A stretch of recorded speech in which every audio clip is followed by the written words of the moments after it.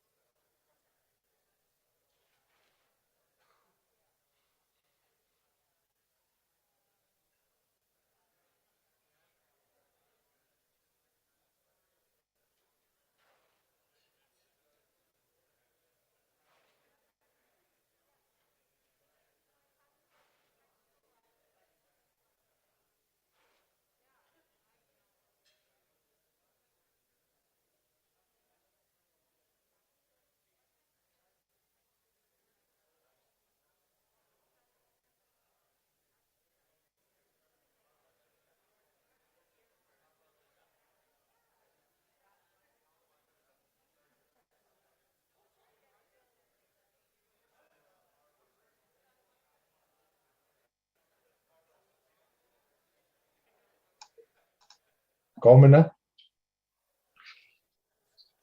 Not under. I just went to their website and listening.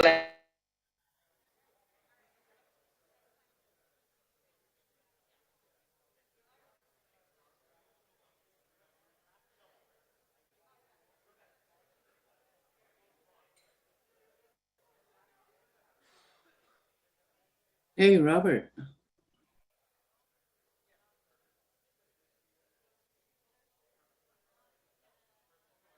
Chief Nakachi. Jay Ramona, Chief Ramona. Okay, how are you? I'm good. I'm good. Are you going to be in the Hearst area? No, not my deputy chief will be there though. If you wanna, Okay. yeah, if you wanna meet her. Okay, yeah, that would be. I was interested in speaking with you about some matters. Yeah. Because we have some business stuff happening. I was just wondering if you would like to, if I can talk to you about what they are. Maybe you'd be interested in it too.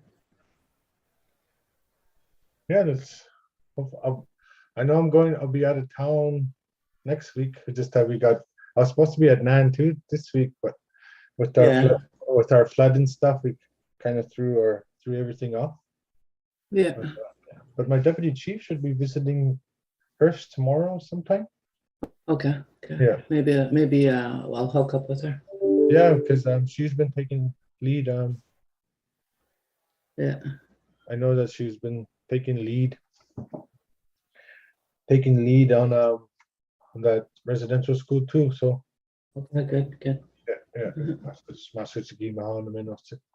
But we are, yeah.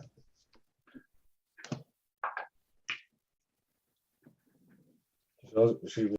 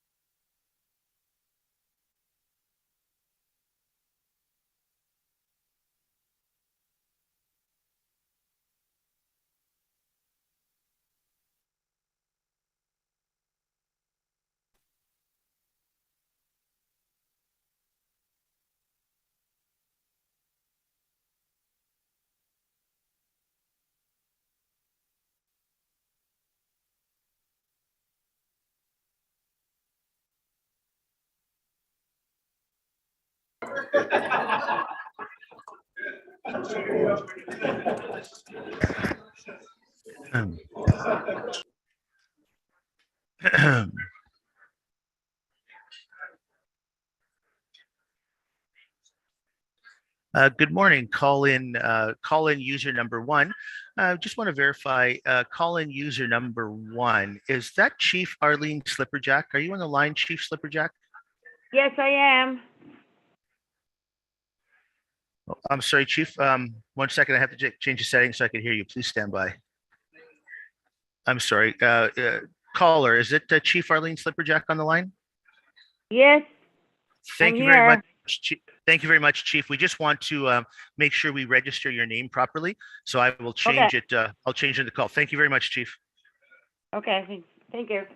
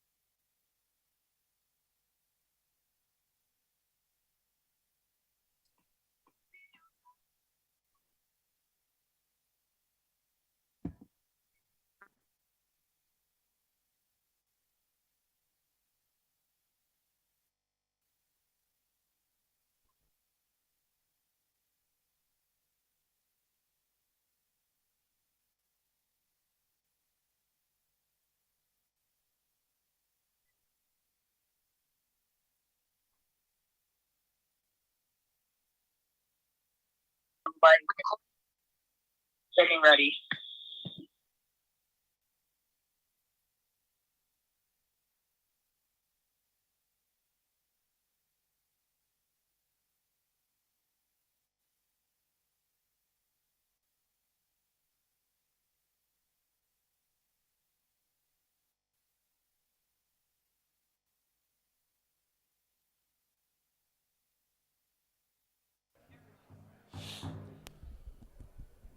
Good morning, everyone. Good morning, good morning. Good morning, chiefs, delegates, elders, youth and women, staff, all those listening. We're going to start it off here today with a drum from our drum group. Take it away.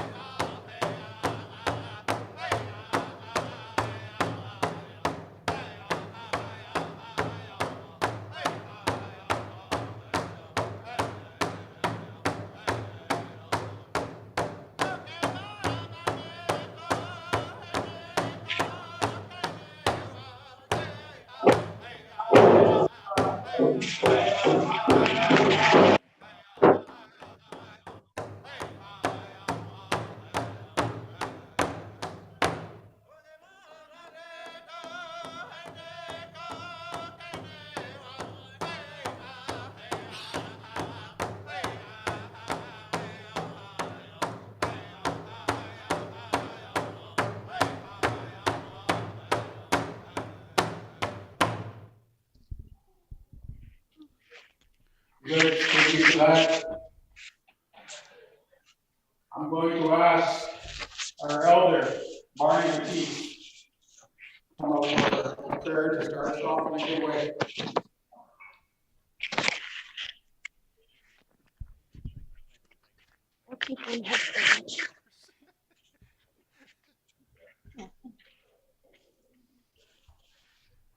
I was asking our chair first thing this morning, I said, when you introduce me, before you introduce me in capital letters. He looks at me all puzzled. Why don't you be seated for a moment?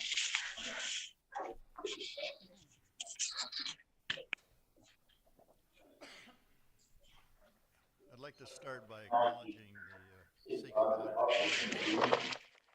the Women's Council, youth, and in particular, our good friend Chief Collins, on whose territory we were meeting, and acknowledging, of course, all the chiefs in the room. It's a long journey, hasn't it?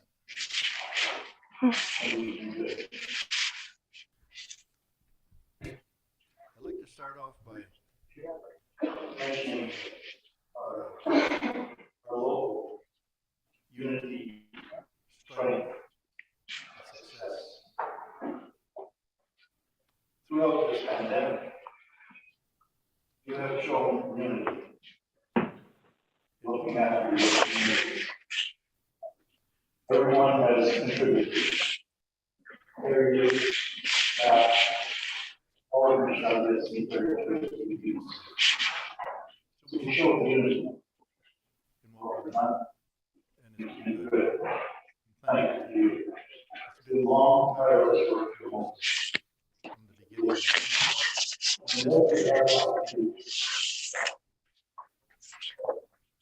But by and large, most of you have been very helpful. And so now we get to shine. And we know it's the strength of the community. How we manage to good.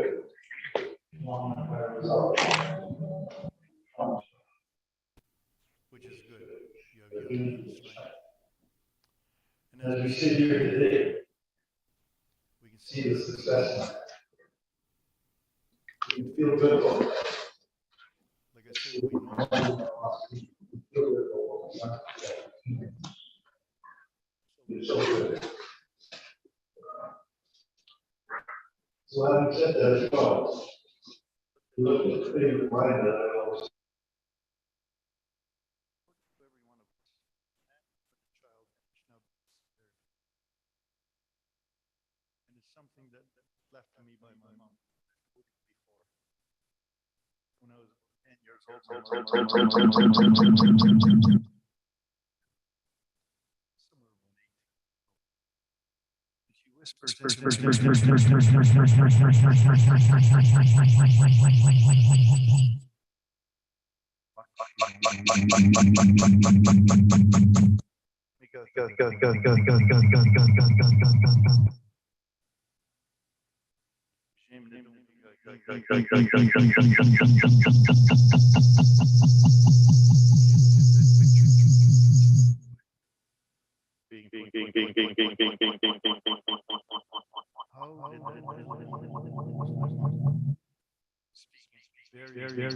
English.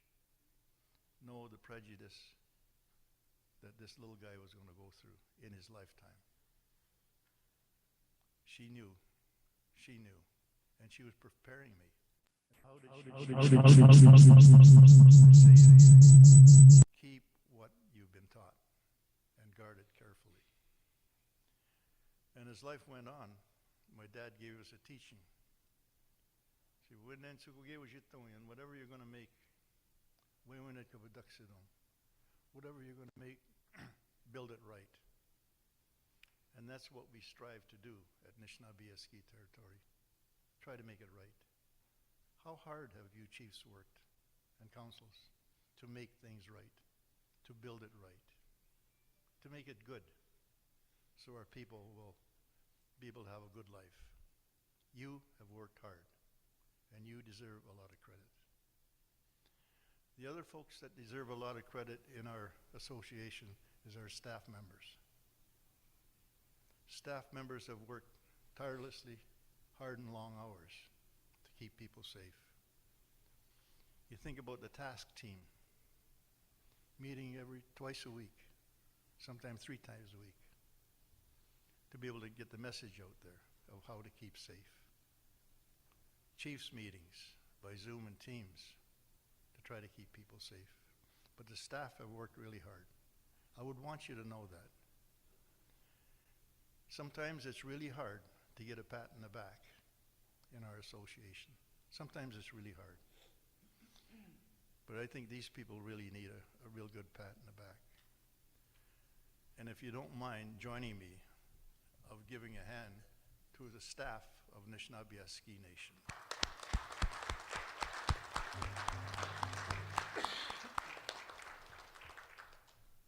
So we've done all of that, and we continue to meet and to make things right for our people.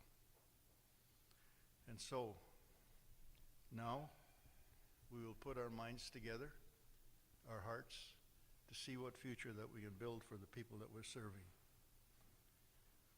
In doing so, we thank the Creator for the day that He's given us. He's giving us another opportunity to exercise those gifts that have been given to us. And in exercising those gifts, we're able to make things better for our people. We also want to ask some pity on those folks that might be ill this day, those that might be sick and shut in, those that might be suffering from other illnesses. We also ask the Creator to be kind to those that might have lost a loved one this day. We ask them to bring them some peace and solace in their minds going through a hard time.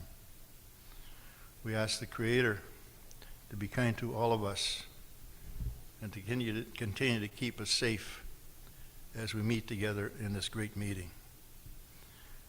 And so now, as we carry on, we again ask the Creator really just to come into our hearts and our minds, to look over our right shoulder and give us guidance as we talked about the things that are near and dear to our people. We ask the Creator forgiveness for one another should we have done any harm. We ask this in the name of our Creator as we understand Him. We ask that He keep us safe throughout this meeting and our families safe as they're waiting for us at home. And so again, we're so thankful. And one of the things of Nishnawbe Aski Nation is a deep belief and a profound belief in a Creator and creation. And we thank the Creator for all of that and keep us safe. And so to all I say, miigwech.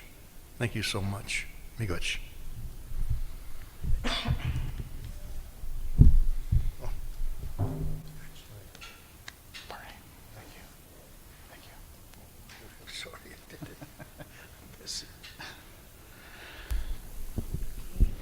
Thank you, Barney, for that prayer.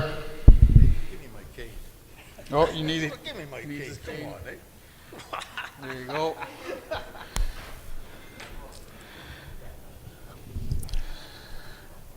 Next, we have Chief Peter Collins, whose land we are on, to grace us with some words and some welcoming remarks. Chief Collins.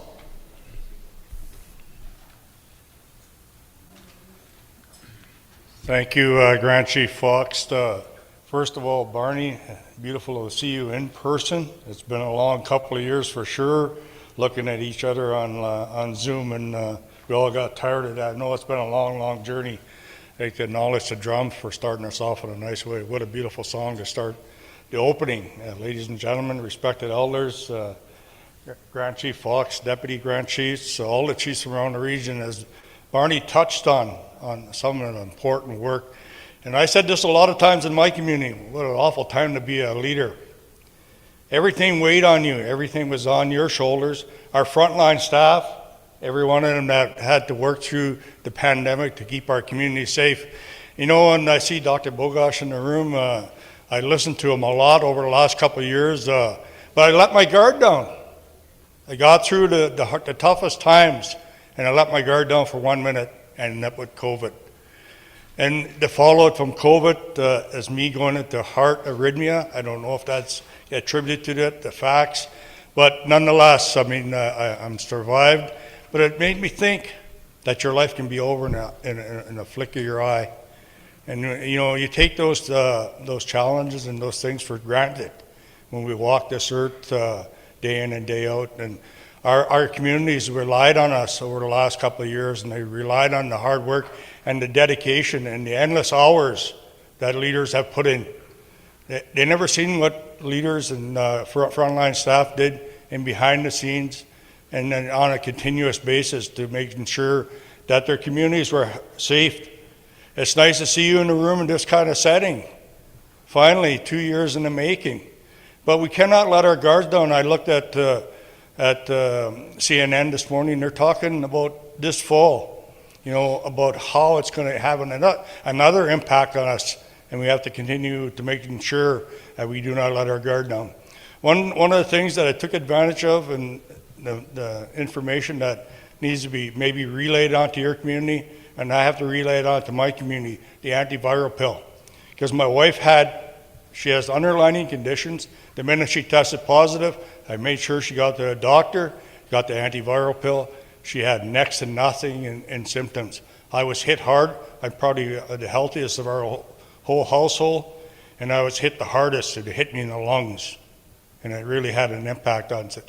So the antiviral pill, Grand Chief Fox, and to your frontline health staff, making sure that that is accessible to your community members. I look at your agenda. We're looking at opiate crisis. We get out of one pandemic, we're not quite out of it, but we're still dealing with another pandemic that's running rapid throughout the country, throughout our territories, and we have to make sure that we continue to work on that front. I mean, it's a challenging issue. I get challenged on a day in and day out basis, similar. I suspect all you chiefs get challenged with that same kind of dilemma in your communities. Dealing with the opiate crisis. What are you doing? Well, you know, we try to make the things better, try to give them opportunities, try to give them jobs, try to promote education, and lead a healthy lifestyle. As we have to continue on that path, I look at, you got NAPS on your agenda. Policing is an important aspect of our communities. We have to make sure that we have adequate funding for policing in our communities so that they can do their job right. They can make sure that our communities are safe and well protected, and so that the criminal organization, the drug infestation doesn't migrate its way into our communities. It's a challenge because we're underfunding in policing sector. The CHRT funding recently that was negotiated, and I said this, I mean, we represent each and every one of our community members no matter where they live, but the funding is identified for on-reserve members. And so we're accepting a human rights case, and we're accepting the challenges that go along with that human rights, especially in not making sure that our members are taken care of no matter where they live. I'm also involved with I don't want to talk about a correctional facility being built in our backyard, but it is being built. And I said this to Bobby earlier. I said, you got grade 12 students that are willing to stay or want to stay in the city of Thunder Bay, come and talk to me. This bill will happen. It'll give you an opportunity to start as an apprenticeship, and from that apprenticeship, by the time that facility is built, you'll have a rad seal. So if you have some young people that are looking to go to work this summer, the opportunities there, I'll make sure the door is open for them. Again, there's so many things that you talk about. I see the ORC in the back room there. Thanks for joining us, Glenn. Nice to see you in my neck of the woods. Again, we have so much issues to deal with on a continuous basis. And and the opiate crisis, I know Dr. Bogosh will talk about it, and what's next as it continues to grow in our communities. I think it run rapid in our communities over the last couple of weeks, but we're getting through it, and we haven't lost anybody. But nonetheless, we'll continue to fight that battle. So again, on behalf of my council, my elders, my 2,500 members I represent, welcome to the beautiful land of Fort William.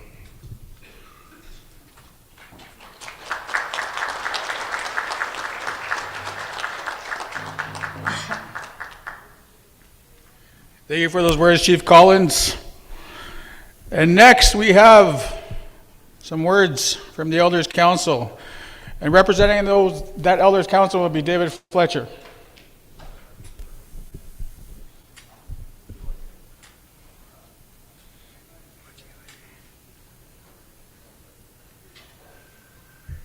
Good morning. Glad to be here today. It was kind of difficult for me to find the right words. It's not like me to be sort of speechless when I just asked my wife. But nevertheless, I'm glad to be here to join you people. I see a lot of familiar faces around the room. And of course, there are some new chiefs that I'm happy to see that have decided to come and join the fight with us. I was mentioning to Barney that we all come with our friend Kane with us, and there's this practice of Nan at the end of the meetings and assemblies that they would bestow the elders and the elders some gifts. So at the end of this meeting, Barney and I will be looking forward to receive a cane that has the Nan insignia on it. So we were joking around in that regard this morning.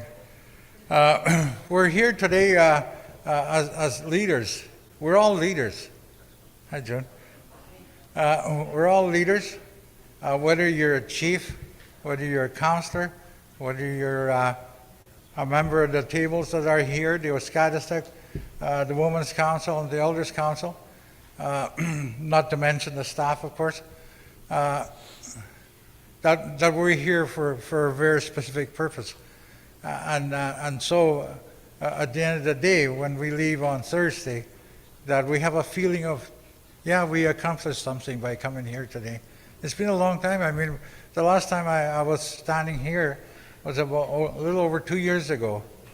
And yes, I'm very happy to be here, but equally I'm a little sad because our table is missing a few, and they won't be able to join us again, of course.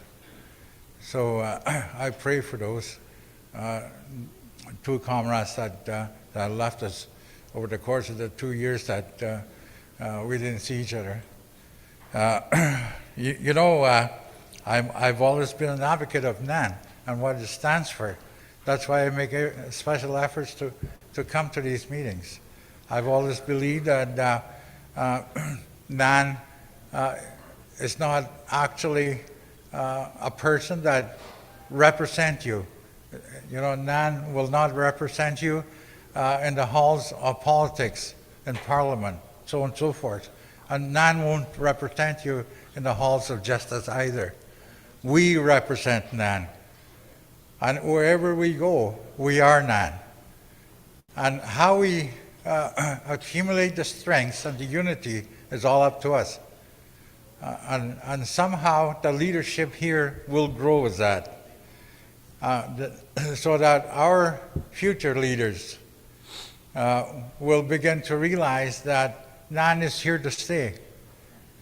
And NAN needs to go forward. It cannot be torn apart. And that's the only way we're going to see any progress and how we move forward as a government, as peoples, as those very people that we left home, that they count on us to be good leaders when we represent NAN, because they are NAN, no matter how you want to look at it. So in that regard, I welcome you to the traditional homelands of the Fort William First Nation. And I have acknowledged the drum as we began our meetings. And of course, I acknowledge the Grand Chief and his executive. They're there working hard for us, and they need to stay united in every course of the way as they move forward. Jimmy Gutch, I'll be here for the next 3 days if someone wants to speak to us. Barney and I will be at that table. Jimmy Gutch.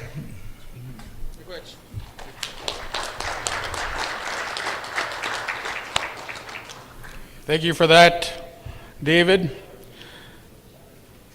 He makes a good point about it being 2 years and being at a loss for words at times. It's nice to have people here. We know that some of our leadership is not here. Some are struggling with COVID, and we want to keep them in our prayers.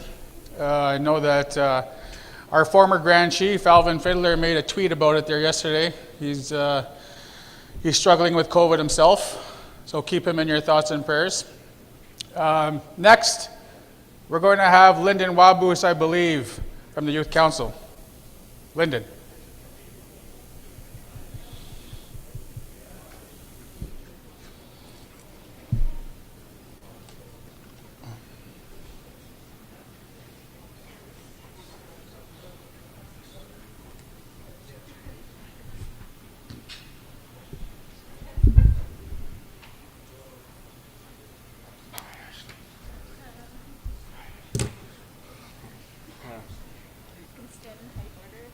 Yeah.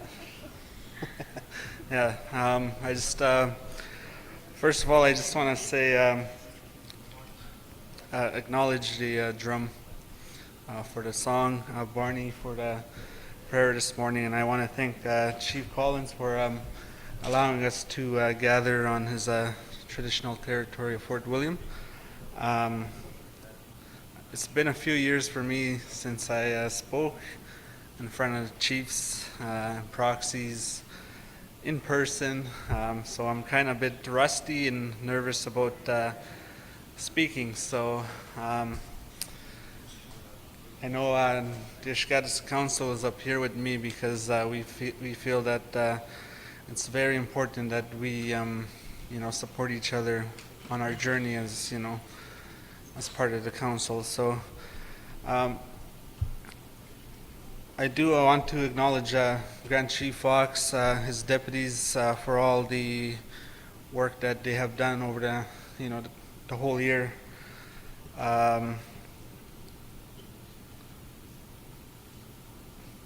This new executive has given us a lot of opportunities within the last year, and we get to grow alongside with them.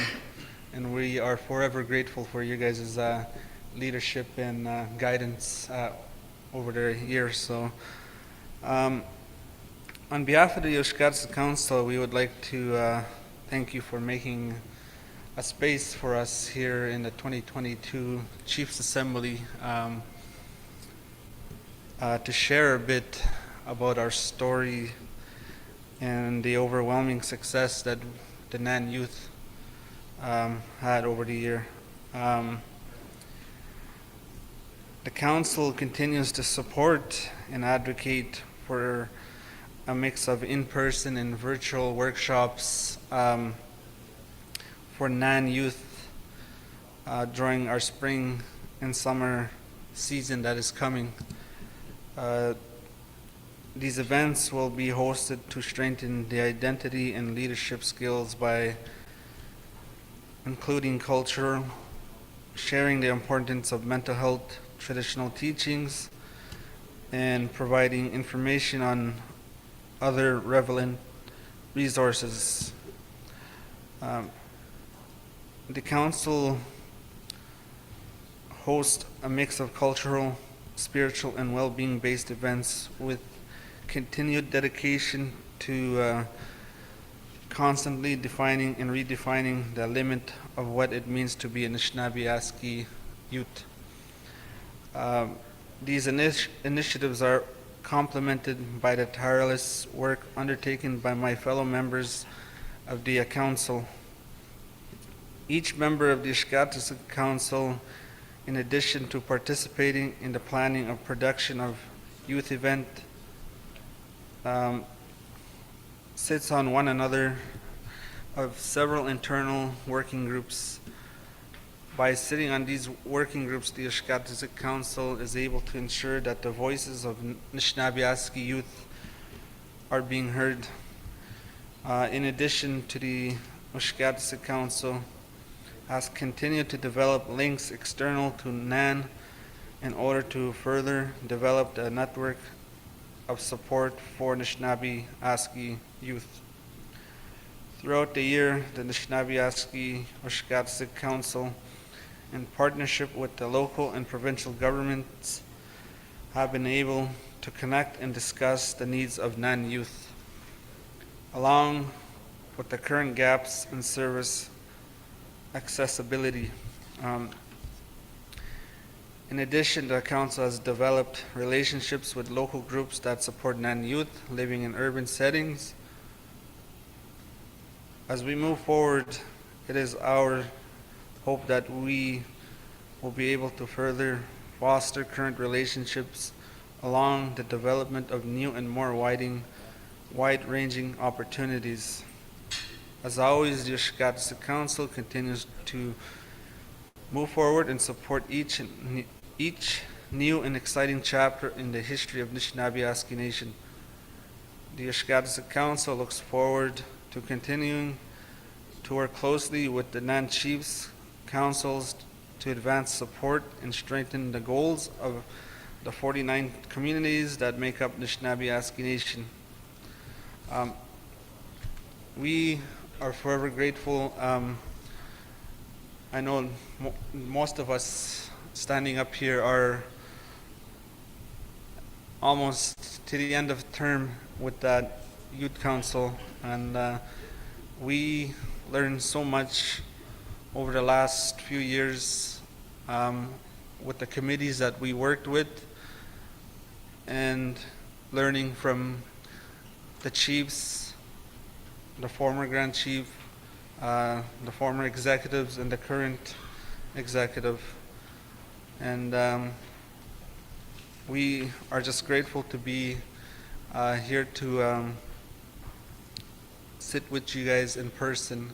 It's been a long 2 years of virtual learning, and I believe that we as Nishnawbe people are people that like to interact with each other. So I don't want to take too much time. I know we have a very important discussion over the next three days. So miigwech for allowing me to share, Mr. Grand Chief. Yeah.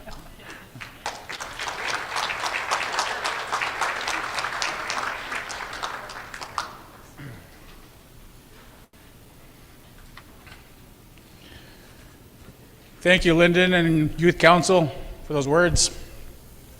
And finally, we have from the Women's Council, Bertha Sutherland. Bertha.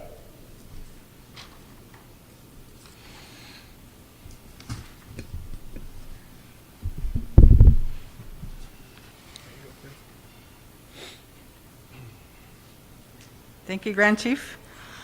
First of all, I'd like to acknowledge the drum, sacred items in the room, and our medicines, and also acknowledge the traditional territory of the Fort William First Nation, in which they are hosting us today at this NAN Chief Spring Assembly. Welcome, chiefs, proxies, delegates, our councils, youth, women, and elders councils, our Grand Chief, Deputy Grand Chief, Anna Betty, Victor, and Bobby, and also to all our NAN members joining us via live stream. My name's Bertha Sutherland. Been on a Women's Council for 2 terms. I'm from Moose Cree First Nation in Moose Factory, Ontario. And looking forward to the next 3 days to hear updates on all the impacts and issues that are the issues that are impacting all our First Nations through health transformation, education, child welfare, housing, etc. And in these COVID times, you know, it's kind of limited the way we meet. We've had to do it virtually, and I understand there's been some struggles and challenges with that, with connectivity and basically sharing information.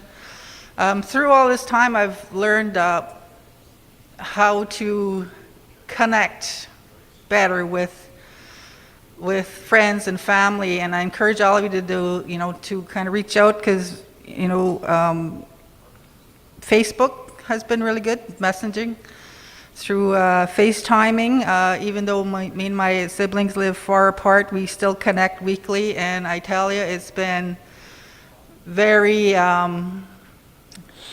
it's been a very supportive time, because we you know, we've all lost our loved ones these past 2 years, and I'd like to acknowledge and send prayers and support to everyone who's struggling right now, who's lost loved ones, for those who are, you know, impacted by the evacuations up north, and which normally are standard for this time of year with spring flooding. And my I don't want to say teaching, but, you know, what I've learned through it all is that you need balance. You know, like we start here with a prayer. Thank you, Barney, for the prayer. You need that balance in your life with, you know, emotional, spiritual, physical, and mental. And I tell you, when you reach out to loved ones virtually, because we can't do it in person, it really does help you mentally and emotionally. And it's balance. So I found that was really missing. I'd also like to acknowledge my fellow Women Council members who have been very supportive, and they've shared a lot too during these trying times, and we do support each other there. And I think that's it. I'm kind of going off script here. But yes, I look forward to the next 3 days, hearing updates on health transformation, education, child welfare especially, that's put a stop to stealing our children, and also improving our health care in our First Nation communities, because there's still problems there, and we need to close those gaps, because we are entitled to health care, equity, education, clean water, housing, adequate standards in housing. So I thank all the chiefs here who are at those leadership tables, who are representing us and our everybody in Nan territory, and to make our lives better in the future for not ourselves, just not for ourselves, but our children and grandchildren. So miigwech, I look forward to the next 3 days.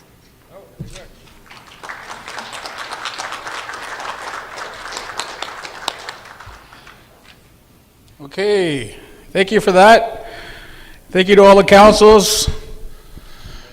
Thank you, chiefs, delegates, for taking the time to listen to those important messages.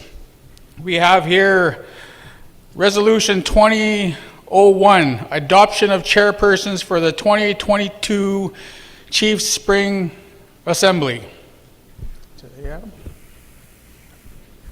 Can I have a mover? Chief Wesley, Cat Lake First Nation. Seconder. Huh? Chief Chichu. That's it, eh? Yeah. All right. Oh. All in favor? All in favor. Okay, Adam.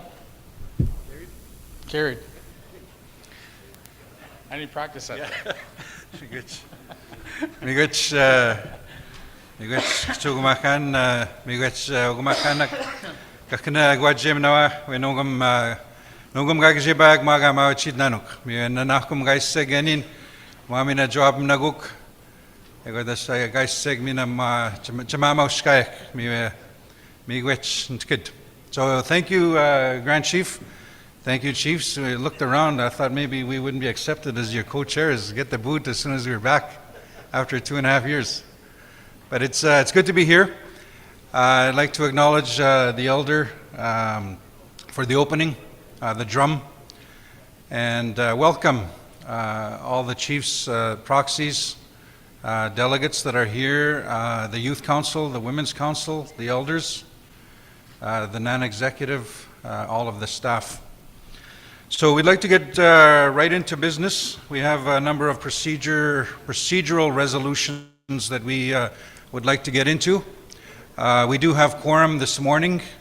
I'd just like to note that this is a hybrid session. We do have a number of chiefs that are in the room. We also have chiefs that are attending virtually through the Zoom platform, as well joining by phone. So, but I'll explain a little bit of that in the rules of procedure. So we have the second resolution. It should be in your package. Originally, it was numbered 2201, but this will be resolution 2202 as the adoption of the rules and procedures for the 2022 Non-Chief Spring Assembly. So the rules and procedures is in your kits. If you are here, you got a hard copy. If you are attending virtually, I believe you have an email copy of the rules of procedure. It is the same rules of procedure that have been used for a number of years. There was an amendment made in 2020 to allow for virtual sessions. So that is still in the rules of procedure. But I'm not going to go through the whole document. You do have it in front of you. Again, just a reminder, quorum. Number 5, it says that all sessions start on time. Generally, all non-chiefs meetings commence at 9 a.m. unless otherwise determined by the chairs. So for this session, we're starting 9:30 Eastern Time, just to accommodate the chiefs that are joining from the Central Time Zone.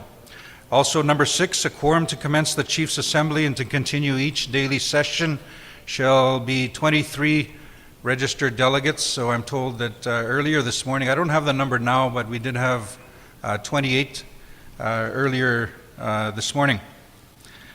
Just going through, if you can have a look at the section on virtual meetings, starts with number 14. So from 14 to 23, that just explains the process that we do have for virtual meetings. Now, what we've done is we have had hybrid sessions in the past 2.5 years where we've had, it's all been virtual, but we may have a few chiefs in the room where the meeting is being held. So in this case, I think it's the first session where we do have a majority in the room, but again, we are accommodating chiefs that are not able to attend to be able to join virtually. Other than that, it is same process, same rules that we've followed. So with that, I'm going to ask for a mover to accept the rules of procedure. Can I have a mover, please? Wagashik First Nation, if you can just for the record, maybe in front of the microphone, just for the record.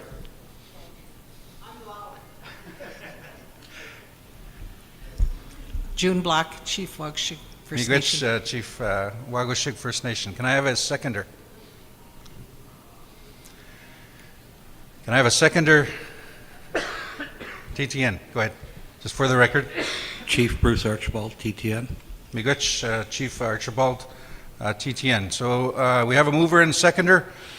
Any comments or discussion on the resolution? Any comments, questions? Third call, any comments? I see none. If not, any opposition to the resolution? I see none. Actually, I've got to remind myself, I'm going to allow for an extra second. I'm going to look at the screens here if there is any comments from the virtual session. If you, just a reminder, if you're joining virtually, if you can immediately unmute yourself if you need to speak. I am looking around the room. I have to remind myself to look at the screen if there's any comments or questions, but I see none. So with that, resolution carried. Thank you very much. The next resolution deals with adopting the agenda. So again, you do have a draft agenda that was emailed to you in the original packages, but there were some slight changes. So I believe you have a hard copy that should have been handed out in your kits this morning. So some slight revisions, but what I'll do is I'll go through the agenda. So this is again the Nan Chief Spring Assembly, May 10th to 12th, 2022 at the Delta Hotels by Marriott in Thunder Bay. Day 1 started 9:30 a.m. and it runs until 5 p.m. Eastern Time. 9:30 we had the drum, the opening prayer. 9:45 the welcoming remarks with Fort William First Nation Chief Peter Collins. We had the opening remarks with the Nan Elders Council, the Nan Women's Council, and the Nan Youth Council. 10 o'clock is the call to order. Then we have the adoption of the chairpersons, a review and acceptance of the rules and procedures, and then a review and acceptance of the draft agenda. 10:30, we have the opening address with Grand Chief Derek Fox. 11 o'clock, the Assembly of First Nations update with National Chief Roseanne Archibald. And I believe I saw National Chief Archibald walk in the room. Oh, there she is behind Chief Corsten. Good to have you here, National Chief. We also have at 11:30 a general address from the Chiefs of Ontario. Regional Chief Glenn Hare and Regional Chief Hare was in the room, oh there we go, this morning. Miigwech, you're getting closer and closer. Miigwech for joining us. We will have a lunch break, 12 o'clock. Again, this is 12 o'clock Eastern Time, so you'll have an early break if you're joining from the Central Time Zone. 1 o'clock, we have the Health Transformation Update. That'll be led by Deputy Grand Chief Victor Linklater. 1:45, we have a special presentation regarding the COVID-19 task team. And we've invited Dr. Isaac Bogosh to join us this afternoon. I believe Dr. Bogosh was in the room this morning as well. 2 o'clock, we have a general address. Grand Chief Garrison Setti, Manitoba Kiwit Nawe Ogmakanak, and Grand Chief is here as well. I'd like to acknowledge Grand Chief. Thank you for joining this session with us today. Miigwech. Following that, we have at 2:15 the Canadian Human Rights Tribunal update. That'll be Deputy Grand Chief Bobby Narcisse, as well as Julian Faulkner. 3:15 the Reclamation and Healing, led by Deputy Grand Chief Anna Bediaj Nibeneskam. We will also have the Director of Reclamation and Healing, Rachel Kakagamak. 3:45 we have the NAPS agreement update. That'll be led by Deputy Grand Chief Anna Bediaj Nibeneskam, and then Chief of Police Roland Morrison. And then we will adjourn. We've got the adjournment scheduled for 4:30. Just a reminder at the bottom of the page there, resolution deadline. Chiefs, if you have any resolutions you would like to present at this forum, deadline is 3 p.m. on day 2. So Wednesday, 3 o'clock, that's the resolution deadline. Day 2, Wednesday, May the 11th, we'll start again, 9:30. That'll be 8:30 Central Time. The opening prayer, call to order. We'll have a summary, a quick recap of day 1. Then we'll get into the first item, 10 o'clock, the Treaty Relationship MOU. That will be led by Grand Chief Derek Fox, as well as Director of Governance, Treaty Implementation, Luke Hunter. 10:45, a short break. 11 o'clock, Sustainable Initiatives, and that will be Deputy Grand Chief Victor Linklater. 12 o'clock lunch. 1 p.m., the Cumulative Impacts Case. This will be an in-camera session with chiefs. That'll be led by Chief Peter Corsten, along with Westaway Law and David Flood. So 1 o'clock, half hour. 1:30, education update and the NAN Chiefs Committee on Education. There will be a resolution as part of that presentation that will be led by Deputy Grant Chief Bobby Narcisse, as well as Julian Faulkner. 2:30, the opiate crisis, led by Deputy Grant Chief Anna Betty Ajnivaniscum, as well as Dr. Dirk Heyer. At 3:30, we have Minister of Indigenous Services Canada, Patty Haidu, will be here 3:30 for a half hour. I know that one, we have a tight schedule. It has to be within that window. So we will work tomorrow afternoon to make sure we stick to that time frame. 4 o'clock, the Emergency Response Management Trilateral Table, Proposed Governance Response Model. The agenda item will be introduced by Grant Chief Derek Fox, as well as Infrastructure and Housing Director Mike McKay to make the presentation. And then we have from Indigenous Services Canada, Ann Scotton for that item.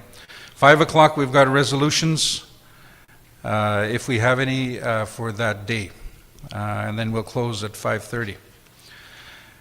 Last page, day 3. Again, start 9:30 with the opening prayer, the call to order, a summary of day 2. First agenda item, 10 o'clock, the NAN Housing Strategy. That'll be introduced by Grant Chief Derek Fox, as well as Infrastructure and Housing Director Mike McKay. 11 o'clock, the Social Services Update, done by Deputy Grant Chief Bobby Narcisse. 12 o'clock, lunch. 1 p.m., the First Nations Drinking Water Settlement. That'll be a half-hour session. The Honorable Harry Laforme will be joining by video. He will join virtually. As well, we have, I believe, in person, OKT, from OKT Law, Darian Basketwang. 1:30, Operations and Maintenance Policy Reform, Grant Chief Derek Fox, as well as Infrastructure and Housing Director Mike McKay, and AFN, the AFN Infrastructure Department. I'm not sure exactly who. 2:30, we'll have an in-camera session. That'll be led by Grant Chief Derek Fox. And then 3:30, resolutions, and closing at 4:30 with closing remarks. The closing prayer with the drum, and we'll have Helen Cromarty doing the closing prayer. So, Chiefs, delegates, that is the agenda, the proposed agenda for the next 3 days. So I do have a resolution here. Process is, I will call for a mover and a seconder. Once we have that, we'll open it up for discussion on the agenda. So again, Resolution 2203. You have it up on the screen. The acceptance of the agenda for the 2022 NAN Chiefs Spring Assembly. Be it resolved that Nishnawbe Aski Nation Chiefs in Assembly hereby accept the agenda for the NAN Chiefs Spring Assembly, May 10, 2021. Sorry, that's a typo. Should be 2022. Dated at Thunder Bay, Ontario, this 10th day of May 2022. So I need a mover. Can I have a mover? Chief Nishnawbe Cree First Nation, Miigwech. Seconder. Can I have a seconder? Chief Corsten, Chapleau Cree. Thank you. We have a mover and a seconder. Any questions or comments on the draft agenda? Mover, seconder? No, I don't. Chief Chicho. Just for the record, introduce yourself and First Nation. Chief Mervyn Chichu from Moose Creek. I couldn't tell with your mask on. I know. I'm still trying to hide. Snuck in here. The question I have, do we normally have a slot for an open forum? Should the chiefs have anything to bring forward? Yeah, I'll get Grant Chief to comment. Yeah, thank you for that question there, Chief Chichu. The in-camera was the purpose of that. If you want to have that, maybe at that time, if you want to have it open forum, not in-camera, that could be up for discussion with the chiefs. The purpose of the in-camera was to have that open dialogue, things that may be sensitive to the public that we may, that the NAN chiefs may not want the public to know about. So if you want to have an open forum, we can do that, but that's the purpose of the in-camera session.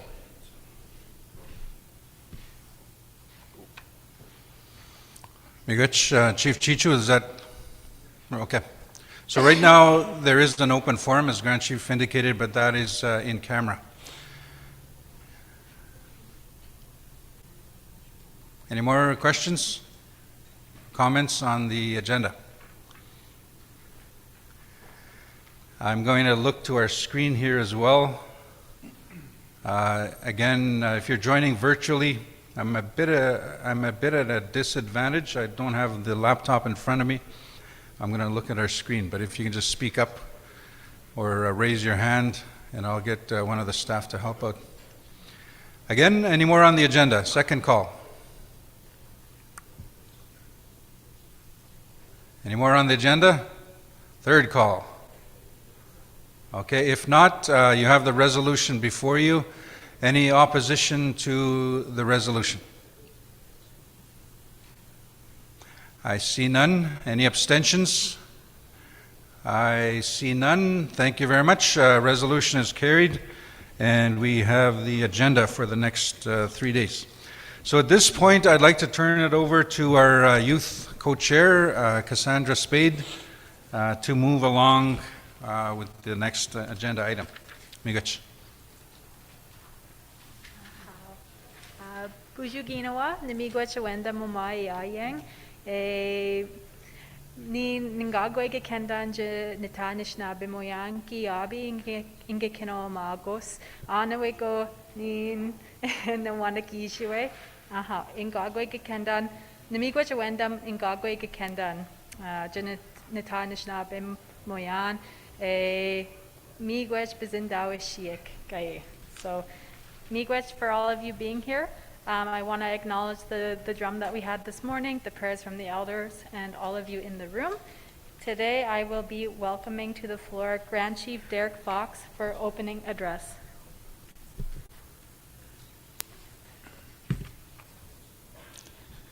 Thank you for that, Cassandra. Good morning, chiefs, goose hunters. I was talking to some of the chiefs this morning about goose hunting. I think we had a total of 2 or 3 in the crowd. And I hope that many of you are, I hope your families are safe. I hope that your loved ones are safe, that your community members are safe. We know that we're very much in a pandemic still. And I want to respect those chiefs who cannot make it here today. Those leaders who had to stay home to attend to their communities or may have been affected by this pandemic. I want to welcome the National Chief. I saw her in the back there. On the side now. Grand Chief Linklater, I want to congratulate you on your election. And the many others in here. Grand Chief Seti for making his trip here from Manitoba. We are very honored to have you here. For those who don't know, MKO, who's kind of a neighbor to NAN, northern Manitoba, very similar in many ways, who's here to engage with the leadership of NAN, to learn, maybe partnership on things that we can relate. I do have half an hour. I don't think I need half an hour, so I've decided to call our deputies up in the spirit of unity and those you elected there. We've had some very good sessions. We've had some very good meetings, some very good direction and dialogue, and they're doing great work. For those who don't know, Victor's leading health transformation. He took it over right away. And Bobby Narcisse has Choose Life, Education, and Anna Betty, Deputy Grand Chief, Ashley Peneshkam's got Policing, Women, and some very important files. So Before I proceed, I want to call, I'll start to my left here, Deputy Grand Chief Ashley Peneshkim, to share some words. It's been 2 years. I want to give them the chance to share their thoughts, their vision, and of course, engage with all of you. Deputy Grand Chief.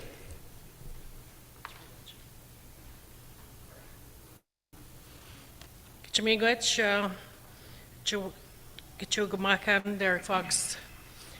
I want to acknowledge the prayer and the words that were shared by Elder Barney Pettis and David Fletcher, and Gichimingwech to the Oshkoshk Council members for your words of acknowledgement and always the wonderful teachings that you provide to us. And thank you to Council Member Bertha Sutherland and the Women's Council for being here. And I also want to acknowledge the drum that is here with us and the sacred items that are amongst us in this room. It's very wonderful to see you, Ugamakan Nakumagay, and those that are joining virtually. Since we've been, since we were elected on August 11, you know, we took the ground running. We, you know, we had our assignments within 48 hours of the time that we, because, you know, when we came in, when we put our names on that ballot, when we went to our chiefs to request that they nominate and second our position to run, you know, we came in with a vision. We came in with to continue the work that was part of our purpose in life. And I'm very grateful that I have that opportunity to do that. I'm very grateful that I was provided the chance to work with the Reclamation and Healing. For those of you that don't know, it used to be called the Indian Residential School Program. And we'll be talking about that later. But that was a file that I took very seriously, and that I wanted to put a lot of time and effort in. And I was very grateful that I had that opportunity to do that. And I also took the justice and policing file.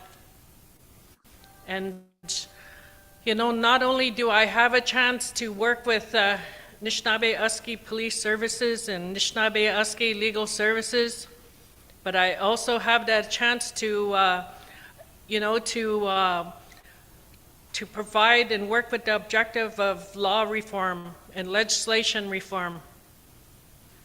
And that also means addressing some of the injustices that we face as First Nation people when it comes to policing. And I have put a lot of effort, you know, with our partners and along with the support of the executive and you all, to address the issue of the Thunder Bay Police Services and the impacts it's had on our people and the injustices that our people have faced within that organization.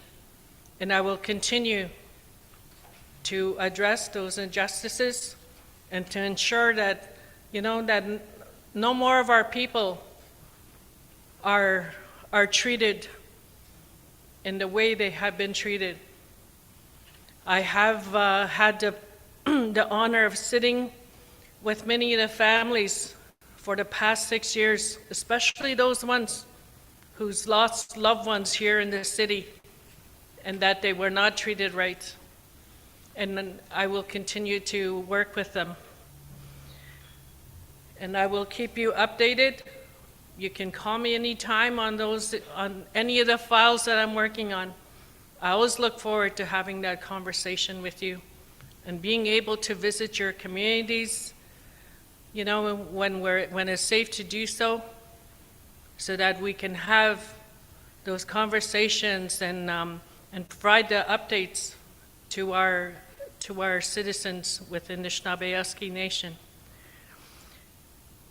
We've been utilizing the radio quite often, but I know there's a small scope of individuals that listen to the radio, so we depend a lot on social media, especially during this time of the pandemic. And so I look forward to the day when we can have the face-to-face conversations in your communities. And I'm very grateful that you are here today in person. And I look forward to the next 3 days that we are here together. Chumingwech.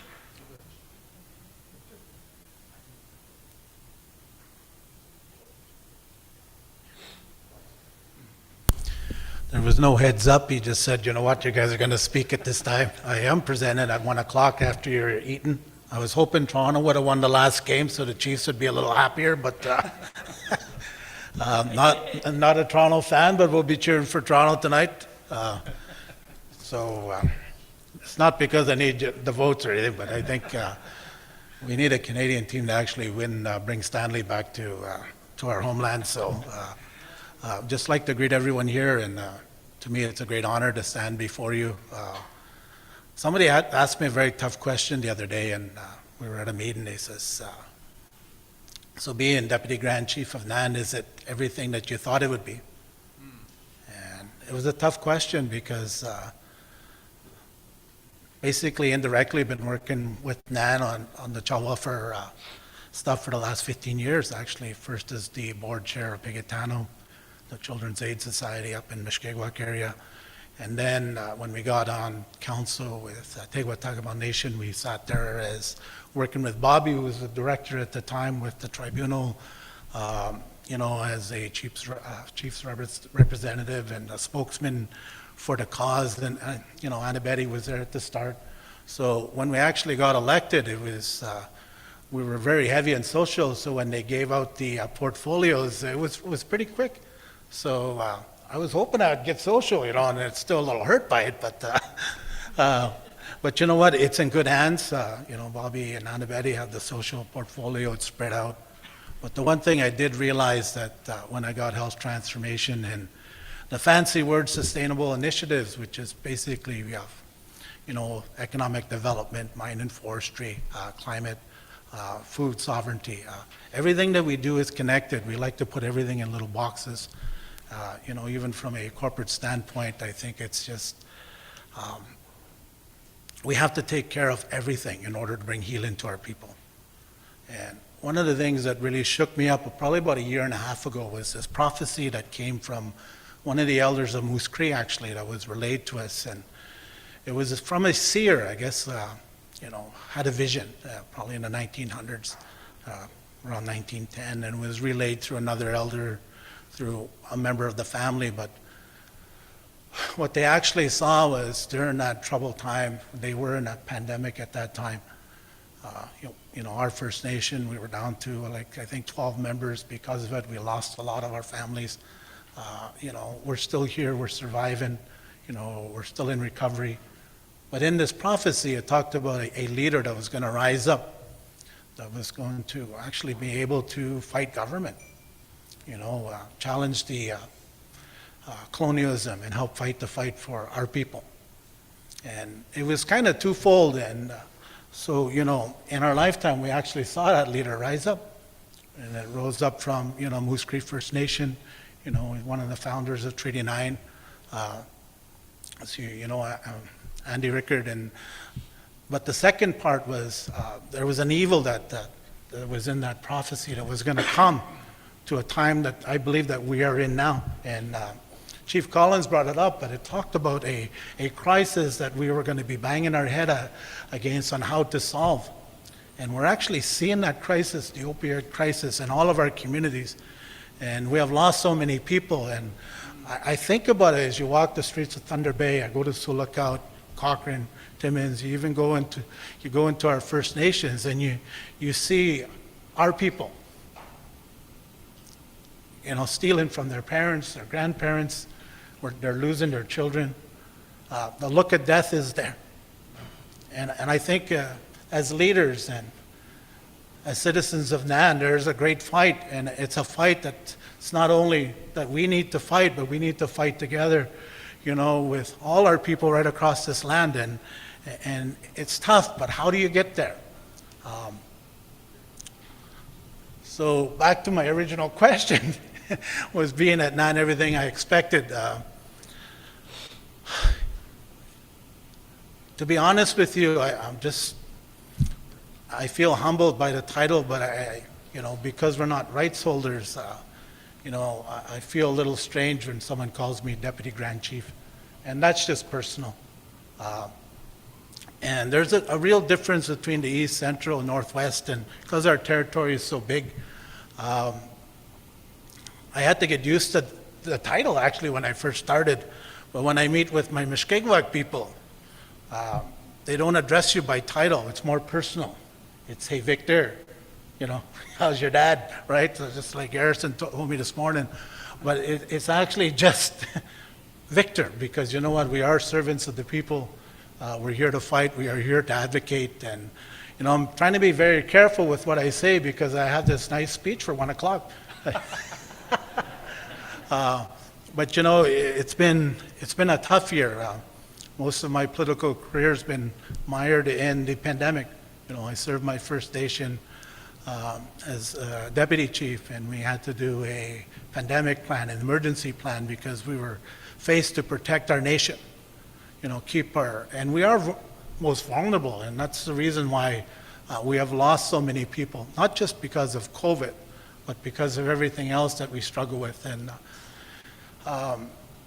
there's this term that I came across the other day. It's called disenfranchised grief.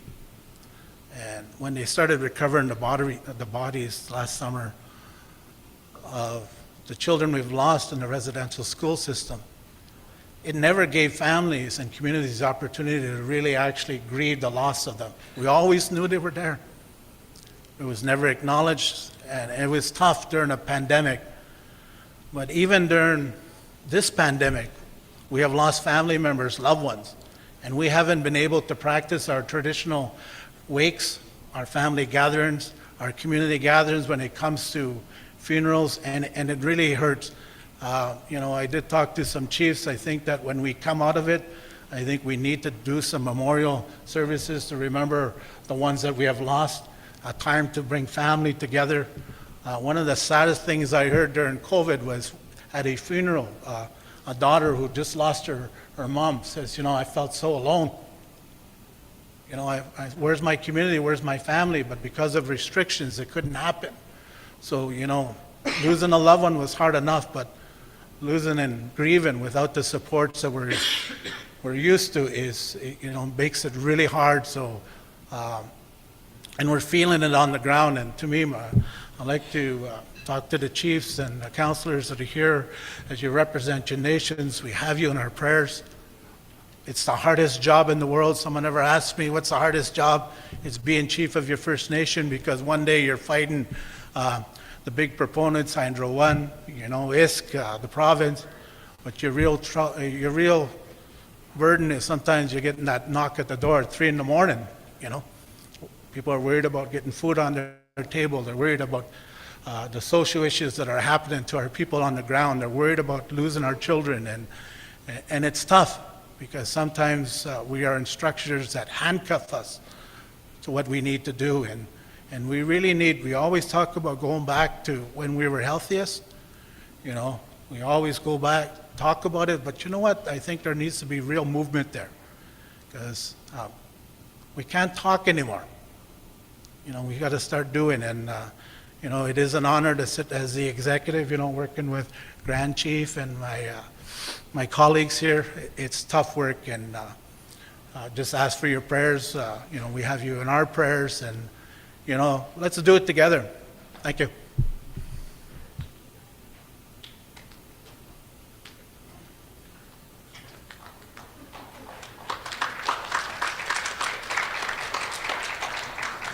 Oh, thank you for that clap and everything. So Bonjour, Kenweg, Neen Bobby Narcisse, Nishnakaz, Neen Du Deputy Guardian Chief. We get min on down, I'm not going to be boyang. Min on down, get you up when I'm Kenweg Hukama Khan, a cab mud board. We can get you no creaming. I'm not going to match tang, each a Gama Khan gaining. We can get you, we do Kama Kenweg Gow, when you dream a cow, we just no cream. So. Minashka kinu mag we can get you no cream and ginger nissam kinwega I go kinu mag zoaj. Good morning, everyone. My name is Bobby Narcisse. I'm your Deputy Grand Chief for Nishnawbe Aski Nation. It's great to see everyone around the table again. It's been a long time coming. I'd like to also acknowledge the fact that we're on Fort William First Nation traditional territory. It's great to see Chief Collins here as well. I acknowledge his presence. Also, all the chiefs that are on the table here. Also, I'd like to acknowledge our National Chief, Roseanne Archibald here. And also our Ontario Regional Chief, Glenn Hare, that's here. Also our Grand Chief from Mishkegwick, Grand Chief Allison Linklater, and her Deputy Grand Chief, Rebecca Friday, that's here. Also, our good buddy here from MKO, Grand Chief Garrison said he had a good breakfast with him as well. And looking forward to hearing him speak as well on some of our priorities that are that overlap. And we share many of these areas with respect to our remoteness.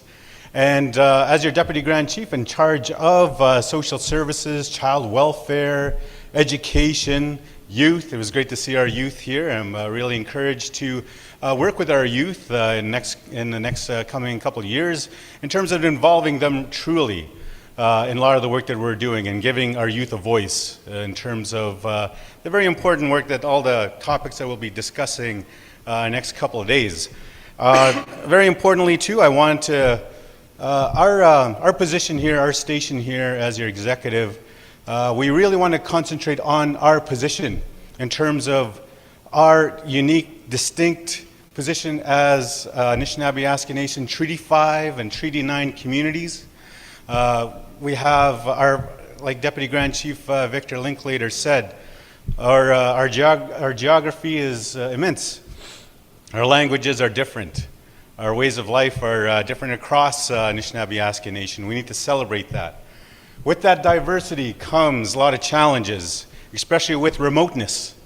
You know, many of our communities are very remote, not just our fly-in communities, but there's various degrees of remoteness and access, even with our road access communities, that we really need to take into consideration. And that's what we bring as the executive here, especially within our portfolios, within child and family services, education. You know, we're behind the 8 ball here in any of these areas. Sometimes we have the short end of the stick in terms of getting equitable funding for our children, youth, and families when they're trying to pursue their education or get like basic needs or all those different areas that you chiefs know very well that you get from your community members. And it is this that we are moving ahead to ensure that they are NAN-specific processes. And I'm glad that the National Chief is here and Ontario Regional Chief is here to really listen to the fact that although we are so diverse in Ontario, Nishnawbe Aski Nation requires its distinct own processes because many of our experiences are very different from our brothers and sisters across the province.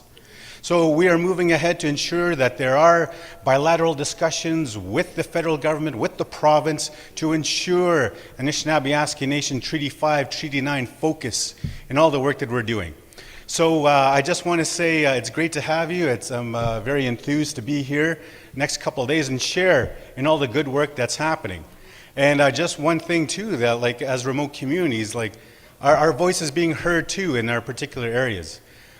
Even the fact that Grand Chief Seti is here. He's part of a national association that we just started called the National Assembly of Remote Communities, NARC, or NARC. I was going to call it the National Assembly of Remote Communities Implementing Social Services Equity, NARCIS, but that would have been a little bit too narcissistic on my part if I... So it's great to have him here as well, and we're joining with FSIN in Saskatchewan, and we're going to have an assembly May 30th to June 2nd, talking about, bringing to bear our remote challenges, our remote positions. Our backyard has a wealth of natural resources. Why are our families and our people still living in second-class situations? And those are different areas and conversations we're looking forward to have with you, the chiefs, and especially everyone that's in the virtual world here. So I look forward to having those conversations. So miigwech, chiefs, and all the delegates and staff, and have a good meeting. Miigwech.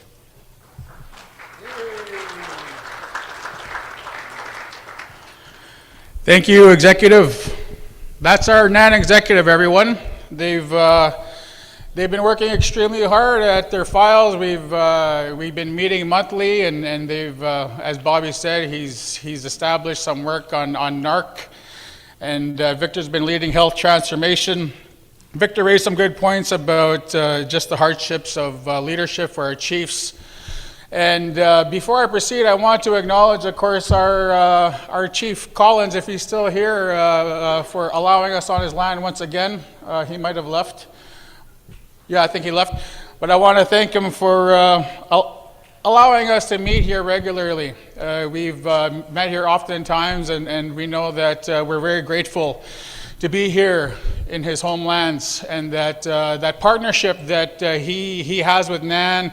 The students especially, many of our students come to school here, and he's always answering the phone or calling when students go missing or students have issues, or there's racism within our social structures, or there's racism within the police or policing issues. Chief Collins is always there, so I want to thank him for that.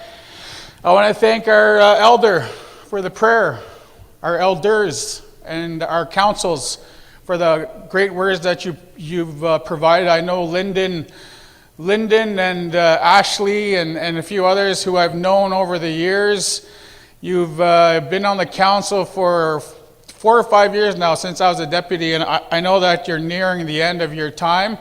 So we'll ensure that we do something special, but I want to thank you for the time that you have given to NAN, to our young people, and of course to our Women's Council, our Elders Council. We appreciate the prayers. I feel those prayers every single day that I wake up when things get hard. For example, Sandy Lake. I know that Adam's here beside me, but I know that the chief couldn't make it. When we had lost those 3 young people to the house fire, that was a very heavy time within NAN, within our nation. And I know that Deputy Grand Chief Ashley Paneshkim is leading a lot of work on that as far as a response to ensuring that we have proper equipment or a fire marshal, fire services within NAN. But that just spoke to the inequities within our nation, the inequality, that normalization of death, and we look at programs like Choose Life, which we're extremely grateful for. But that came from suicides, youth suicides, right? Health transformation. We have our elder here from Webekwe, Laura Shiwebik, who lost her life due to no oxygen in the tank at the nursing station, right? I remember that time working with Grand Chief Fiddler and that orange helicopter that had come into our into Webekwe had been better equipped than the nursing station. As a result, health transformation came from that, right? So we are benefiting from these programs, but people should not have to lose their lives due to it. So I want to ensure that our members are safe, and that we continue to pray for them, as Grand Chief or Deputy Grand Chief Linklater said, that we continue to be there for them. And one of the things that I ensured coming in as the Grand Chief was to ensure that I work with our executive in a united way. It was something that was stressed to me from our leadership, from our chiefs, from our elders, our women and our youth, was that, Grand Chief, you need to work with your deputies. You need to be extremely close with them. You need to work with them on a level that's as if they were your closest allies. So they are. We've done a lot of work on policy change within NAN. We've done a lot of work on locations for meetings, just those simple things. I'm always asking for their input.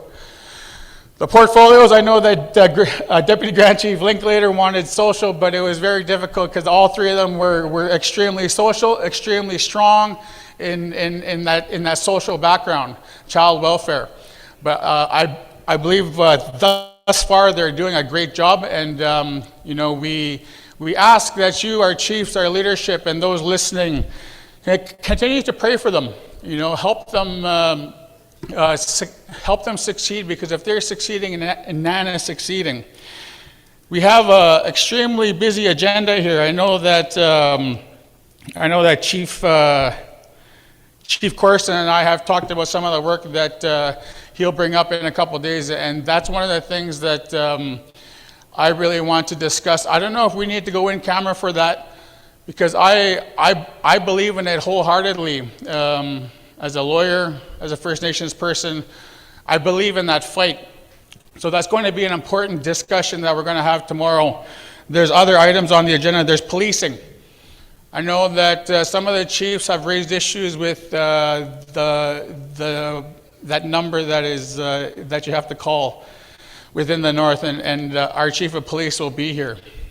There's the water. I think Darian, I'm not going to try to say his last name, the lawyer Darian Buskatwang will be here, and he'll be here to speak on that water claim. And once again, that's something that was brought up to me by many chiefs. I know one of them is here. They want to talk about, once again, that inequity and the settlement. So I hope that you take the time to ask those important questions. We've asked them to be here. I know that Patty Haidu will be here tomorrow to answer some of the questions that she could answer as far as that settlement. And I know that we're running into our time here. We're at 11 o'clock. I just want to thank you all for giving me this task to be your Grand Chief, to work with the NAN Executive, to ensure that we improve the lives of our people. That's why we're all here. That's what we're here to do. And I'm looking forward to our next 3 days. I'm looking forward to the next 3 months. I know that Kiwewin is coming up in about 90 to 100 days. And we do have a location set. It's going to be the Timmins area, the eastern side. We haven't set a date yet or released the posters, but we do have a location set. And we will talk about that in the coming days. So in saying that, I'm going to pass it off now to one of our own who's been doing a great job at the national level. She is the National Chief of the Assembly of First Nations. She's from TTN. And she's coming on up, National Chief Roseanne Archibald.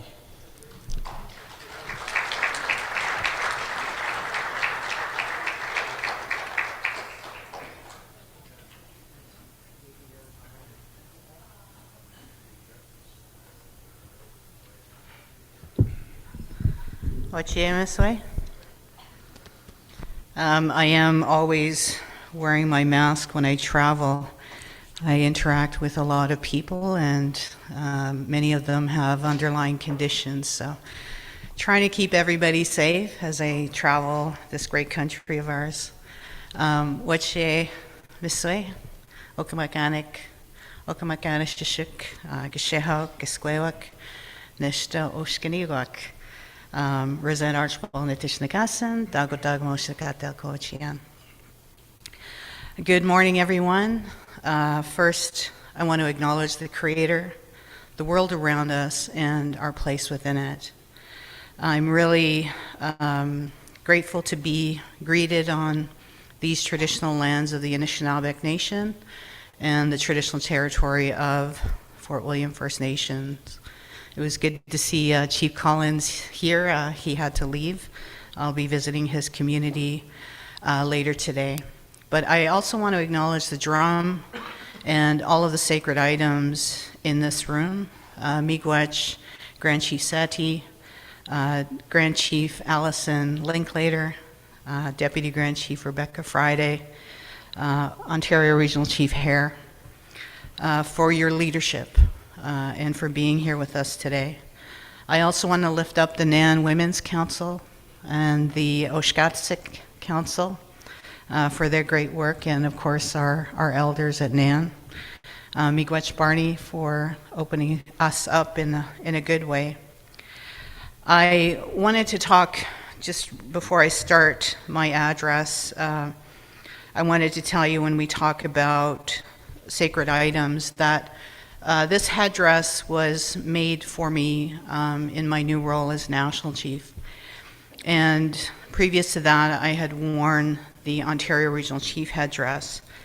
And so this headdress I did ceremony for as well, and wore it for the first time to have it placed on me in my own community. And that was a really amazing moment. And I do want to acknowledge our community. My brother is the chief, he's here. But, you know, in this room, Deputy Grand Chief Linklater is from TTN. Grand Chief Allison Linklater is from TTN. And of course I'm from TTN. And this space that we're in is my first time wearing this headdress, and it makes sense to me because it was here at Nishnawbe Aski Nation, surrounded by my family and the people I know and love, that my leadership journey really began. In my own community in 1990, and then in 1991 as a Deputy Grand Chief of Nishnawbe Aski Nation. And so I'm really proud to be from Dalkotagawa Nation. I'm really proud to be from Mushkegowuk Council area, and I'm really proud to be from Nishnawbe Aski Nation. This has been a journey of a lifetime. I'm in my 33rd year of leadership, and it's this space at Nishnawbe Aski Nation that, as I said, really helped me move forward as a leader. So I do want to say miigwech to Grand Chief Derek Fox for his leadership and for welcoming us to this meeting today. I do also want to thank the Deputy Grand Chiefs, Ann and Betty, Victor and Bobby. I always know them as Victor said. We all talk to each other by our first names. When I talk to Grand Chief Fox, I'm always like, hey, Derek, how are you? And that's how we are, because we're family and we're friends here. So it's really good to be back here with my NAN family. And I wanted to tell you that I am very grateful to be standing in front of you as the AFN National Chief wearing this headdress. Nishnawbe Aski Nation chiefs have provided continual support and encouragement, not only to me, but to many leaders. And I'd like to take a moment to acknowledge some of their work. Deputy Grand Chief Victor Linklater, you know, he's doing great work on health transformation, which is being actually technically led by our former Grand Chief, Alvin Fiddler, who couldn't be here today. I saw his posts. I'm sending him good, healthy energy. But this work that's happening at Nishnawbe Aski Nation is tying into the national work that we're doing on dealing with systemic racism in the healthcare system. So the work we're doing together. But I also want to praise the work of Deputy Grand Chief Bobby Narcisse on the formation of the National Assembly of Remote Communities, which will address barriers faced by remote communities, not just in NAN, but across the country. And NAN played a big role in the recent $40 billion child welfare settlement. And so I want to acknowledge that. And so, you know, we're at a unique place in history right now that we've never been before. And our world is changing quickly, and everyone is starting to learn the truths about what's happened to our people, about what's been committed against us, particularly through the institutions of assimilation and genocide. And Deputy Grand Chief Annabette Achinip-Ganeshkim is carrying that very important file when it comes to survivors and intergenerational trauma survivors. So I want to also lift up her good work. I want to tell you, Chiefs, that I'm going to continue to support and advocate for resources for the ongoing healing of our survivors and our intergenerational trauma survivors. And that's from the whole colonial experience that we find ourselves in, but particularly these institutions of assimilation and genocide. I don't call them schools, as you might know. People refer to them as residential schools. But I attended many schools in municipalities across Ontario, and not one of them had unmarked graves with children in them. So I think we need to speak the truth when we talk about these institutions. But the truth is, it's also created a sense of knowledge building within non-Indigenous communities about what's been happening to First Nations. And that has created a sense of empathy and understanding and a real desire on their part to be part of what we call the healing path forward. I just saw Dr. Isaac Bogosh there at the back, who has been a great ally to First Nations. So when I speak about non-Indigenous people who are walking with us, I had the great honor of sitting on the vaccine task force with Dr. Bogosh. We did some great work together. But when I talk about this healing path forward, it actually comes out of a document that we created at the AFN that was used to influence and shift the work of our federal partners. And I see Ann Scotton is here, one of our key public servants who is part of our federal partnerships. I wanted to acknowledge Ann as well. When I was regional chief, Ann was always a great ally, and so I wanted to say miigwech, Ann. But this healing path forward is really about building a better future for everyone across Turtle Island, one that actually creates greater equity and equality for First Nations, so that we can have the same things that every municipality has: clean drinking water, adequate housing, proper services. That when we talk about equality and equity, that's what I'm talking about. But ever since I was elected, so it's 10 months ago, I've been working alongside regional chiefs as well as our federal partners to ensure that First Nations priorities are top of mind, and that commitments that are made are followed through. So a good example of this is the latest federal budget. So AFN did a pre-budget submission that included a request for investments of approximately $104 billion. Further, we did an analysis on the impacts of this budget announcement on First Nations across Canada.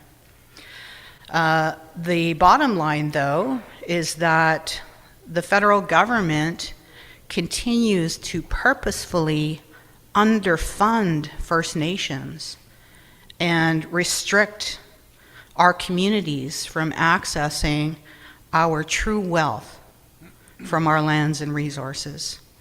And I spoke about that during this recent budget cycle.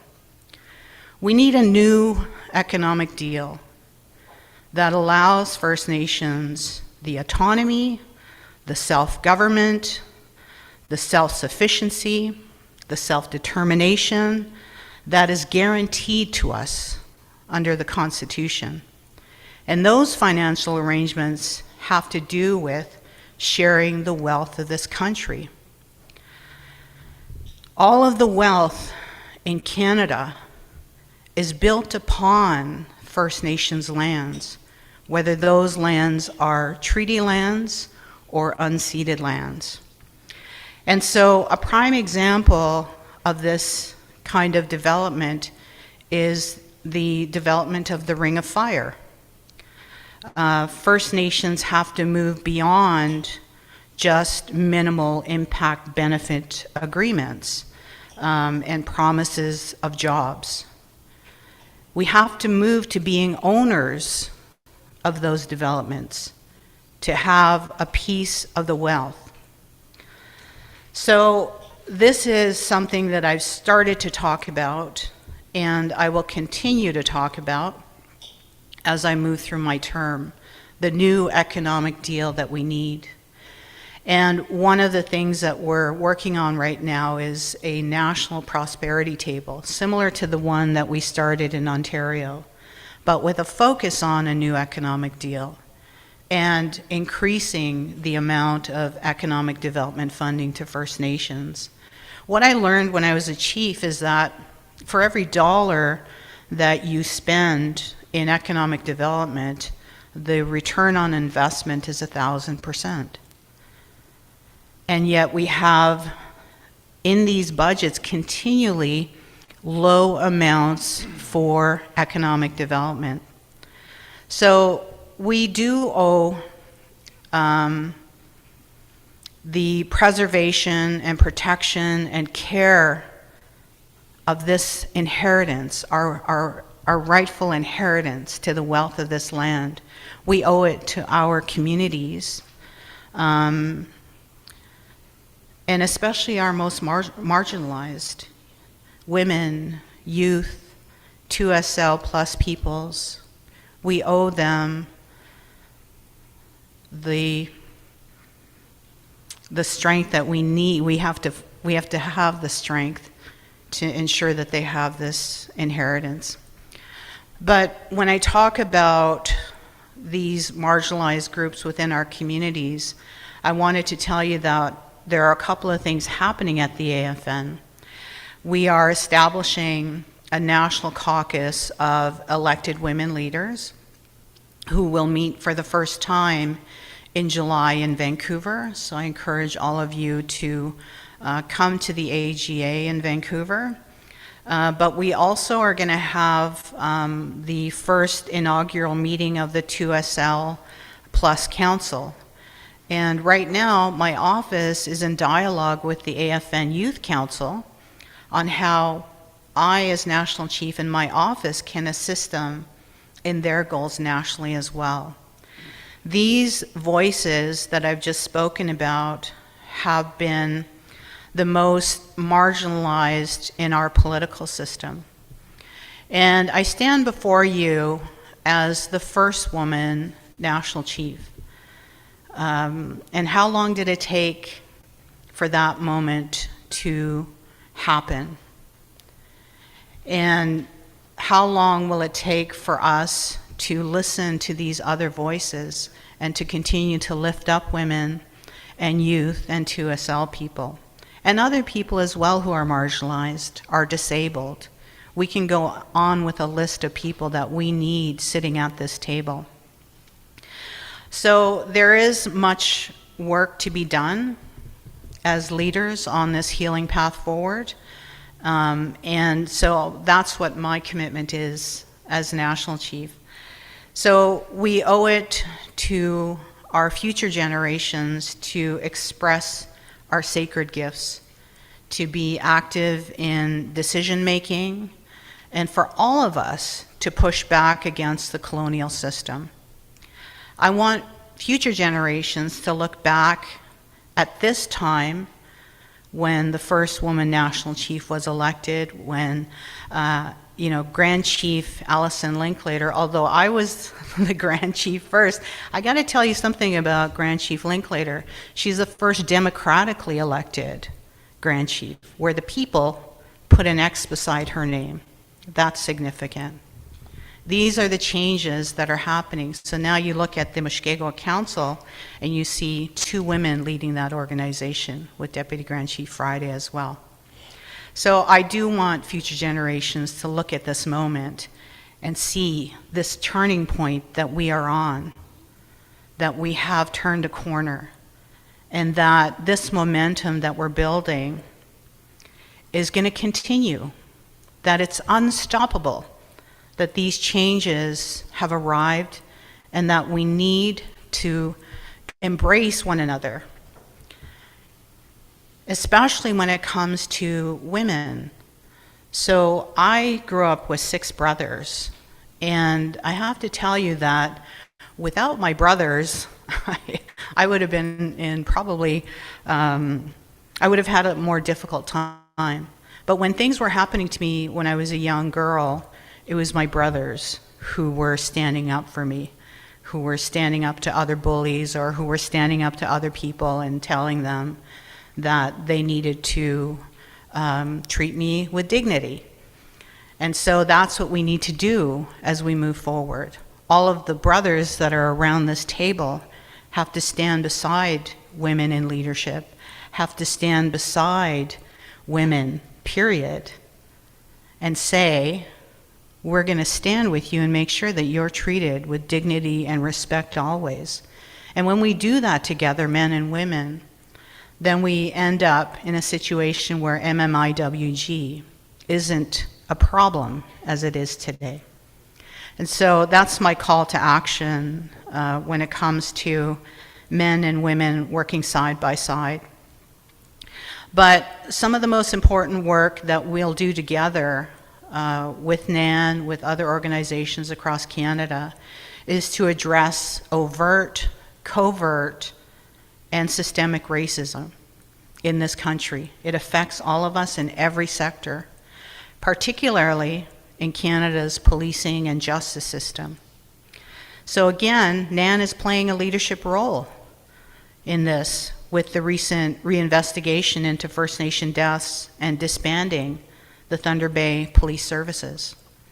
So I'm standing with you for systemic change based upon a healing path forward, which recognizes and upholds First Nations legal traditions and justice systems. We know that, for example, when we have our own police services serving our people are safer. There was a story about Nishnawbe Aski Police Service, and comparatively speaking, the number of deaths versus, for example, the Thunder Bay Police. It's very, very marked. So under the TRC, which is something that I carry with me, I carry the small booklet with me wherever I go, there are 21 calls to action relating to justice and the legal system, 21 of the 94. So my commitment as National Chief is to work with our federal partners to advance truth and reconciliation and ensure all of those 94 TRC calls to action are implemented. And one of the TRC calls that we continue to work on is to have the Pope apologize to survivors here on Turtle Island. And you may be aware that we did have an Ontario representative, Marlene Cloud, who traveled to the Vatican in March and met with His Holiness Pope Francis as a part of a national delegation. And there was a day in that visit that went down in history where Pope Francis issued a long overdue apology as head of the Catholic Church, but it was for the actions of Catholics in those institutions run by the Church. The Pope has yet to apologize for the role of the Church itself. And so we really look forward to his visit in July, where we are hopeful he will issue that formal apology here on Turtle Island. So another thing I wanted to touch base with you on is we continue to call for accountability. This is one of the biggest pressing issues, is what's happening to our little ones being recovered. And so we continue to call for accountability. And we went to the UN in April, where I called for a special rapporteur to investigate the circumstances into these unmarked graves at these former institutions. and actually to pursue remedies for human rights violations, including genocide. So prior to this, in March, the AFN Executive Committee passed a motion supporting the appointment of a special interlocutor federally. But we still need a rapporteur. And so it's our hope that we're going to be able to simultaneously find justice between these two positions. And when we think about those institutions, one of the manifestations of intergenerational trauma is how adults and children don't speak their language fluently, and I'm proof of that myself.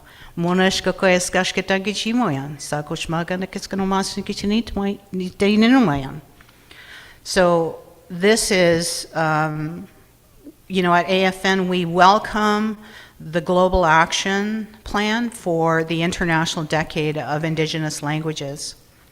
Our languages are vital because they connect us to everything, our families, our communities, our land, our nationhood. So I'm calling for us to be united in our efforts to best advocate and work for the people in our communities. As elders say, we must embrace these great responsibilities and opportunities, and we have to move to rebuild, restructure, and heal. So, as always, my vision for the future is happy, healthy children surrounded by the love and care of their families, living in safe and vibrant communities, grounded in well-being, culture, and ceremony and language. And I'll continue to support your communities and stand with you and advocate with you on the issues that matter to you. So I look forward to, as Deputy Grand Chief Achini Panishkim said, more face-to-face meetings in the coming months and years ahead. I'm really grateful for this opportunity to speak to you today and assure you that together we will build this healing path forward and we will reach our collective vision of a positive future for our children. Ninanaskawan Gisakitin.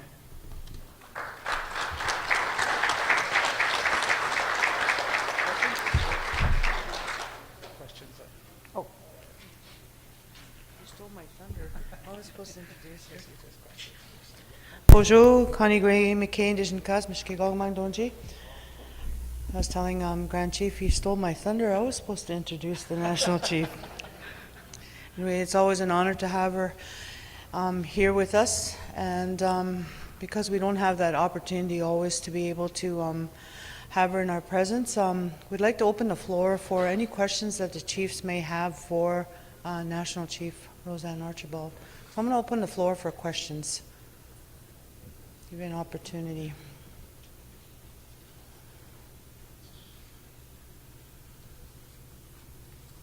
It's good to have you here.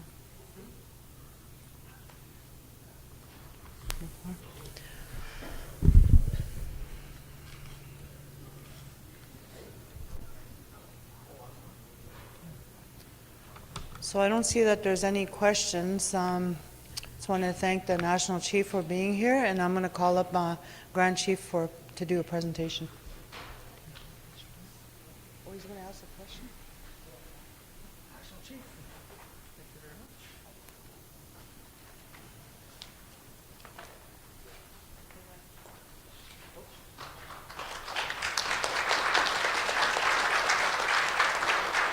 He's coming up next, right? Okay, so also a reminder for those that are online, when looking for direction, ask them to raise their hand on the computer or laptop, and IT will unmute. So there are those that are joining through virtual still.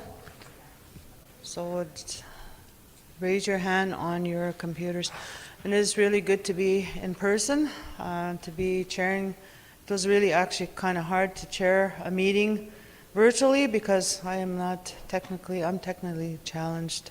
So it was a lot of poking, showing me what to do. So I'm really glad to be in the room, but it's also really scary because we are still in difficult times.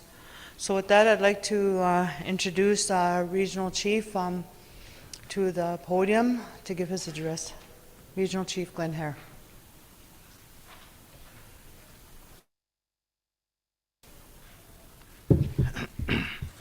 Honey, bonjour. Okay, good. Can you be my assistant for a second? Grab my glasses over there, please. I get one of my regional chiefs to run around for me here for a sec. Well, Tom Srigo, miigwech and got kit. Miigwech, Mandan Shindel. Nanagui at take a day, gun, Kadege, Jiksheba, Jimmy Gwech, Miigwech. Nash game aber gets it, Barney. Ponent sock get any new quest card young, Manangushinda. Miigwech and Barney in sock again. Nashinda Gimayanj bought, Gagi Bimadabe. Gagi Miigwech tying. Shindagi begin going, Menage in the mountain gay, no inch bought when the Nishnawbe. Quayoki Gidok. When the guest Nijek, Nash gets Sidek Shajaki Gitok. Nash mother books in the Quich can on the Wapski Jagarden, Nish in the Yog, and Bejic Scotland and Kaza. Nash Mabashkin is in the name of it. The Bizdon Arajum Mabin Subbon. Me which gained in our Bewido Carget Nangushinda. Glen gain in the Snakas, when Ghost Nishnawbe knows in Bumudon. Chicken gain in Donji. Gitchia, Meldoma and a keen. Mepcot thousand again. We know Dago Gigino. Payanguche. The business the only meant Sigishagak. Good morning, good afternoon, everyone. First and foremost to the drum, miigwech, our elder and elders that open all our meetings in a good way. Miigwech did them to each and every one of you. Mabigima, Fort William, meeting in Nishnawbe territory, game aba, miigwech, gain Dinawa. Our elders, women, and youth group, we all have them in our where we work, and I see them here, and giving them time on the mic, just maybe brief, but it's important, because they are our leaders coming up. My name's Glenn Hare, Gwingos is my Nishnawbe name. I'm from Chiking First Nation, Manitoulin Island. I bring my experience to represent each and every one of you chiefs. Believe me, I voice for you wherever I go, everywhere I go. I've been taught by the elders. This is 37 years for me now.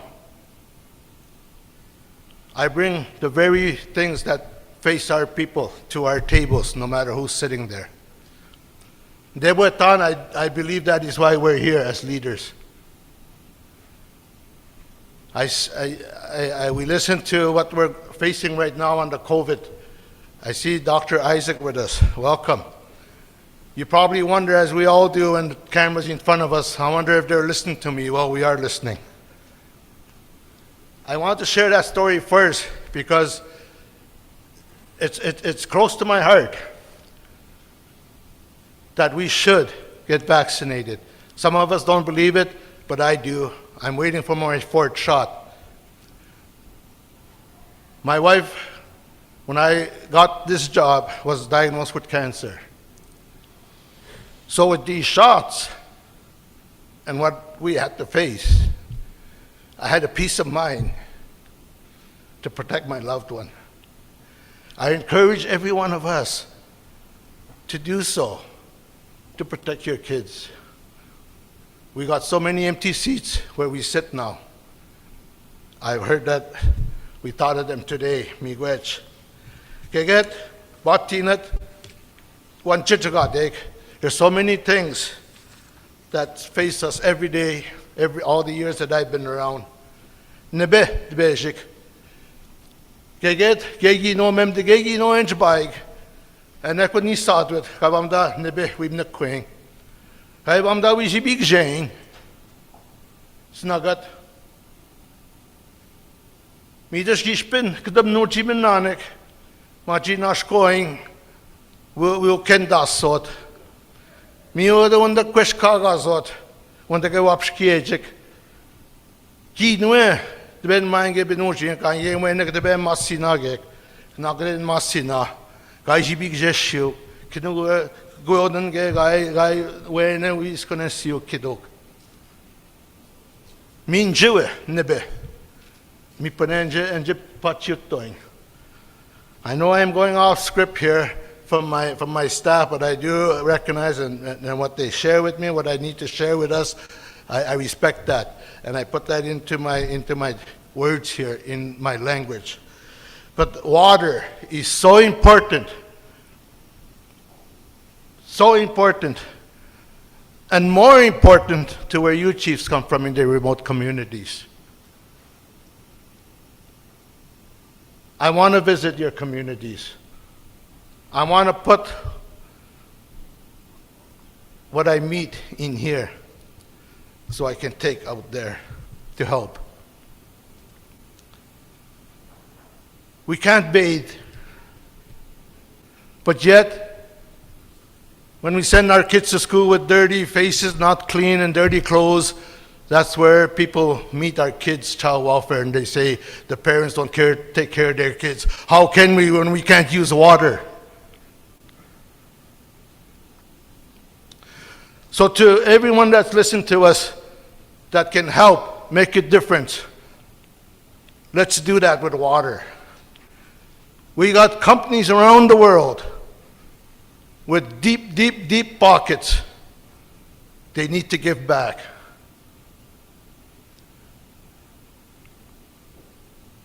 There's elections right now in Ontario.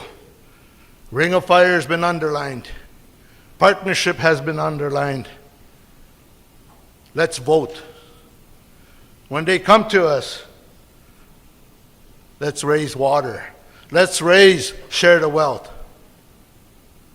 So that our kids can go to school clean and that we can eat. We take so much for granted where we come from. So much.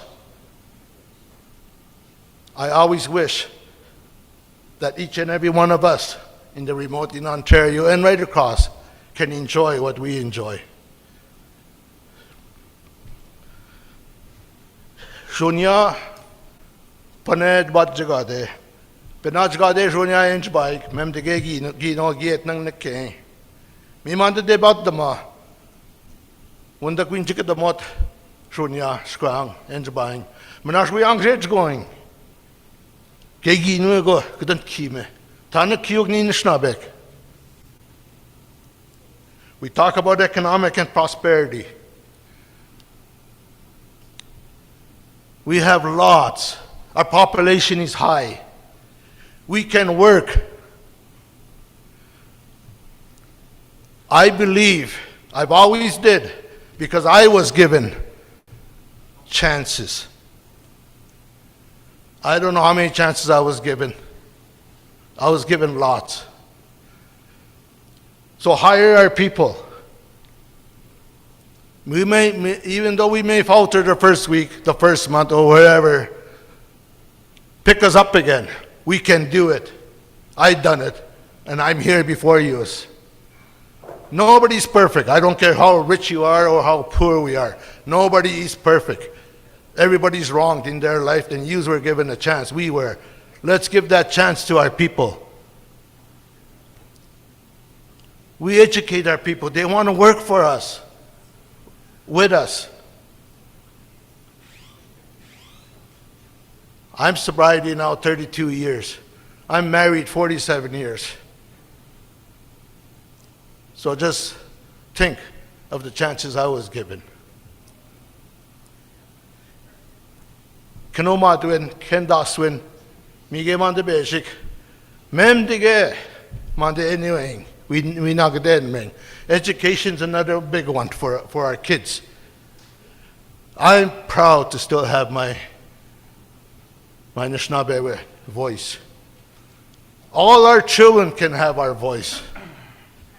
Give us that. Give us, and I don't even know why I'm asking. Let's just take in our education system that we have education, Nishnawbe as a curriculum and our agenda in our everyday for our kids. Our Nishnawbe means I don't have to repeat myself, but in the Zagnash language I got to say it 3 or 4 times to be understood. That's a fact. we've the Madzinga. Get Mander, Shasham, Mem, the game, man, the subbone, Mandem, just kick a bomb, deck me go. Gam done, give it to Kage. He spent Kinamama in a king. Kashkit Mamigo. Wamego again in mud beyond the Wapski age mud about the Nigan. Wamego the ship mud beyond. We didn't Nishnawbe Aski, and exonish shin Wamego in chair. Mother knocking the gay when pieces got a kim mud up share. Me gaining one mop on there. Health is so serious to our people. The pandemic taught me a lot, and I share that with us here. The pandemic hit us hard. But shortly after that, 5 months after the March 21, I think it was, I remember I was in Toronto. 5 months after that, I don't know if anybody, maybe they were scared to go there at these government high tables. I brought it up there. There's another pandemic in our communities, and that's mental health.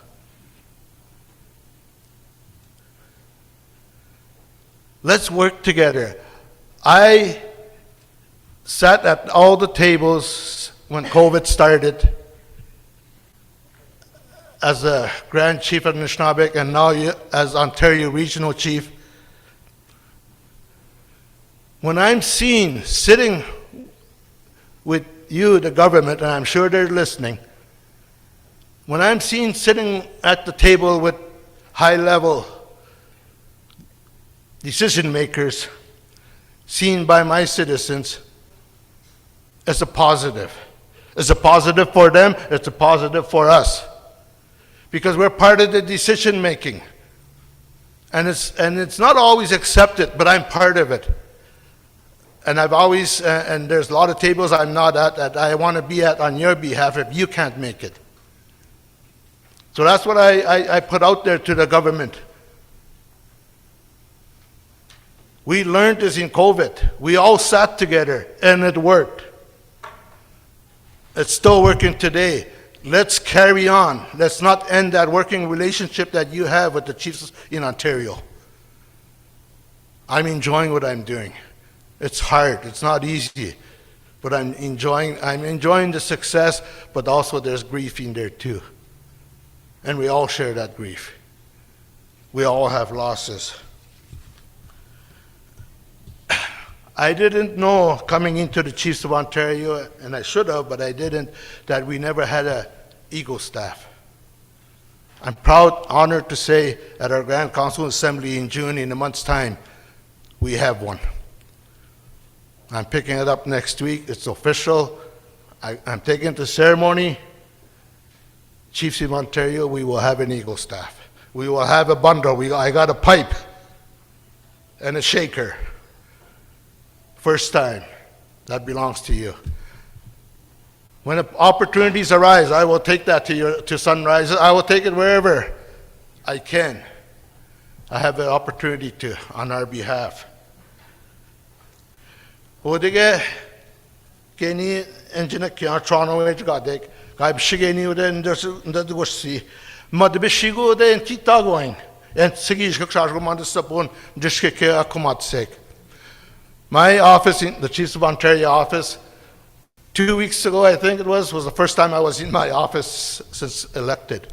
Because of, I respect the staff, everybody's policy and guidelines of what's in place, I respect that. So that's why it took so long. But our receptionist, Stuart Enns, has been there since day one when COVID started. We have a voice in our office answering the phones when we get calls. He's been there every day. I just found that out, and that's so awesome. So I said, you really? He said, yeah, I love it. He said, I'm by myself, so he's having fun. So I just wanted to share that with you. Name. This is somewhat hard. You question God me na no me. Nishnawbe. Shinna Kane, chigaming ishauk. Gimbot chan and chimetekudin with them the bit. Mishmabagat button gima basic. Kaji skabiok. Mimando the ganon ma kida. Peterson the Bisato Chimetekunye, send the people bought chigoing. We be quede. Anish not get kidian, but what kidia. We be quede. Kinegego drone in me. Kajebak, we know Gajichiat. We've not up 9 women take when I'm not megamic. Ginchkig. Aprung Geungi Bishia, Kinon Mawe. Guy need the upness in way. Guy da ships in nowhere. Some Nimna could have no Jim and honor King Chigazok. Guy shipping yes, yoke. Niskesh Mabu Wabaquedet. Now I need never to do that quit Tanway. Ke Gashachik. Get your pitchik. Me one the Takreshmagazokwe. I mean. We had an information meeting last Friday at the Assembly of First Nation level with the regional chiefs across Canada. I represent you there. We had an update was given by Regional Chief Antoine from Northwest Territories, who was one of the leaders that went to the Vatican. It hurt hearing his report. It hurt me, and I shared my hurt out loud because one of the reports, one of the lines he shared with us is the Pope, when he comes here, he wants to request a pardon. My job, chiefs, is to bring things here for you to know. That's why I bring it here. It hurt me. For what they did to our babies. They killed them. We have so much that we've lost. Maybe some of them only stole some food and they took that to their grave, their record. They were never pardoned.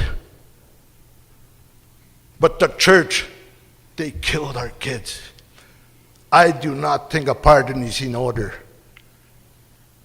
to wipe the slate. So I share that out loud. I will not support it. And if it needs to be directed somewhere, it should be directed to the actual survivors themselves. I went to day school. It was bad enough, but not as horrendous as the 50s and 60s. So again, like I say, there's so much things that we can be. I got so much more here, but I'll end it there. I get cue all the time when the Grand Chief, any Grand Chief stands up, that's my cue. So chiefs, there's going to be an AIP on child welfare update.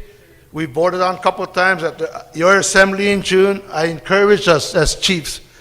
That is so important, that AIP. So important. Let's help each other. No more kids wave to us from the backseat of a car. Those are facts. One more line. On the church. It was about a month and a half ago.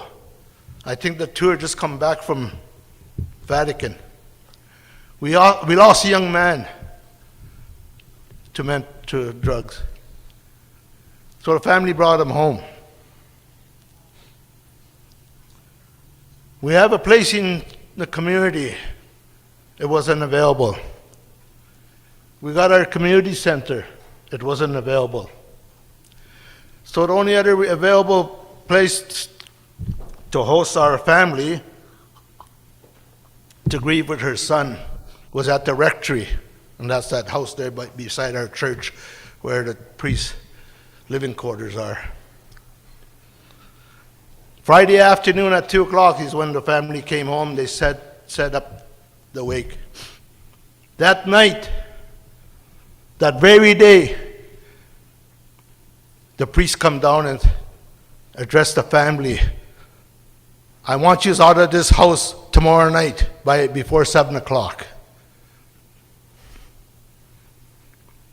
Just think about that.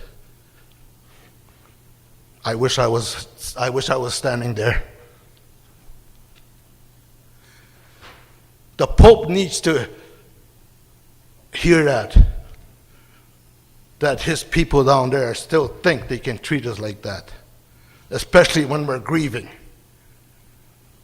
It was somebody else that should have left that place. I feel bad to the family. But we stayed. They stayed. Our chief did address it, but it's not over. I want to share that. Those are real facts. So again, Chimigwech, as I said in my opening, I love working for all the chiefs in Ontario. Miigwech didn't in them for the support, ongoing support, and I hope to see each and every one of us at our assembly. Let's bring our numbers up again so we can vote strong on good things for our communities. Miigwech.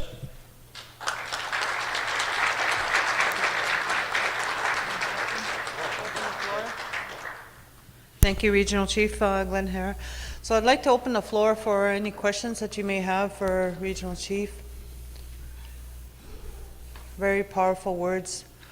Kind of hard sometimes to not get your heart in there. You gotta remember, I got a still chair. It's hard to hear the realities of our people. So the floor is open now for any questions you may have for Regional Chief. Second call.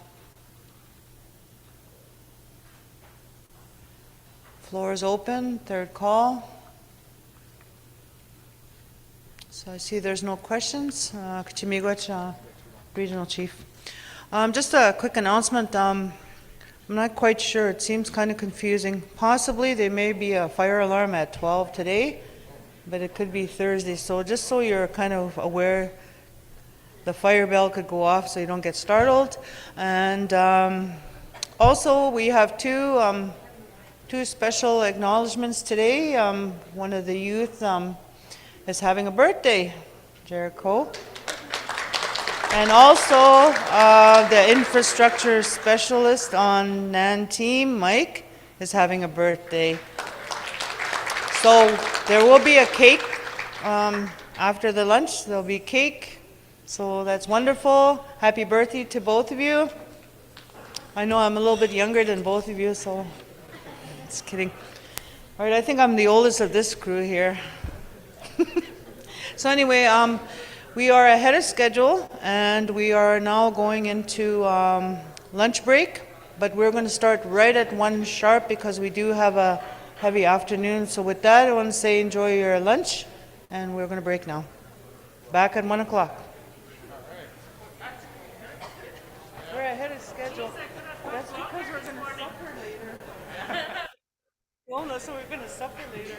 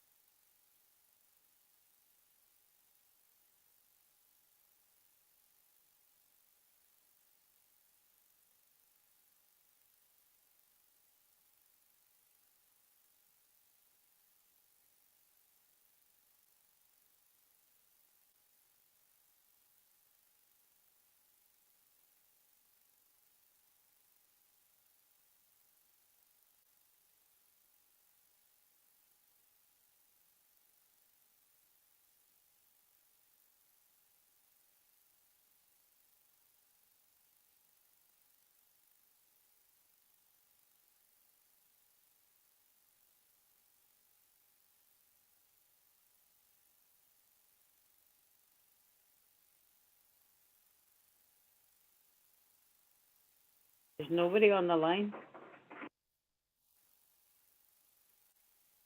Hello?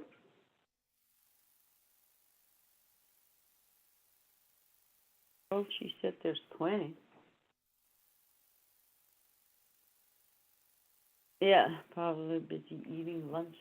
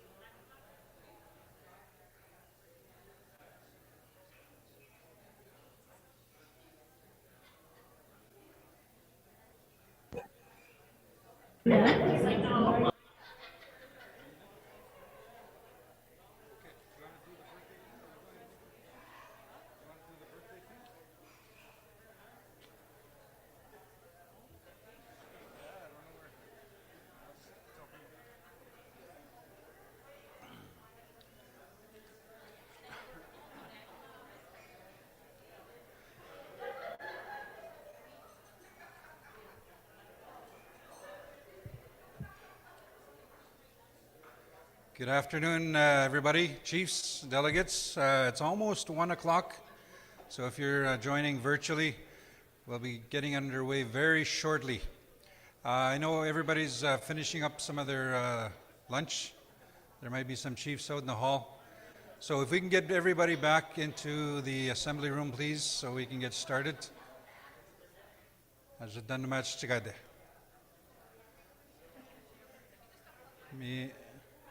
Anda buga nijin esta mega chukuma khana gma buk maga kagitawa bwach mi jibin digayuk azadan match chigade. So if we can have chiefs, please make your way. We'll be getting underway very shortly.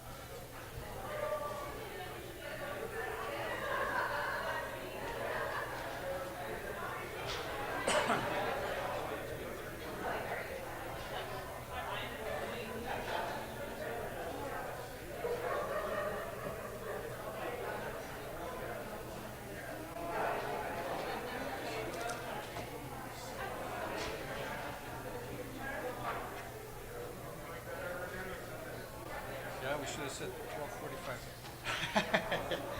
1 o'clock now. What time are we starting at 1 or what? 1 o'clock. Oh, yeah. We don't want Victor to speak to an empty audience, though.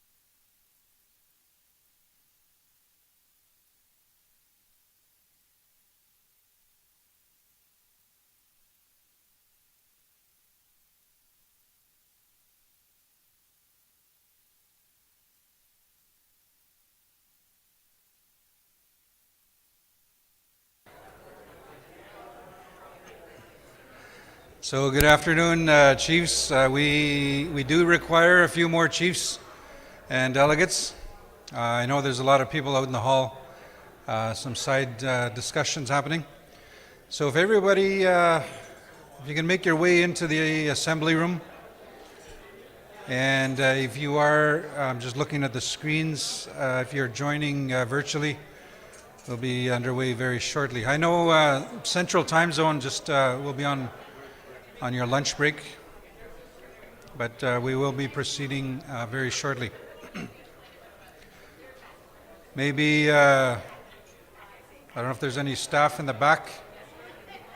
Just have a look, see if there's any chiefs or delegates out in the hall. Let them know we're about to get started. As you got. So we had a birthday cake right at the end of lunch there for Mike McKay. And I know there was also a birthday, one of our youth council members, Jericho. There he is. Did you get your cake? I think there's some cake there. Happy birthday. So we got 2 birthdays that we know about. I was trying to get Connie to do something here because I can't sing. I don't know if she can sing happy birthday. Okay, Ajagagad. So again, we'll just wait on a few more chiefs to come in. A few more to join the virtual session. I don't have the numbers for virtual, but I know we are monitoring just to make sure we have quorum for any decisions. But we'll give it maybe three or four more minutes, and we'll get started. I know we have a number of presentations, a number of agenda items for this afternoon. It's good to have, actually it's good to have our national chief here this morning. Ontario Regional Chief Kerr is still here. Are you here all day? Till tomorrow night. Okay, good to have Regional Chief Hare. If you have any issues, any questions, we also have newly elected Mushkegowuk Grand Chief Alison Linklater. Oh, there you are, Alison Linklater, Grand Chief Linklater. And I know we do have a presentation this afternoon.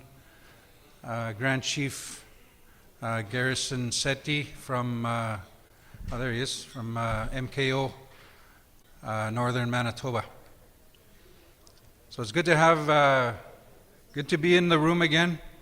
I think it's probably, I'm going to guess 2.5 years. It might have been the fall of 2019, the last time NAN chiefs were able to gather in a room like this. I think it was October or November. So it's good to actually be in a room. Was it February? Okay, February 2020. It's just over 2 years. So it's good to get together, be in person, but again, we're reminded we need to be cautious. Hayang Guamizan is what our teaching is. Hayang Guamizan, be cautious, be careful.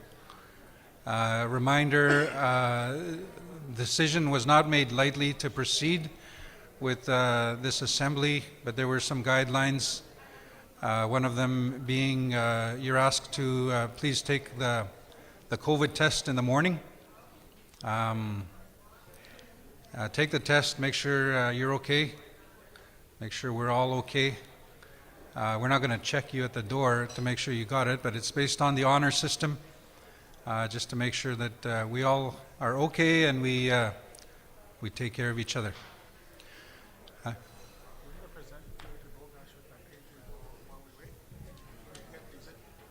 yeah, we got a lot. I was going to get ready to Victor now. Okay. Do you want to? Is there enough chiefs? Okay.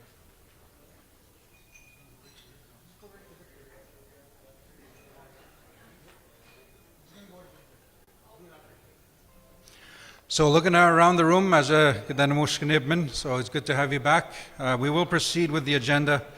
We're a little bit behind We just wanted to make sure we had everybody back. So next agenda item is health transformation. An update will be provided by Deputy Grand Chief Victor Linklater. So with that, Deputy Grand Chief, you have the floor for 40 minutes or so. Well, roughly about 37 minutes and 50 seconds because we have one delegate that wants a floor resolution for the Toronto Maple Leafs tonight to win the game. Yeah. I was very transparent with you this morning that I wasn't a Maple Leaf fan, but we'll be cheering for you guys. So, all kidding aside, I mean, it's... I know there's a lot of chiefs, my chief included, that is a diehard. Every May I pray for Toronto fans. It's tough, but when Montreal beat you guys last year, I was happy. But just like to acknowledge all the chiefs, delegates are here in person, the ones that are online. It was interesting. It was a good morning. One of the things that's really refreshing is to actually see faces. Everybody thought I got healed from my eyes because I never wore glasses online, but I do need them for distance so I could see you all. But yeah, it was a good morning. So in your chief's package, I'm the portfolio holder for health transformation. And the presentation's there. To me, you read it, you have questions, we could talk about it, but I actually wanted to share some of our struggles when we deal with this portfolio and some of the expectations from government. Because government didn't stop moving during COVID.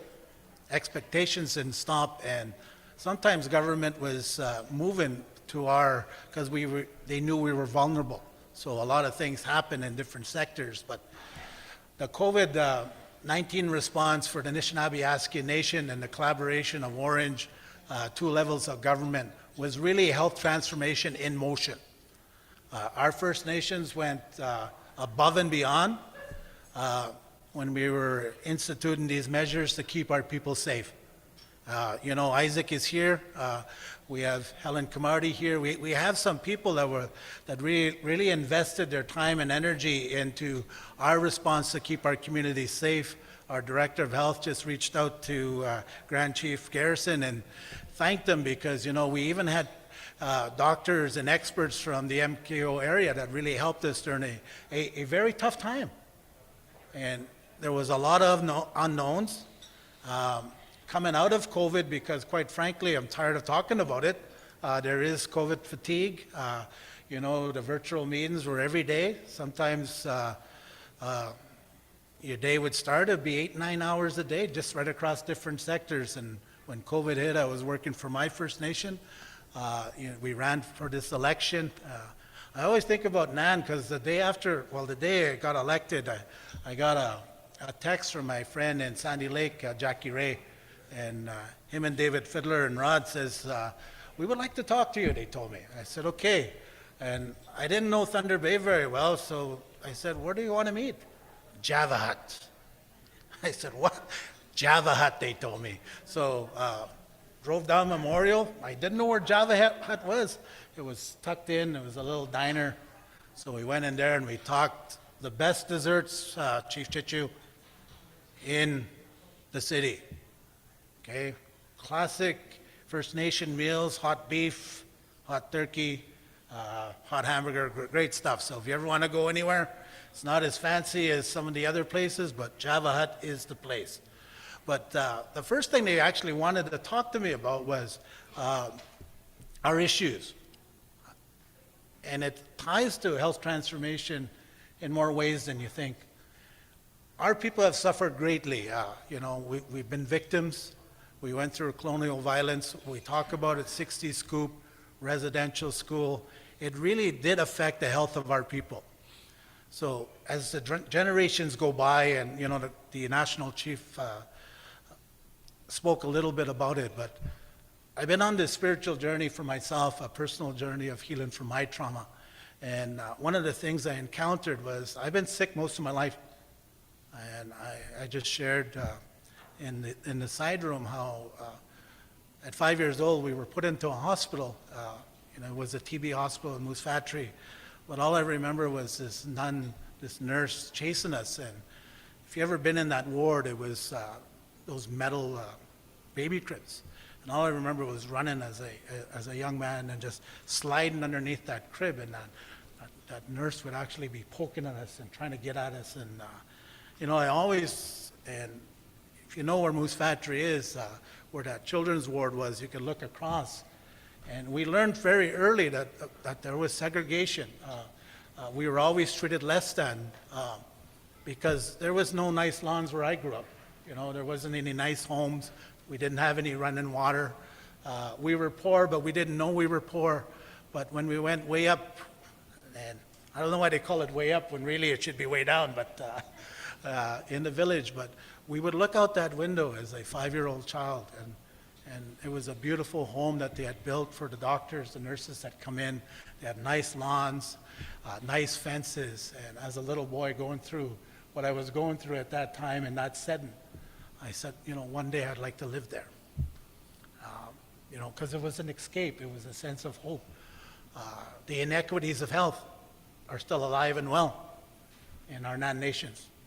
We are still treated less than.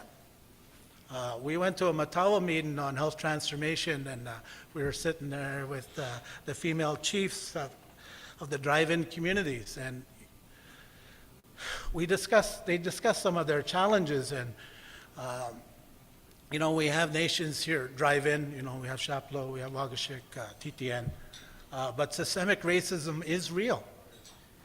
It's at a point where we have to call the ambulance to get seen, because when they get into the hospital, they're not triaged according to their conditions. They're actually they're not triaged. They're just sitting there 5-6 hours while our elders are suffering just to be seen by a nurse, by a doctor. And this is 2022. It is our lived reality. We have a lot of work to do. It's tough. We talked about the social determinants of health. I think everything that we need to do from this level and from a First Nation level, it has to be trauma-informed. So in my study, we talked about disenfranchised grief this morning. I have to thank Grand Chief for throwing us behind the mic this morning. but it was good, because we got an opportunity. It's not scripted. Sometimes we're too scripted when we talk to our chiefs. And one of the things we asked for the in-camera session was, the chief always told me, he says, it'd be nice if the chiefs could actually sit in a room and discuss their issues at a community level, their issues with proponents, government, in a setting where there's no technicians, there's no pressure, in an environment where they could basically unload. Because being a chief is probably one of the loneliest jobs that you have. You carry so much, and it's a hard thing. Our people are not healthy, but so we're vicious towards each other. Lots of lateral violence. There's a lot of secrets that need to happen. There's lots of healing that needs to happen. Health transformation, how do you address the inequities of health? It's connected to everything. We don't even have clean drinking water in a lot of our First Nations. We don't have the infrastructure. Some of our nursing stations, they need an upgrade. We need to look at the, we can't even build houses on reserve because we don't have service lots. There's a lot of work to do, but one thing that the pandemic highlighted throughout the world was the strain on health, human resources, doctors, nurses, burning out, the challenges that they had. In Red Lake, they had to close down the ER because they couldn't get any coverage. We're 2.5 years in. I'm glad that Regional Chief really pushed the vaccination, because we had people in Nan. We've been fighting to get, access to the oral medication when we went to the Omicron, because it did save lives. My friend Roy Fiddler, who put it out on Facebook and shared his story, basically it saved his life. And, on a personal level, we can't lose him because he's one of our champions, and we got to keep each other safe. The sad thing is we have lost people. We have lost people to this virus. We have lost people in the city. You know, there's no way to calculate the numbers, but you know, you feel the heaviness there. So we got to work together on a lot of this stuff. Health transformation is a buzzword now. Government's actually using the term against First Nations right across this country. There are models that are being practiced. Everyone looks at the BC model where the whole health system was given to the BC chiefs, and basically the comment was they inherited a broken system. They took all the people to actually run it. But the flip side of that coin, when you do a deeper dive, they took it because if they didn't take it over, they wanted to make changes, you know, in a progressive manner. Because if we take over what's there now, there's going to be a lot of fixing, but we're not set up with the right type of funding, the resources, the manpower to get it done. So we have to work together in collaboration. You know, in NAN we have Mike McKay, who just turned 32. Happy birthday, Mike. But you know what? He's tasked with, you know, that housing infrastructure thing that crosses all our portfolios. One of the elders, they relayed a message to this position. When we get in this political position, we're given portfolios, but really those portfolios don't fit the job that needs to be done as an executive. Because we need to work together. We need Grand Chief, we need our deputies across portfolios. And the one thing that we need to address is we need to address our trauma. We didn't have cancer like we've seen it till 1980s. You know, dialysis. You know, the government's spending so much money on these machines and the boxes, but really these are results of the trauma that we carry. Some of the abuse that our elders have carried through residential schools, 60 school, and it's passed on to our children. It's called epigenetics. The Six Nation elder says, you know, that happens to the seventh generation. So how do we get healed from it? You know, we see it play out in our politics. We see it at our AGMs. We see it in our communities, where our greatest enemy for advancement as a people is ourselves. That is the greatest enemy. And how do we fix it? We see it on the ground. We see the brokenness of our people.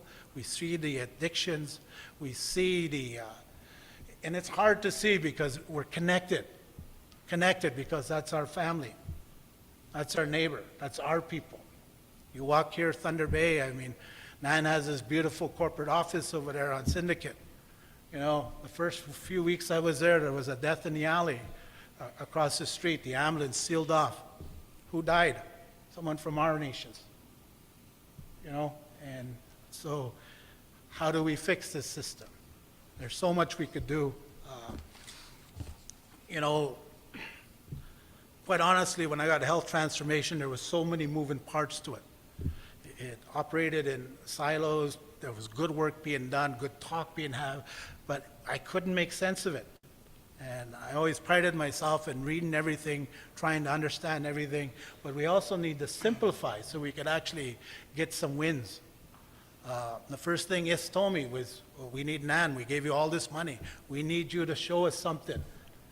Whereas in Alaska, you know, they took 30 years to build a health system that's really reflective of all the trauma that they faced. It took them 30 years, and they did it bit by bit. They had a pathway.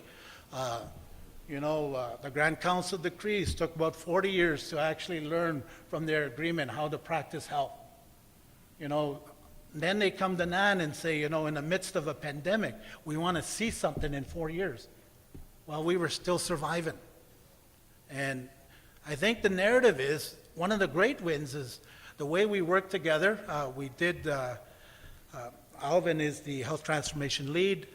We did win some awards with Orange in collaboration for Operation Remote Immunity. How we just manned it up and actually took vaccinations to every corner of NAN to make sure our people were safe. Our challenge was, you know, some historical stuff, some spiritual stuff. People didn't believe in the vaccination, and you know, it's tough. I I have a spiritual background. Some of my friends refused to get vaccinated on a spiritual principle, and we lost some of them. But the hard thing to stomach was no one ever stood up and said, he didn't make it because he didn't believe in it. And it's tough. Nobody wants to have those tough conversations because it's hard to deal with. So we need to focus on healing and reconciliation. We need to address all the other issues. We need First Nations and tribal councils, because really NAN is not a service provider. We're not set up like that. Really, health services need to happen in your communities on the ground. We have to build up those resources. Some people are further along than others, but there are going to be some real challenges in recruitment of doctors. There needs to be an education piece there. We talked about outside there about some of our challenges, and I was made aware a couple of weeks ago, and it's really getting me, and I want to tell the chiefs, we talked with Akasasni about it, but there is a concentrated effort by two levels of government and proponents to steal all our superstars. Our young people that we've educated, our champions, are working everywhere else except for NAN. They're offered huge amounts of money to work on the other side. And it just eats me to the core, and we got to address that. Number one, we got to recognize knowledge and actually account and quantify that with better wages, because someone else is paying them and they're not working. I told Bobby that a few years ago on the education front, the Grand Council decrees had like 4 or 5 NAN people working on their curriculum for their school system. They weren't working for us. But you know what? They were helping another nation and other nations, which was good. But we've come a long way since we started. And so, I'm looking for change. We got to deal with the priorities. We know the priorities. We know on the ground our daily struggles. I mentioned this morning that I wanted social, and we chuckled, but I realized health transformation is good for me. I've been medevac 10 times. I almost died in transit. I've been on a boat, chopper, medevac, everywhere I moved to, I actually know what each ER looks like. Moved here, ended up in the ER, had an allergic reaction to a medication. I was almost a goner. Life is frail, right? My throat was swelling up, my tongue, my face. There's no guarantees in this life. So, we have to take care of ourselves. So we always said that before colonization, before the settlers came, we were a healthy, vibrant people. We had our own medicines. We had our own ways of doing things. We had our own laws that just didn't encompass health, but it encompassed child welfare and justice, everything. We were a circular nation that counted for body, soul, and spirit. Right now, we're under a Western model, biomedicine, and there's need for it. I'm not going to dish it, but it has to be complete. It has to take care of our spirit. It has to deal with the pain that we carry. We carry sicknesses because of those issues, and there's lots of studies out there. So how do we get it done? First thing I did when I got in, I wanted to know the history of NAN. We had elders from the Northwest, the Central, the East, that had a vision for what we were supposed to do.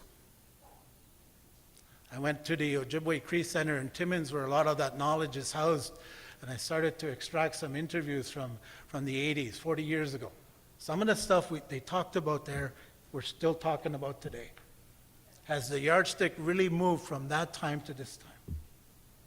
If not, then we have to take it upon ourselves that, well, you know what? Let's work together. Let's work with SLIFNA, the Wahas, the tribal councils, the First Nations. I think together we work better. Our problem is we don't work together.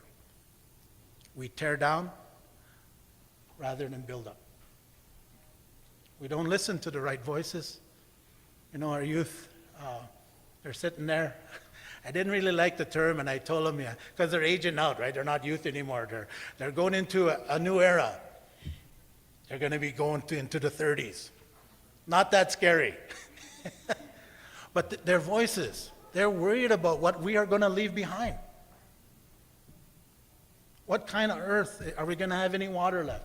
You know, are we going to be so into extraction that we have nothing?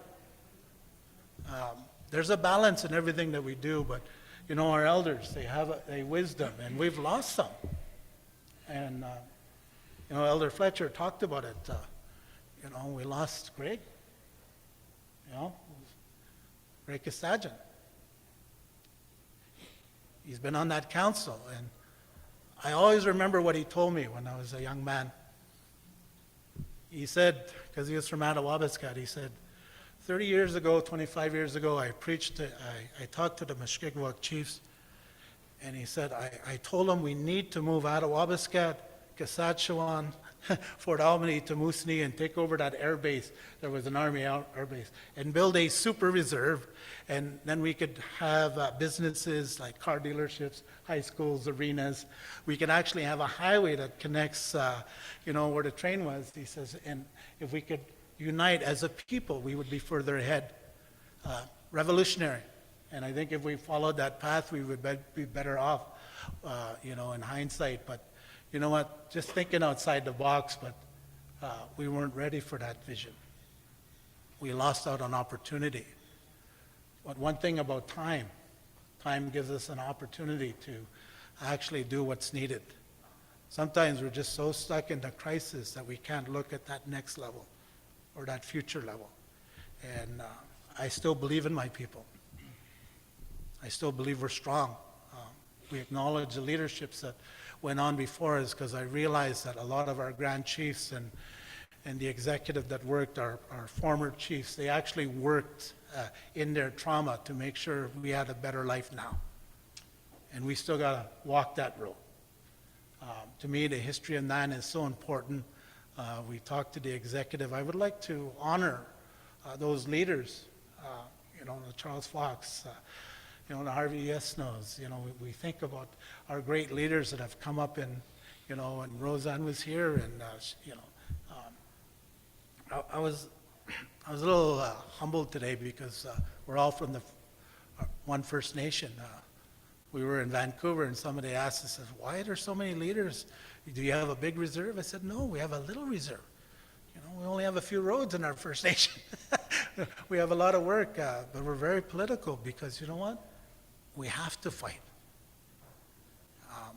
That government that we deal with, one of my staff says, you know, that they don't have a soul. It's a structure and a system that has people there, but that's what rules them. They don't want to give us their power. They don't want us to exceed. The message hasn't changed. You know, we are getting some movement because, you know, there is pressure, but we actually have the solution to get our people out from where we are at. So if we could unite and work together, come up with a plan, you know. Reclaim. You know, we talked to, and Betty has it, reconciliation, reclamation, healing. If we get healed and we would rise up, we would see a united man. But I want to, as a minister, I've buried over 100 people. Most of my funerals that I did in my own community were young people that didn't need to die. They chose death over life. Why? Because it was easier for them. They weren't being heard. One of the spiritual principles we have is when there's no justice in our land, there's a curse. So if we don't deal with the secrets and acknowledge what has been done, then we're just going to continue this vicious cycle. But I still have hope. I look at my children, my grandchildren. You know, what are we going to leave them? Hopefully we leave them something better than what we had. So we sacrifice, we fight, we push government. I really think that it's time that we actually get out of we need to get to a place where we don't need government support. We get to a place where, you know what, we're strong economically. There has to be balance there. And, you know, tough decisions had to be made at the First Nation level. You know, but that healing needs to come, that future. And I need your help, basically. I'm humbled by the task. We're only 8 months in. Most of our time has to deal with COVID. But you know what? The world is coming out of COVID. I mean, we still have a few bumps on the road. We were warned about the fall. Everything that Isaac warned us about, as much as he hate warning us, actually came to pass. Remember when we talked about the Omicron? When it started up in Egypt, in those countries, it says, you know, it wasn't in North America yet, but it's coming, we got to get ready. Sure enough, it came. And we lost some people, but how do you get there? So, read your report.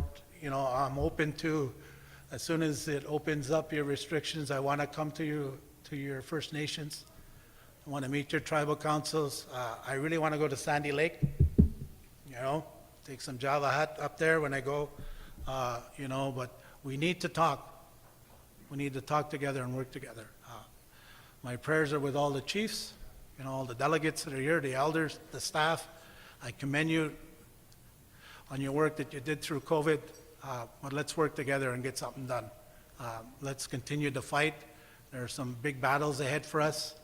We plan to meet with not only Patty Haidu, but we got to meet with Mark Miller, you know, Carolyn Bennett. You know, they have excuses why they can't help us. But you know what? We do want what's rightfully ours. This province, this country is very rich off our lands and our resources. So thank you.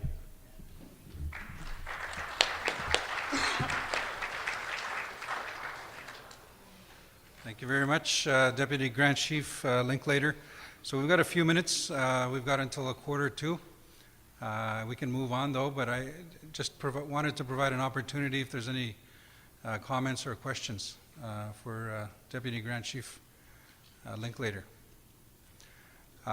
If you're, I'm going to look, okay, Chief Chichu, but I'm going to look to the screen. If you are watching virtually, just hit the raise hand button.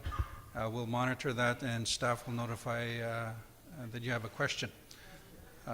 So with that, Chief Nakoji, sorry, Chief Chichu. Then, okay, then Chief Nakaji on virtual. Chief Chichu, microphone. Okay, thank you. Chief Mervyn Chichu Muskri, for the record. Just mainly a comment, I guess, and you mentioned, Deputy, that this file has been very confusing, and I totally agree with you. And we'll definitely need some clarification, hopefully in the very near future. And I, for one, would welcome you to come to Moose Factory and talk to our health transformation team that we have there. We have our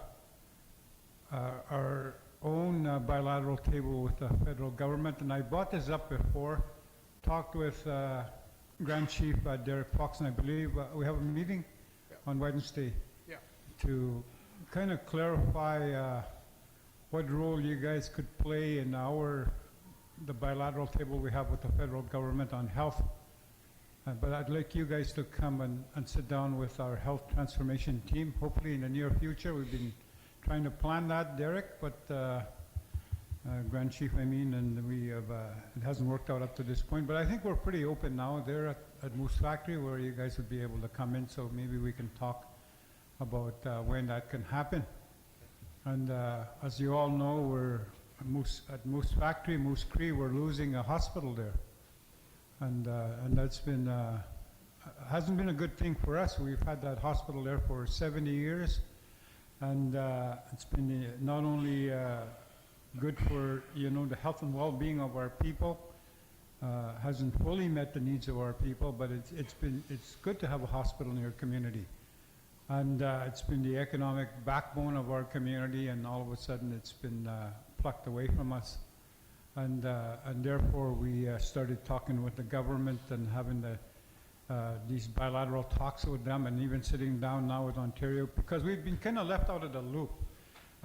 They've been planning this new health facility in Moosonee, and they were actually planning for 2 years without even consulting us. Regarding the health center that they want to build there in Moose Factory, and that's it's been totally unacceptable to us, to the point where I met with Minister of Health, Christine Elliott, that they haven't consulted with us, and now that we've gotten the documents after 2 years of just trying to find out exactly what's going on in my community, in our territory, we've finally been given the documents just recently, and looking over the documents of what's being planned in Moosonee and what's being at the new health campus and what's being planned in Moose Factory, it's very obvious that they haven't consulted with the First Nations people. And many things that we find there are very unacceptable. So I think our conversation on Wednesday, I believe it is, with Grand Chief and yourself, Deputy Grand Chief, is going to be on how you can walk with us, how you can work with us, how you can support us. And I think what I want from that meeting is not just, yeah, we support you, but what does that support look like on paper? That's what I'd like to get, and how you guys are going to support us in our process there at Moose Creek. So thank you for your presentation. Miigwech, Chief Chichu. So I'm going to look to our screen here. I thought I saw Chief Nakwaji pop up. So technicians, if we can have Chief Nakwaji unmuted.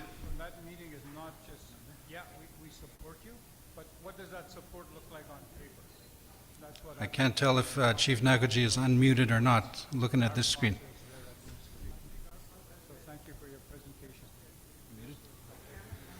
Miigwech, Chief Chichu. I'm going to look to our screen here. I thought I saw Chief Nakwaji pop up. Is that a deja vu or what? I think we had a deja vu there. Yeah, so Chief Nakwaji, I think technical staff are just trying to unmute Chief Nakwaji, who is on, I can see him visually. Is he unmuted? Unmuted or not, looking at this screen. Can you hear me now? I can hear another guy talking in the background. Miigwech, Chief Chief. Sounds handsome, eh? I thought I saw Chief Nakwaji. Is that a deja vu or what? Okay, so for now, maybe we'll, the picture's gone. I'm just looking to our technical staff. If we unmute Chief Nakwaji, who is on, I can see him visually. Is he unmuted? Is he unmuted? Okay, so we're getting feedback. When we unmute the chief who's joining virtually, we're getting feedback. So there's a little bit of a delay. I think we're trying to address that. And again, looking to our, oh, there we go, Chief Nakwaji. And I believe you are unmuted, so go ahead, we'll give it a shot. Chief Nakwaji. Okay. Good afternoon. I'm sorry I couldn't be there. First, before I start, just want to We're getting feedback. When we unmute the chief who's joining virtually, we're getting feedback. So there's a little bit of a delay. Should I say it again? Okay. Okay, we're good. Sorry about that, Chief Nakwaji. Go ahead.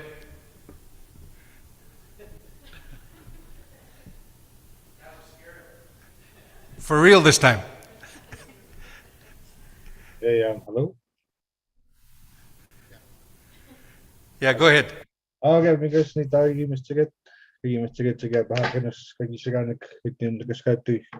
Mustigishiga. Hama mustinesa nagandigitan. Mustigishiga mustende things takasijan traumatag mustete.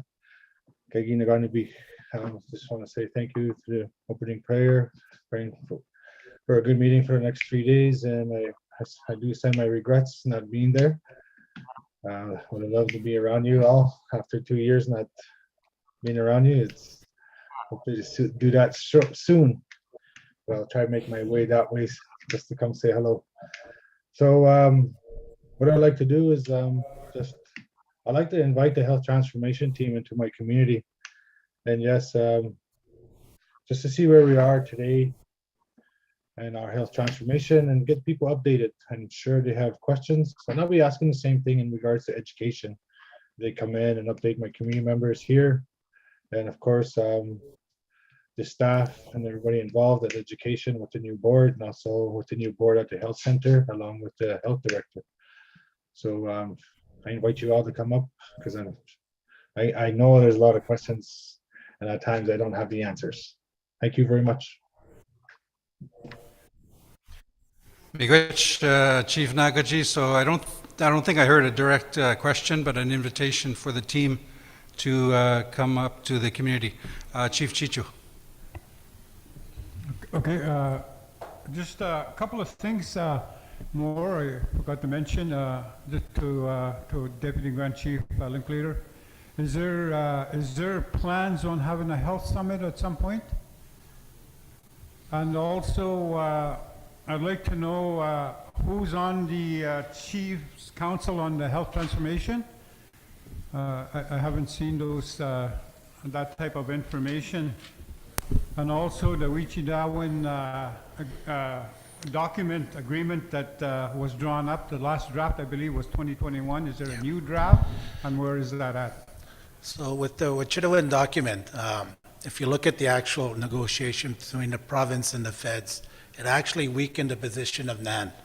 So with the regular resolution from 2016, with the Charter of Principles that were signed actually by Jane Philpott and Eric Hoskins at the time when he was with the province, is a stronger treaty-based approach to where we need to get at. We are looking at a summit. You know, it's very important that this health summit is in person. You know, it was originally scheduled like the week after this, and we thought that, you know, with the numbers going up, that it would be best to postpone it as the numbers would subside. So we're actually looking at towards the end of the summer, or maybe we're in discussions with it.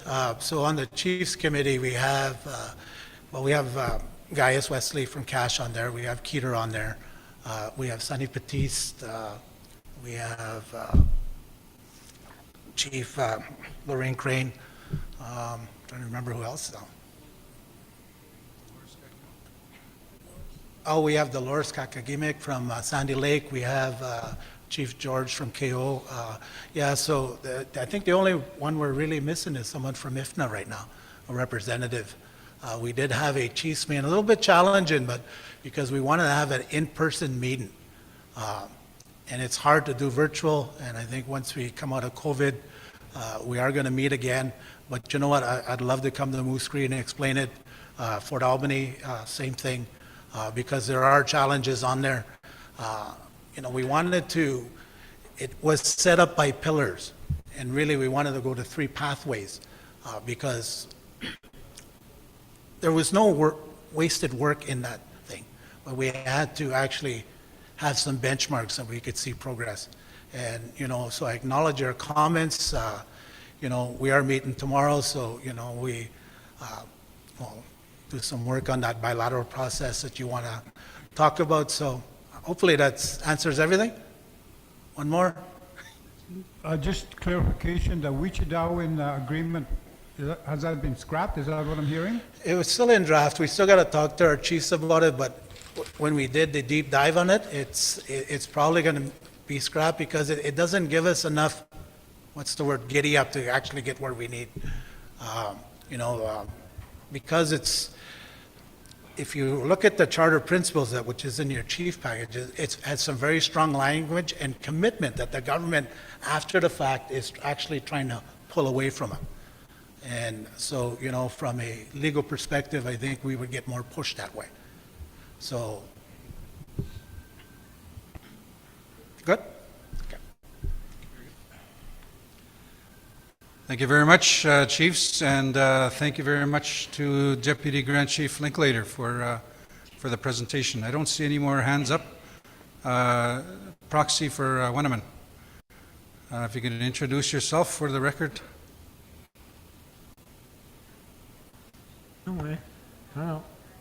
Dean Kamani, Deputy Chief Proxy for Wanaman. When we go get down, as we get to do the man, we are moving to the health transformation. Because we get going on with the man, you got to move together. We said, screen at the one attention of Kagapeso in the community. When God's got the I feel going to get kind of the magnum. So I just wanted to point out that I've been hearing about health transformation for a number of years now, and I haven't seen any kind of results at all. And why I'm saying that is exactly how our people feel at the community. They want to see results to resolve the health problems they're experiencing today, not 10 years from now. And the other thing too is that while we're talking in health, education, or any other stuff, I see towns like Zollicott, they keep getting the things that we're waiting for at the community. For instance, long-term care. We don't have that in our community, and yet our population is being used to justify increased beds in Zollicott. That's not what we want. We want them in our community. If Zollicott can get them, we should get them. We can get them. Amigaan mo naman yung health transformation. I wanted to point out as well that we've had a health transfer agreement for about 2 decades now, when we manage our own health services, hire our own nurses. But the problem that we have is that all that has been happening is administering the status quo that was in place when we took over, including the funding, and that's not right. And part of the reason is that we need to have trained and health experts in our community, policy advisors, to develop the policies and health laws that we need. And most of all, the thing that's missing is our own traditional health. And those are the things we need to work on. I just wanted to say just a little bit on health transformation. We need to have an end game here. We can't keep talking forever like we've been doing with health education, jurisdiction, and non-governance. Can't just keep talking. Okay, so that's my point. Miigwech. Miigwech, Deputy Chief Cromarty from Wanaman Lake. I don't think I heard a specific question, but if there's any comments. Grand Chief Fox, to maybe provide some commentary to your comments. Yeah, thank you, Dean. Thank you, Chief Chichu, for your comments also about the invite. I know we had our invite trip planned in November, and then COVID hit. And then we had another trip planned, COVID hit again. I had about 4 or 5 pages of notes here for my opening remarks, but I had decided to call up the executive, and it kind of cut into my time. But what I said in those remarks, and I'm going to say them later on day 3, just an outline of things that I've done more, and where I see the next 90 to 100 days post this assembly to Kiwewin in mid-August. What our plan is, hitting the communities, visiting people, grassroots approach, all those things. But I wanted to answer your question there, Dean, because Deputy Grand Chief Linkler has had it about 6 or 7 months, and I've been here well before that. And Grand Chief Fiddler had it before, previous Grand Chief Fiddler. And this came as a result, as I said in my remarks, from Laura Shiwabik, who had lost her life. Norman Shiwabik had given me this hand drum.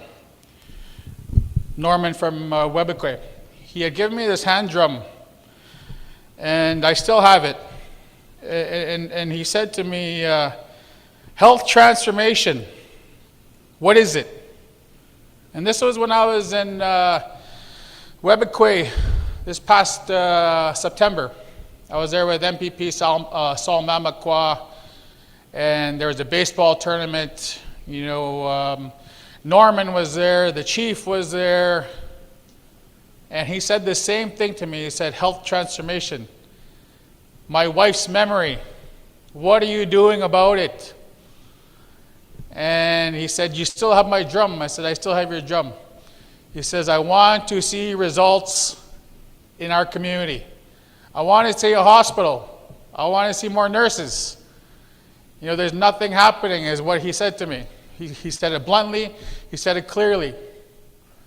So I want to assure you this, Dean, that we are also tired of the words, and we will, with Deputy Grand Chief Linklater, get the work done to ensure that results occur. We will honor those visits, Moose Cree, and I believe it was Fort Albany with Bobby Nakaji. And I'm sure there will be others. But health transformation, I'm getting questions from government on the work that's been done. And I, as the Grand Chief, will take full credit for any shortfalls or anything that has not occurred to date. And we are working extremely hard at it. And we know that they've been giving large sums of money to NAN. And we will ensure that results do occur, Dean. Thank you. Miigwech, Grand Chief. And looking around the room, I don't see any more hands up, so we will move to the next agenda item. So question or comment from the NAN Women's Council. Am I on? Yeah, go ahead. Yes. I guess just wanted to comment about health transformation, and just from my own experience with healthcare and my home community. I think you need family involved with home care. You know, my dad suffered from dementia, and we didn't put him in the hospital. It was just at the beginning of COVID. If we did, we wouldn't have been able to visit him. So as a family, we kept him at home, you know, cared for him 24/7. And then there's a different story with my mom. She was in the hospital, and COVID hit, and she was alone, in pain and suffering, on her own, with a bunch of strangers around her in hospital. So I think part of this transformation with healthcare needs to involve family members to be there with those that are sick, their sick loved ones. And another thing I just heard this morning that happened just recently with the evacuations, I don't know if it was Cash or Fort Albany, was that they transported elders on a plane out of the community, and then they were left on the plane for 5 hours. Apparently that's not the first time that happened. They had no escort with them.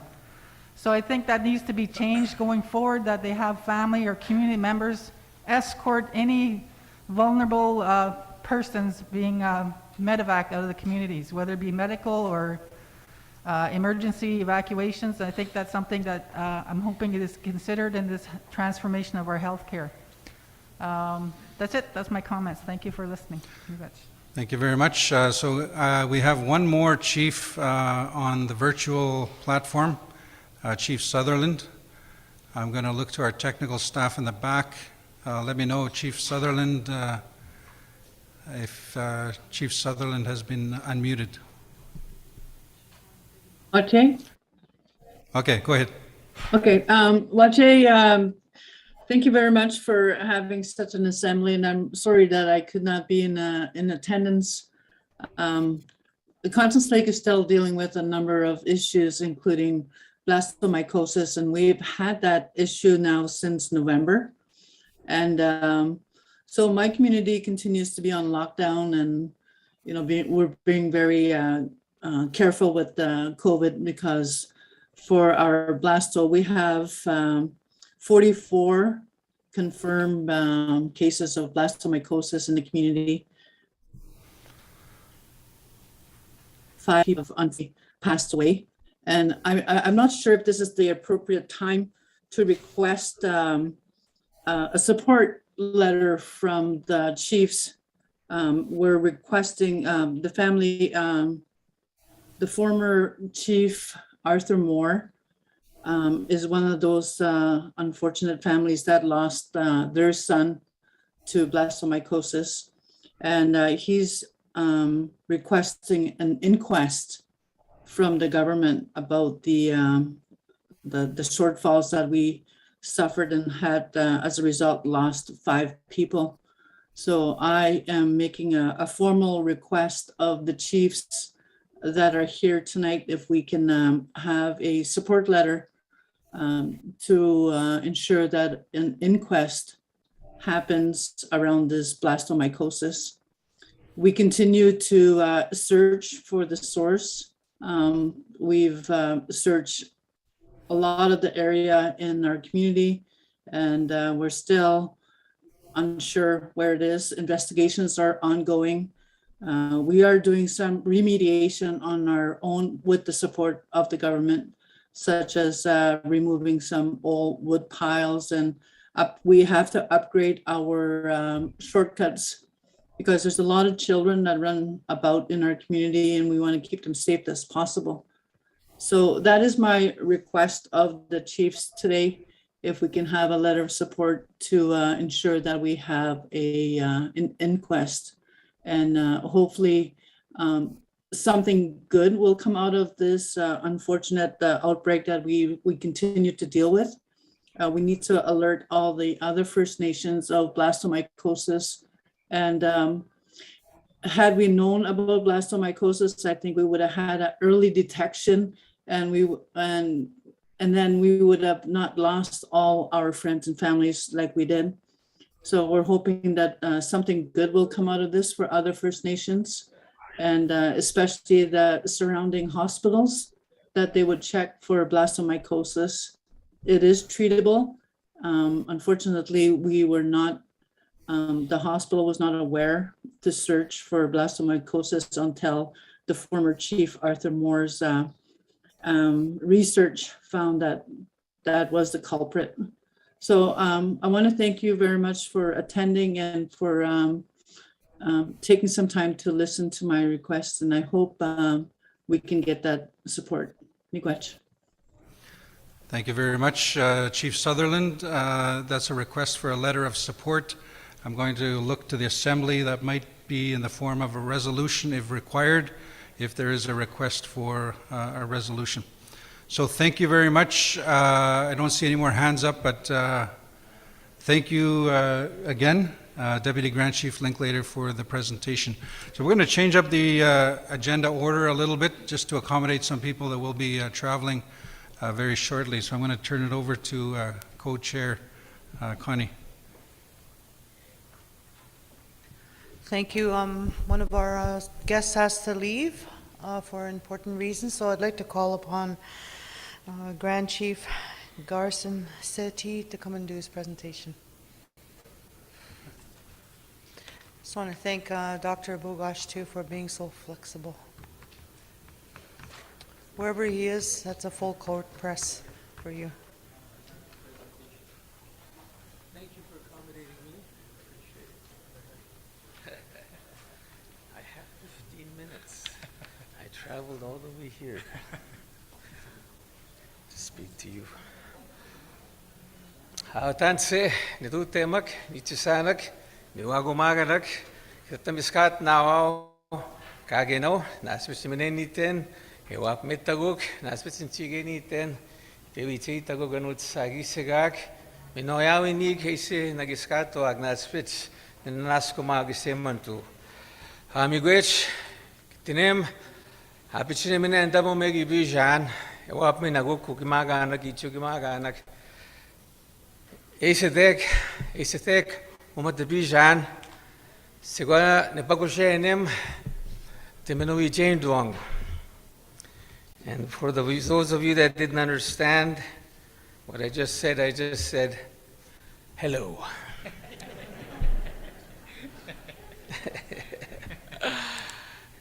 It is my distinct pleasure and honor to be with you here on Treaty 3 territory, the host nation being the Fort William First Nation and the host chief. Thank you for allowing me to be part of this assembly. I was just telling Grand Chief, I flew all the way here to speak to you for 15 minutes. So I'm going to make sure that those 15 minutes count. I want to say a few things before I get into my discourse. I want to thank our elder for the invocation and the prayer and the greetings from the Elders Council. Thank you. And the Women's Council, thank you for welcoming us, and also the youth. Very inspiring. I'm very proud of you. Thank you so much. And I also wanted to make mention of the chiefs that are in assembly this afternoon. Your work has been very difficult in the last 2 years. The challenges that you have faced has been very daunting and very treacherous, but you are still here just to show that we have great warriors in the Nishnawbe Aski Nation. So I just want to say I honor you, and I'm thankful that you're still continuing to lead your people. Can you join me as I give them a round of applause? We have led our people through the worst pandemic in probably close to 100 years. And we have lost some people, we have lost some lives, but together we have saved a lot of lives. Together we have saved a lot of our people's lives, and I honor you for your leadership and your dedication and commitment to your people. Thank you so much. And I also want to thank the people that made this possible to assemble, and I want to thank you for allowing MKO to be part of it. And Grand Chief Derek Fox, I want to say thank you for including me in your assembly. It has been a few years. We've talked on the actually through Zoom a few times, and I was telling him I actually thought you were shorter. Because we're always sitting down at these Zoom meetings, but it's good to see you in person, and I commend the warrior spirit that you have and the dedication that you've brought to your leadership, and I'm really thankful that you're doing a great work, an important work for your people here. And we just want to say that on behalf of MKO and the chiefs, we want to let NAN and all the chiefs know that we stand with you. We want to work with you. We want to just join you as we move forward together to create change for our people. When we're talking about transformation, we want to be part of that change with you. So thank you, Grand Chief. It's an honor to work with you, and we want to work with you continuously as we go forward, because I think that greater things are coming for our people. We have been through a lot of things, hard things, but great things are coming for our people. So keep your head up high. Keep your hopes alive, because a great change is coming to our nations in MKO and also in the NAN First Nation communities. So thank you, Grand Chief Derek Fox, and also your executive, the Deputy Grand Chiefs. You have a good team, an awesome team. I want to thank Bobby Narcisse for always coming to our territory, sitting with our staff, engaging with us, because we want to work together, engaging and working together collaboratively, because we have the same challenges in Manitoba that you have here. We have remote communities. We have a lot of things that have to do with the lack of resources when it comes to housing. Water facilities are not adequate to service our communities. We have a lot of medical transportation issues with our remote First Nations. We have mental health issues with our youth. We have suicides in our First Nations, and we're dealing with these things because I believe that the time is coming when our people Our people need to have services that are adequate. The quality health care that we deserve should be made available to every First Nation regardless of where they're at.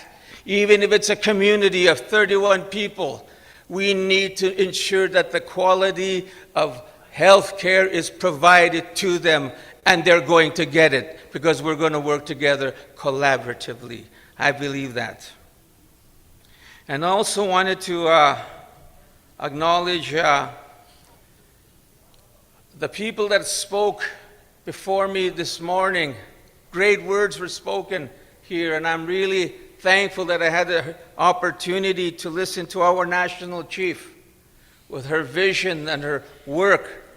It's an honor to listen to the first woman national chief in this nation, and to have her at your assembly is really a special thing to see, and I'm thankful that I was able to see that. And Regional Chief Glenn Hare, thank you for your words. I see the passion in your heart and your spirit, and also Victor Linklater and I go back, way back. And he had black hair when I first saw him. But I'm hoping that's wisdom, Victor. I hope it's not stress. And Deputy Grand Chief Bobby Narcisse, I think that the introduction of the National Assembly on Remote Communities is one of the most innovative ideas we've had in a long time. Because the people that live in our remote communities have suffered long enough. The people that have lived on the fringes of our Canadian society have suffered long enough. And we have a lot of shared experiences. That's what brings us together today, MKO and NAN, because we have shared experiences in our First Nations. But I believe that in this day and age, we as leadership, we need to move forward, and we need to initiate changes. In our MKO, we've been talking about transformative change. That we see changes in our healthcare system when it comes to First Nation people. And I think that we will need to improve the existence of our nations, our First Nations, because they deserve better. Our First Nation people deserve better than what they have received in the last 40, 50 years. No longer should our people wait and suffer in silence when they should be receiving the health care that every other Canadian has, and the privilege to have the facilities to be able to deal with their issues and their illnesses. Our First Nation people deserve better today here in NAN territory, and by the grace of God and the Creator, we will work together to ensure that they deserve that health care, and they're going to get it, because we're going to work together. We're going to not ask for change, we're going to demand change. We need transformative change in our First Nation communities, and I think it's time for that change to come, especially in our remote and isolated First Nations. We cannot accept the status quo. We cannot accept what is happening today anymore. We must demand those changes as leaders and warriors of our people.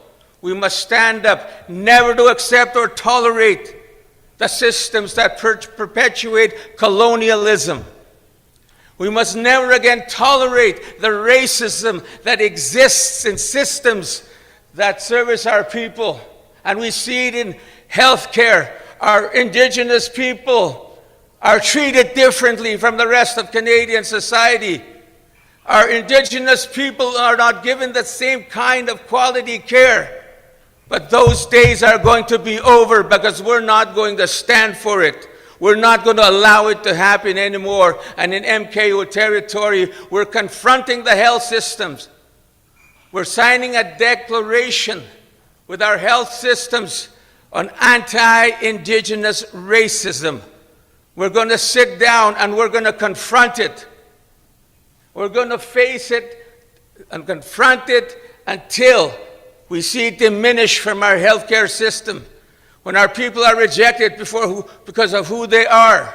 When our people are sleeping in a bed waiting to be seen, those days are going to be over because warrior nations are standing up. Warrior nations are standing up because our people deserve better than that. And the only way it will change these systems, and this is probably my main message. I think that's a cue for me to be quiet. One simple message I want to leave with you. The only way we're going to change these systems is if we take over. If we take over our health systems, when we take over and getting rid of bureaucracies, authorities that don't care about our people, that's when things will start to change.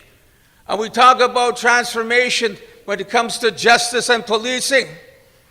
That is the only way we're going to eliminate racism, when our people are in those positions. CFS. How long are we going to perpetuate the government stealing our children? How long are we going to tolerate our people being taken away from their communities, given over to foreign cultures? How long are we going to tolerate our children are taken from their communities, away from their environment, away from their language, and away from their culture? Those days are over. Those days are gone. Because we're going to change it.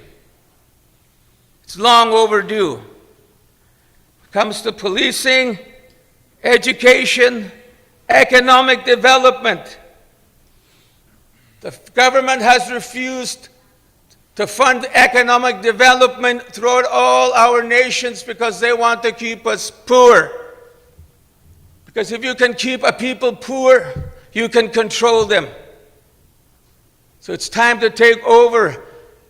Economic reconciliation is happening because our people refuse to live in poverty anymore. They refuse to live in the margins of society anymore. And I think that our people are tired of living in those conditions. How am I doing on time? All right.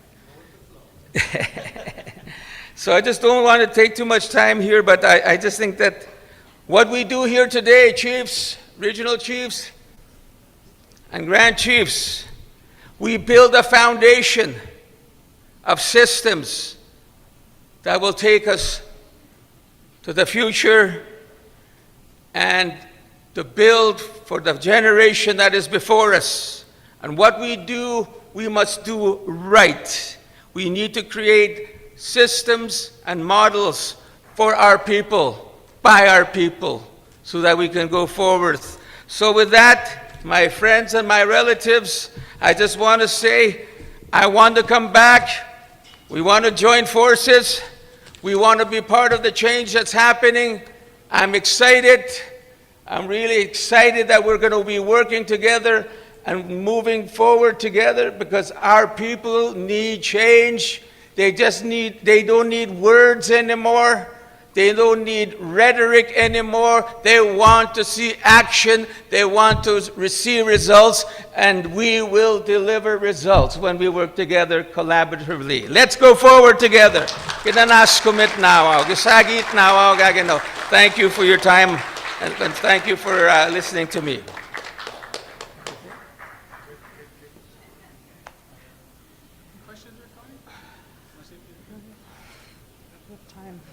It's pretty good. That was 16 minutes. Is there any questions? Any questions for Grand Chief? I know we're getting tight, but I can answer in Cree, I can answer in Ojibwe, and I can answer in French. Just kidding. okay. Thank you, Grand Chief. Miigwech. Okay. So with that, I'd like to call upon our youth co-chair and to come and introduce the next guest. All right, me, Gwech, Grand Chief. So next we have the COVID-19 task team with a special presentation with Dr. Isaac Bugosh coming to the floor. So I'd like to invite you to the floor.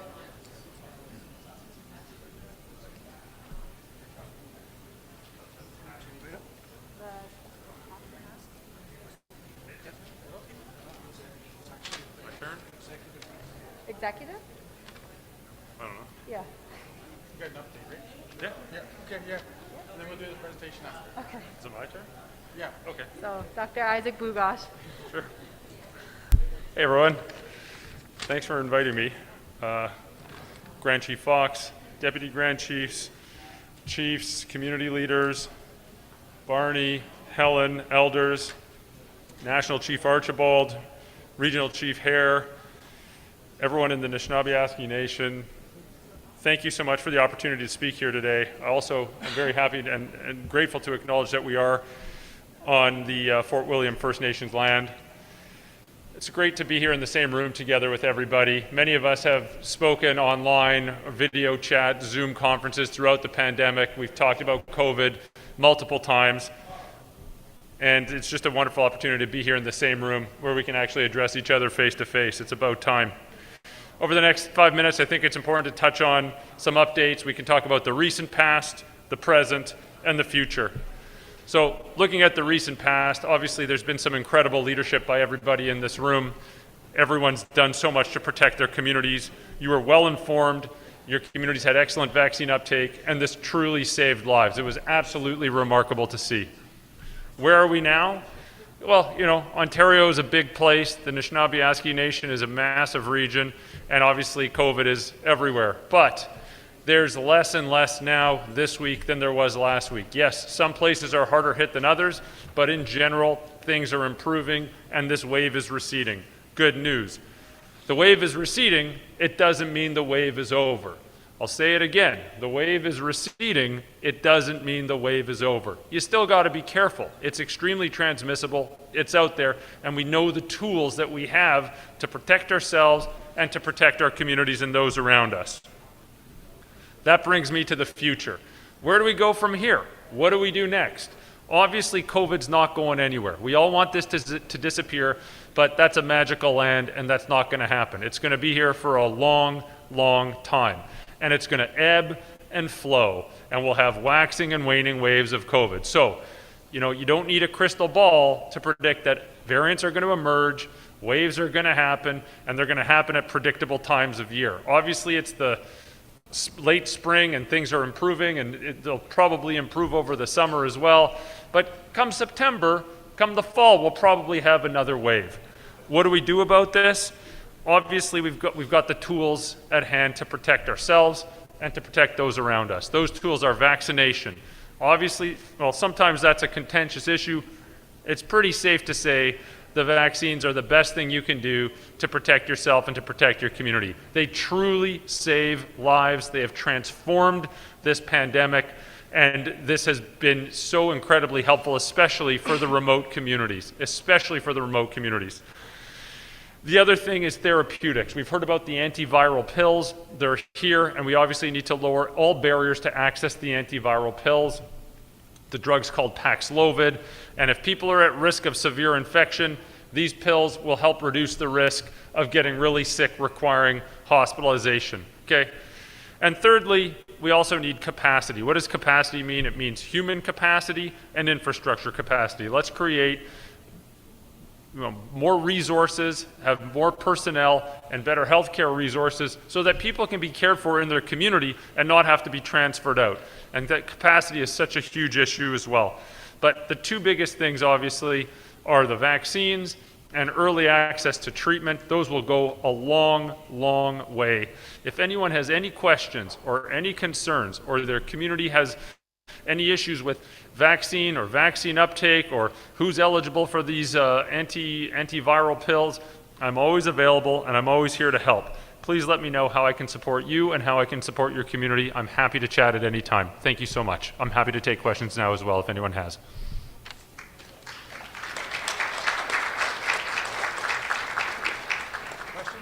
All right, so are there any questions on the floor or virtually?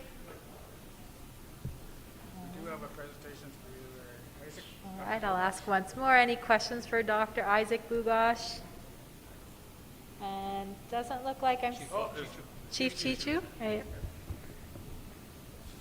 Hi, Doctor. Thank you for your presentation. Just a quick question in terms of vaccination for those that are 6 months to 4 years old. Where is that at? Some of us have been on a hunt break here for past month, goose hunting season for some of us, and I'm kind of a little bit out of the loop. I haven't met with my pandemic team here this past month. Just want to hear that publicly from you, where that's at, and yeah, absolutely. Great question. Thank you for that. So there's obviously the under 5 crowd is not eligible for vaccination just yet. The major vaccine groups are working on developing a vaccine for that age group. We saw data that showed the vaccines are anywhere between 30 to 50% effective in that group based on the early data that was available. People hear that and say, oh my God, what the heck? That's not good enough. The answer, remember, is kids can still get COVID. Kids can still get sick from COVID. Kids can still end up in hospital from COVID. It's not as common as older people, but they can still get sick and end up in hospital. It's just not as frequent as older individuals.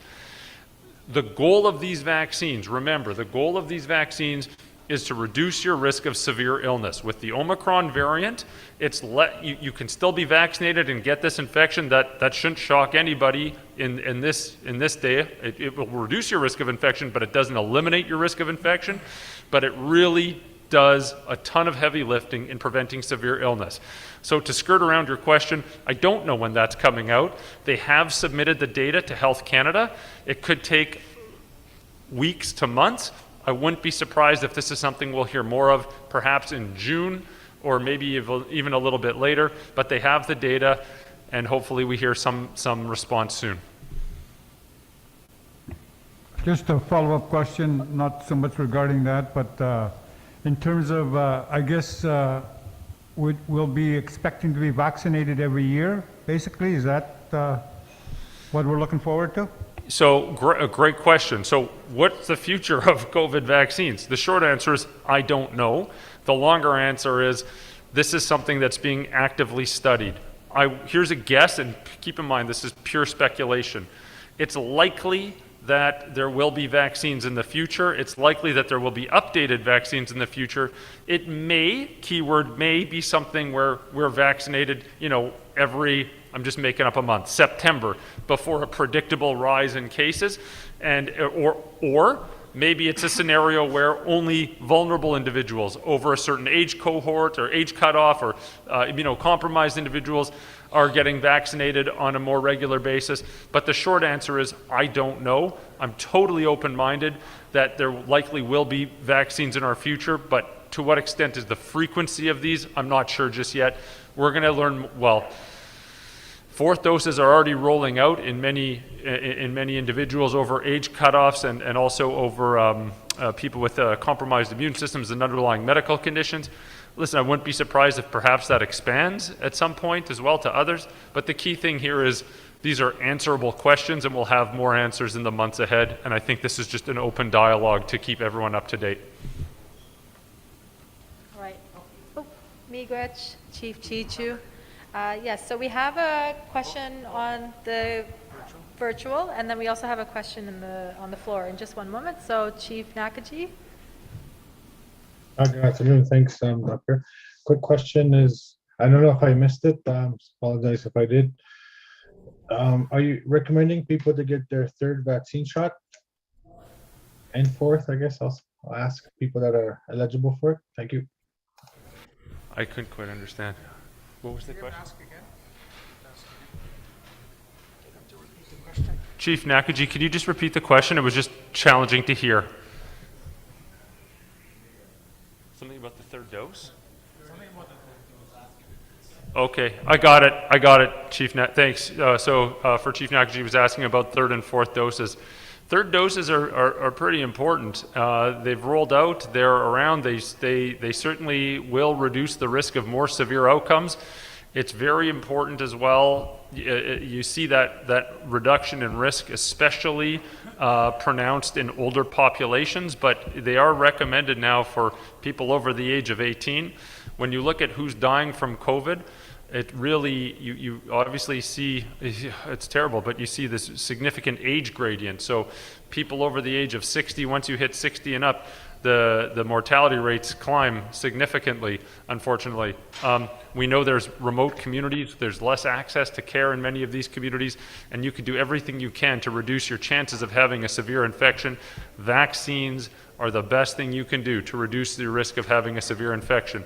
Regarding Chief Nakaji's other question about fourth doses, yes, these are rolling out as well. They are available to people over the age of 60 in Ontario, to Indigenous communities, to people with other underlying medical or health conditions that we can go into in detail. And, you know, I think it's fair to say that even in the context of this wave, those will also help reduce the risk of more severe infections. What's really interesting too, not entirely related to us here, but those fourth doses went into the long-term care sector rather early and did a lot of good protecting the, individuals in long-term care throughout the course of this Omicron wave, which has been extremely helpful, and it's probably saved many, many lives because of it. Thank you. Miigwech Chief Nakaji. Next we have the proxy, Dean Cromarty. Thank you. My question was on the booster shots. Is there a new or improved booster shot being developed? Yeah, that's a fantastic question. He's asking if there is a new vaccine or a new update to the vaccine.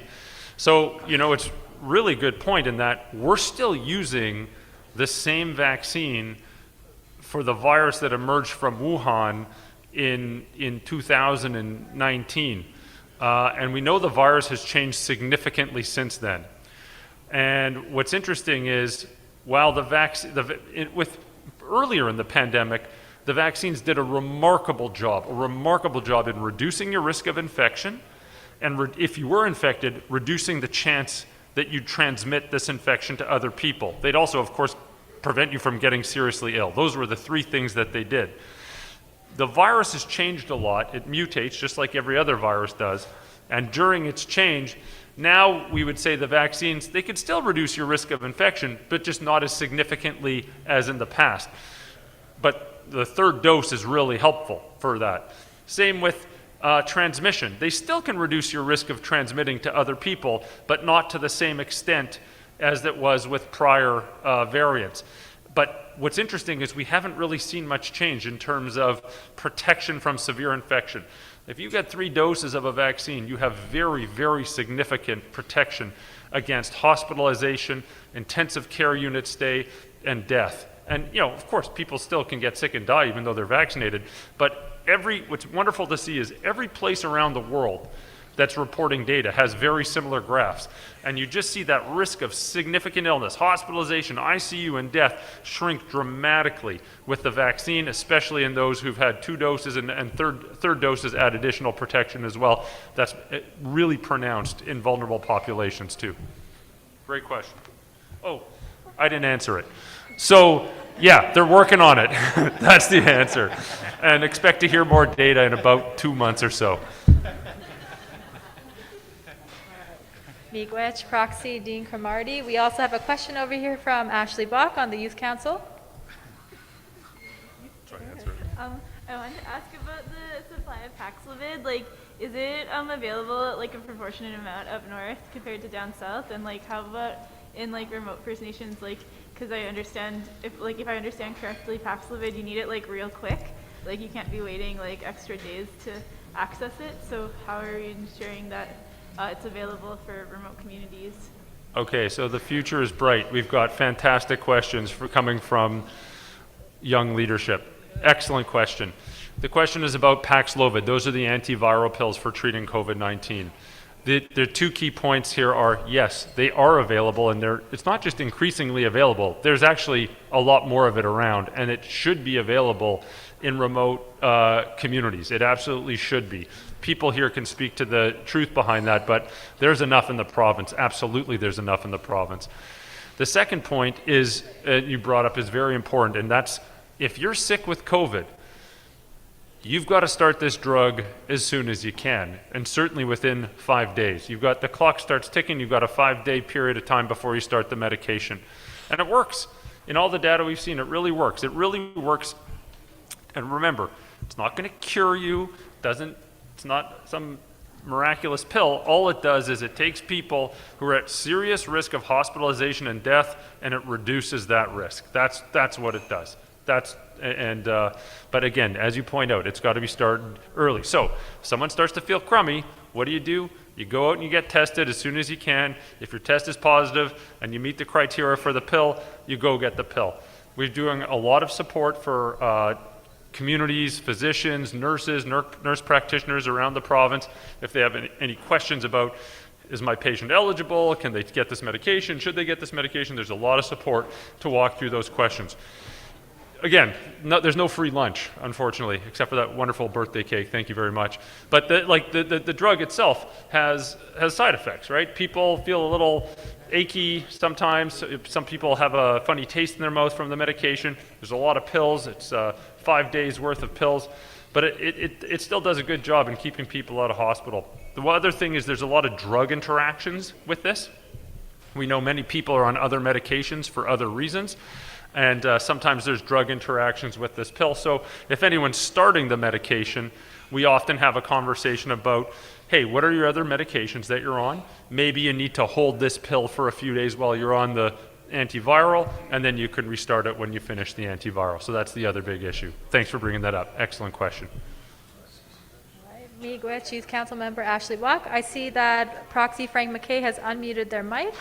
The floor is yours. Okay, thank you, Doctor, for the presentation. I just got a comment, and I don't know if you can respond to it. It's got to do with the funding that's been that ISC has provided for COBOT for this COVID pandemic that we're having, and it seems to me that there is some slacking off of the resources we need in order for us to contain the COVID infection rates that we have in our communities right now. As you know, most of my communities from Wendigo First Nation Council, we've had an emergency, and we also having an emergency right now in Sachiko Lake, and so on. But we are getting a very slow response from the federal government in relation to responding to the requests that we have, because nobody is available to assist because of all the other emergencies that are happening in this province. But the thing is, they have very limited resources in terms of the support that they need, the contact tracers, the operators of the machines, to the couriers that are required to support the isolated ones. And what I'm saying is that, I see that there is a downward in terms of support that we get in relation to how the communities want to contain those. We don't have, in the remote communities, we do not have isolation units or any facilities that will support an isolation of an individual in the community. As a result, they go back to their homes and infect the whole household. And that's what the thing is that's happening right now, is what the increase is that there's no isolation buildings for the people that are infected. So, and that's why I'm saying that I don't know if that's I've seen the regional director here in the present this morning, but I don't think she's here now to answer those things. I think the executive would ask the executive to to address this issue with the ISC, because it seems like there's a very slow response to the emergency situation that we have in our communities. Thank you. Thank you for your comment, and obviously I'm very sorry to hear about that. I know it's been an extremely challenging time, and we know how transmissible COVID-19 is, especially if someone has it and goes back in the home. It's very likely that other people living under that roof will get COVID-19. It's a very, very tough situation. And I know there's many under-resourced areas, and you know, we just need more help on so many fronts. And of course, everyone is stretched completely thin. I'm not in a position to comment on what resources are available, and I'm just not in a position to comment on that because I just don't know. But I can appreciate how challenging that is. Please. Thank you for your question, Frank. You know, I've been doing a lot of thinking, or we've been doing a lot of thinking about this as the executive. And since COVID has started, we've been largely underfunded. While we appreciate the hard work that both levels of government have done, a large amount of underfunding has occurred with our First Nations, with our testing, with all of our resources. So I think an assessment needs to be done. We're still not out of the woods. We have long COVID, for example, the long-term effects of COVID. I've talked to Dr. Bogosh about this a little bit.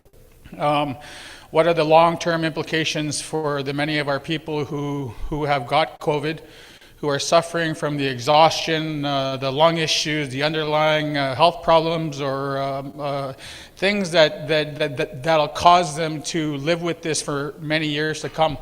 So that's what the executive and I will be doing, is sitting down to ensure that we have an objective and that advocacy does occur. Miigwech for your comment, Proxy Frank McKay. And now I would like to invite the Grand Chief, Derek Fox, for a special presentation for Dr. Isaac Bogosh. Oh, yeah. Questions are done? Okay.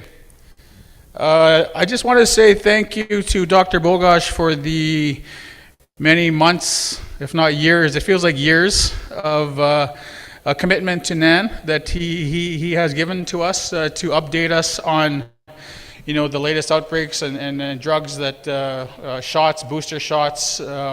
There's many other people to thank, like former Grand Chief Alvin Fiddler, who we're thinking of at this time, who was supposed to be here today, but we all know that he's at home battling COVID. And but there's many other groups, so much people from SLIFNA, health directors that we would love to thank. But at this point in time, we're going to thank Dr. Bogosh for his work. So I'm going to ask the NAN executive to stand up with me to thank Dr. Bogosh on behalf of NAN and the chiefs, to thank him for his hard work and commitment. He's been on calls. He never misses a call. He's always there to update and answer questions for our leadership. So it's a moose. I know he was supposed to go moose hunting with Alvin, so I figured he liked moose, and they were supposed to go moose hunting this fall. I'm not sure if that happened, but it's a painting of a moose, and we just want to thank you, Dr. Bogosh, for your hard work. Absolutely spectacular.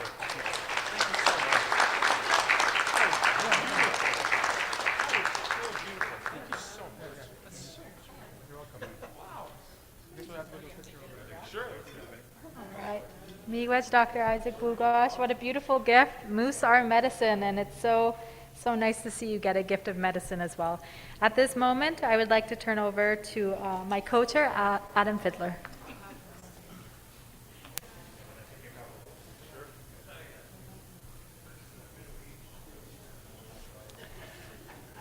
Just get a picture of the presentation. I don't know if they went moose hunting, but he's got a moose to take with him anyway. Miigwech. So we're going to move right along with our agenda. The next item, 2:15, so we're about, I think, a half hour behind. The next agenda item is the Canadian Human Rights Tribunal update. And I'm going to turn it right over to Deputy Grand Chief Bobby Narcisse, as well as Julian Faulkner, who I believe is in the room somewhere. Deputy Grand Chief. Uru. Good afternoon. I'm Deputy Grand Chief Bobby Narcisse. I just want to give a brief update on what's happening at the Canadian Human Rights Tribunal level. But before we do that, I just really want to acknowledge our very dedicated Chiefs Committee on Children, Youth, and Families. And I want to acknowledge Chief Dolores Kakagamic from Sandy Lake, representing our independent First Nations. Also like to acknowledge Chief Dorothy Tweedo from Arrowland and representing Matawa. Also Chief Lorraine Crane from Slate Falls, our Wendigo rep. Also our thoughts and prayers also go to Deputy Chief Earl Chichu, who's been very active in our Chiefs Committee over the years. And we know that he's ill, and so our thoughts and prayers are with him for a speedy recovery. And so our thoughts are with him. Also, the ever-popular Chief Sonny Batiste, our friend here. He's also on our Chiefs Committee, and he's been very active, and we really appreciate his contributions over the years as well. Also, from North Caribou, we have Chief Carolyn Kizik as well. Miigwech, Chief Kizik. And also we want to acknowledge our women's rep, Teresa Sutherland, and also our youth council rep, Lyndon Wabus as well. Our council reps are also an integral part of our Chiefs Committee on Children, Youth, and Families to bring those priorities forth. Also, I'd like to acknowledge members of our technical team, who are comprised of many members of our Child and Family Service agencies. I want to acknowledge Thelma Morris, who's Executive Director of Tikanagan. I also want to acknowledge Irene Tomatuk from Peokitano as well, who's on our committee, and also Shirley Gillis Kendall from Cunawinamano, and also James Morris from Slifna. And so over the years, this is the team that's been coming together to look at child and family services and child and family services reform as we move ahead and supporting our children. And sometimes our community members and our chiefs and our leadership always ask, what does NAN do? What's NAN doing in these particular areas? And so with the help of our Chiefs Committee, our leadership, we are making inroads in terms of child and family services reform. We want to ensure that there are resources and areas of priorities that are being adhered to look at our children, youth, and families. And I know I'll be doing a little bit more of an in-depth report when we're doing our social services update on the third day, but I really want to update and take questions on the recent developments of the Canadian Human Rights Tribunal proceedings that NAN has intervener status. So Nishnawbe Aski Nation has intervener status at this Canadian Human Rights Tribunal that found the federal government guilty against discriminating against our First Nations children in the areas of child welfare. So I know it was a case that was started off by the Caring Society through Cindy Blackstock, and also had the AFN there and the Chiefs of Ontario. And so it was our chiefs at the time made resolutions to give NAN Executive the mandate to pursue intervener status at the Canadian Human Rights Tribunal level. The reason being, well, I think we were talking about it before, and we've also impressed upon this, is the fact that many of our remote communities aren't really resourced properly to really deal with all these different areas within child protection. Many of our communities have severe gaps in services, like in housing, infrastructure, mental health services. How are we supposed to keep the family together when our housing is substandard? How are we supposed to get prevention work happening within our communities when we're not resourced properly? Child and family service agencies across Ontario are funded at a different level than our own. Prevention services are funded differently in urban centers than our remote communities, not just our fly-in communities, but also our road access communities as well. And we say that many times that our agencies or CESs are stealing our children or taking our children away. Well, it's time to shift that paradigm. You know, there's different things in place that our First Nations are now able to access in terms of prevention, and this is what we need to build upon. If we're really truly going to change child and family services, we all need to take it from a community-based level. It can't come from a top-down approach. And I think with this new executive, we're building on the work that's been happening over the past few years with respect to, okay, well, how do we keep the families together? What supports are needed for those families? What sort of, these are solutions that should be coming and are requested to be coming from the community level. You know, your executive here doesn't have all the answers, but we could gather all the different knowledge keepers to ensure, well, this is what is needed in our communities.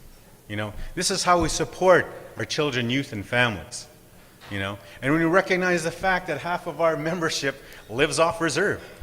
So, you know, we have to take into consideration too that many of our many of our children live off reserve. They have special needs. You know, there's different areas that there's many facets that we have to take into consideration when we're looking at child and family services reform, and also taking it to the communities to see, well, what's the best way in terms of you know, reforming child and family services. So there's a lot of good work that's happening, and I just want to report to you what's happening with respect to the Canadian Human Rights Tribunal proceedings. And we do have a PowerPoint presentation, and I know over the past few months you've been hearing some information from the federal government in terms of this agreement in principle, the long-term reform of First Nations child and family services, the funding approach that needs to be revamped for child and family services. But also, I'm here to also report on some of the inroads that your executive and your Chiefs Committee has made with respect to provisions specific to Nishnawbe Aski Nation and our remote communities. Not just our fly-in, but our road access as well. Because like I said, I want to reiterate this, there's various degrees of remoteness and gaps to services. So I also want to briefly touch upon the immediate measures as of April 1st of this year. The funding processes, also the First Nations representative services that each of our communities can access as a resource. You know it as the Band Rep program. But this is like the First Nations representative services is also another conduit that our First Nations can use and develop at the community level to look at ways to really service even your off-reserve population, your on-reserve population. We have some workers within the hall here that are helping our First Nation communities develop those Band Rep services. So also post-majority care. But also, very importantly too, that Ontario Regional Chief Hare mentioned this morning too, is the fact of the prevention dollars that we all had to vote on in terms of the prevention dollars that are going straight to the First Nation community. You know, it's not a flow through or anything. It's a tool, it's a resource that the First Nation could use to develop prevention activities to be developed by the First Nations themselves. I'm going to be touching up a little bit upon that as we move ahead. And of course, you mentioned we had our guest, Grand Chief Garrison Setti here from MKO. As a result of the work that we're doing with remoteness and remoteness quotient work, we caught the ears of many leaders across this nation that share our remoteness challenges. And so we'll be talking about the newly created assembly called the National Assembly of Remote Communities. I touched that up this morning. So NARC, so we'll be talking about that and some exciting work that needs to happen regarding that. We'll be sending a delegation to Saskatoon for the National Assembly of Remote Communities work there as well. So my introductory comments also include, I just want to touch upon the Canadian Human Rights Tribunal global settlements. Also a little bit of work on the NARC. So I just want to briefly start upon the update on the long-term reform of First Nations and Child and Family Services. So On slide number 5, there's this summary of this agreement in principle. The Canadian Human Rights Tribunal signed the agreement in principle on long-term reform on December 31st. Canada and the Class Action Council, also agreement in principle on compensation on December 31st as well. So the federal government came to us back in November, December, with this settlement agreement. And the amount of the settlement agreement was $40 billion. So $40 billion was presented to all the participants, the claimants through the Canadian Human Rights Tribunal. So $20 billion is going to go to compensation for children that were in care from 1991 onwards. Okay? And $20 billion of that is going to go towards long-term reform of the First Nations Child and Family Services. So these discussions have been going on with all the different partners through the Canadian Human Rights Tribunal participants as well.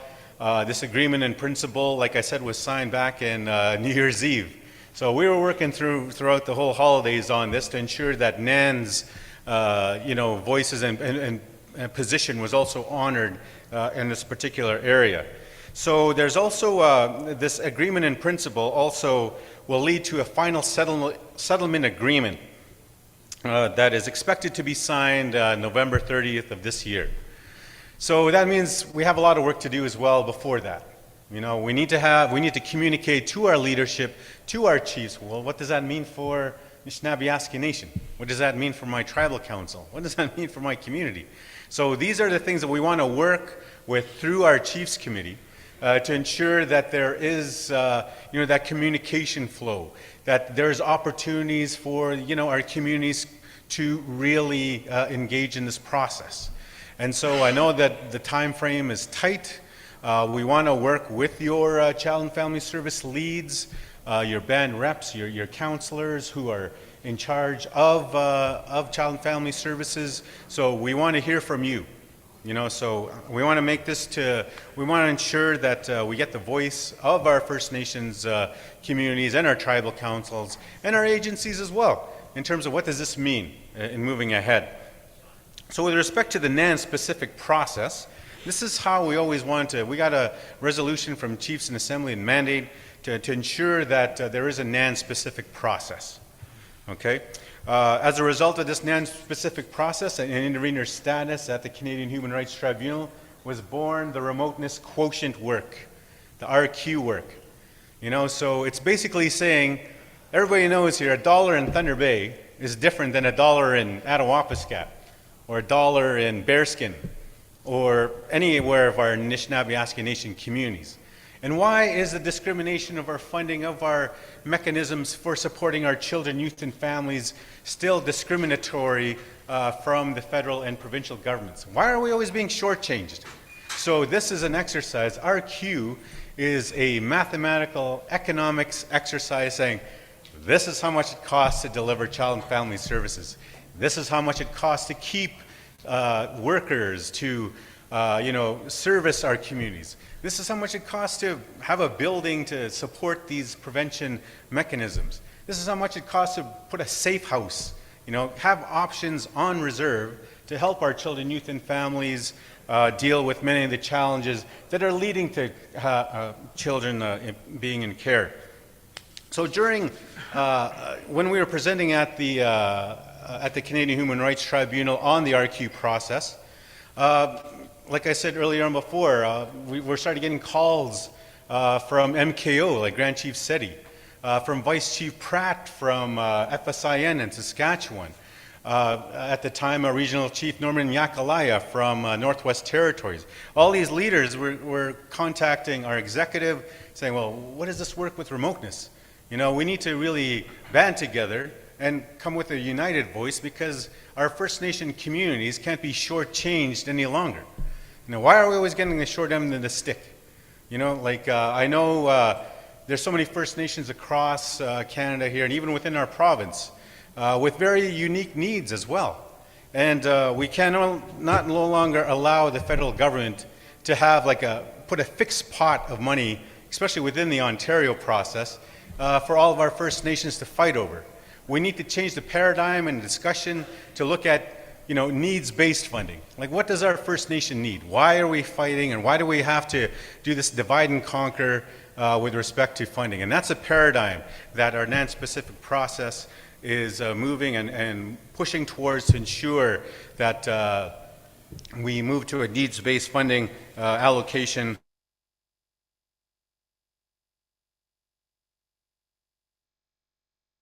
Looking at remoteness. Remote communities. So we're looking at our funding, our resourcing to be indexed to account for remoteness. So that also includes like a percentage, a top-up, to look at looking at various degrees of remoteness that should be allocated when you're getting your funding for in these particular areas. So our partners from the National Assembly Remote Communities has also recognized and will be resourced to do the work that we need to do for us to come together. So Indigenous Services Canada has agreed to fund NARC for next 5 years at $2 million a year to look at an opportunity for our leadership to get together to really focus on a lot of the remote issues and priorities and challenges. So none of our communities want to be left behind. So same thing, NARC Canada Remoteness Table will take at indexing national and building NAN Canada RQ tables. So it's looking at indexing and providing for remoteness for existing funding that's available for our First Nation communities as well. Also, within the agreement in principle, as a result of our negotiations with remoteness, the Indigenous Services Canada also agreed to fund a remoteness secretariat. Secretariat that will support our First Nations in collecting the data that we need that is specific to our communities with cost analysis, looking at, it would also serve as a hub for looking at best practices. What's working in our First Nation communities within NAN?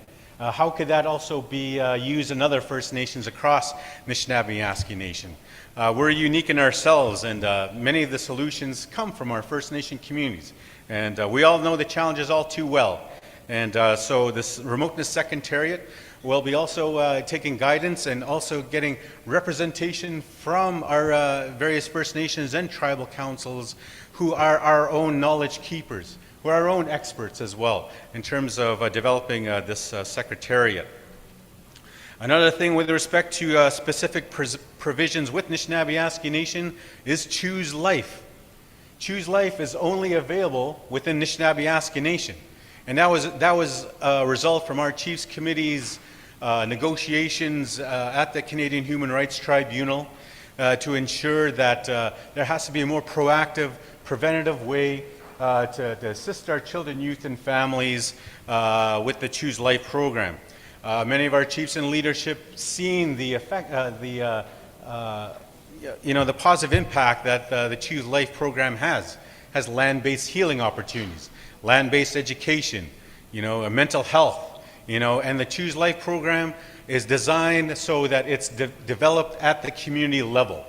And these where the solutions need to happen is all these different resources should go straight to the First Nation community to be developed at the community level. So Choose Life is a testament to the work that's happening within the NAN-specific process in moving ahead. So immediate measures that were implemented through the Canadian Human Rights Tribunal is capital funding. I know many of our chiefs and many of our workers in Child and Family Services always say, well, okay, well, there's money going towards the First Nation. What about capital? Where are we going to put these workers? How are we supposed to run a program if we don't have like the building or infrastructure to do so? And that's one of the reasons why our Chiefs Committee has always been all adamant in the fact that, well, there needs to be significant capital investments in our First Nation communities across NAN. Our positions are unique, so our funding pot should also be unique to account for remoteness to be determined at the community level and how those prevention dollars, how those capital dollars should be spent in our communities. Again, the band representative services, another instrument for our First Nation communities to develop. I know many of our communities are a little bit farther ahead with developing their band rep. It's called the First Nations representative services now. You know, it's an opportunity, it's a resource for your First Nation community to, you know, service children, youth, and families that are even outside your communities. I know many times, you know, our citizens call the band office saying, I need help with basic needs. I'm about to get thrown out of my apartment. You know, my children need bus passes, or they need, you know, mental health. You know, like this band rep program could be designed at your, at the community level to really service your First Nation to help your community members in need. So Nishnawbe Aski Nation is also working to develop some supports to help develop your band reps. You know, like I think band reps also, I want to give a shout out to Deputy Grand Chief Victor Linklater, who is also a good member of my our Chiefs Committee over the years, and helped pave the way of looking at how band representative services would be developed at our community levels. Also, care for adults, like post-majority care. We also know that there's always like youth that are aging out of care. What happens to them? Like they're in limbo, and especially that is very concerning to our community members across Nishnawbe Aski Nation. Like what supports need to be there for adults post-majority care? What resources should be available? And the only way we can do that is looking at getting the resources straight to the First Nation community or the Tribal Council to develop those supports for care for adults and post-majority care. Another thing I just wanted to touch up on as we move ahead, one of the last things I want to talk about is the prevention allocation for this year, 2020-2023. And that was another process where the federal government put a fixed pot of money within First Nations. I know the Ontario allocation.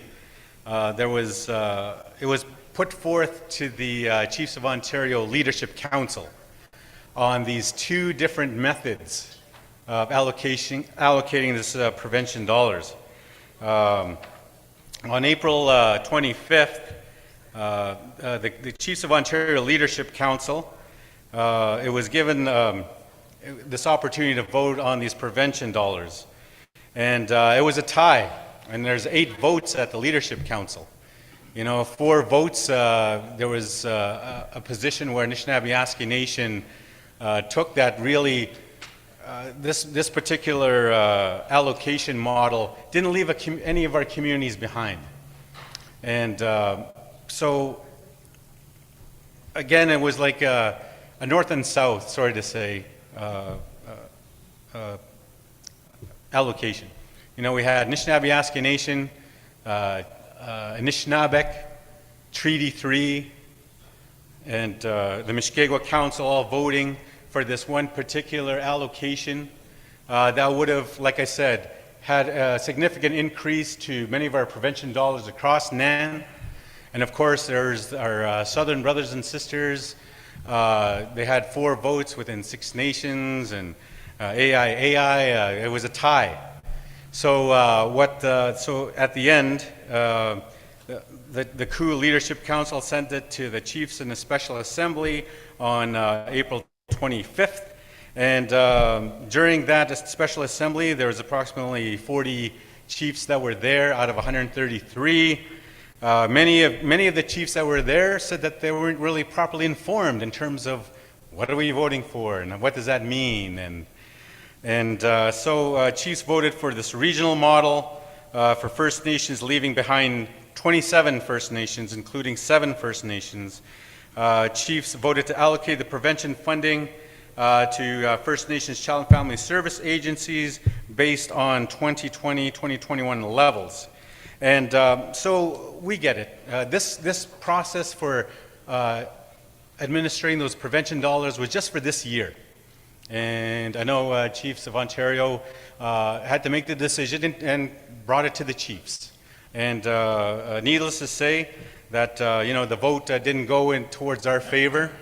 Although our communities would see a significant increase in prevention dollars. There's a few of our communities, due to confidentiality, we cannot say that some of those communities wouldn't get an increase. They would just have the same levels. But many of our communities would have an increase in those prevention dollars.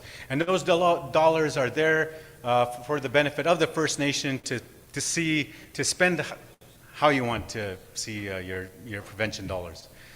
Whether it be supporting families or ideas in capital or all those areas. But that's just an exercise.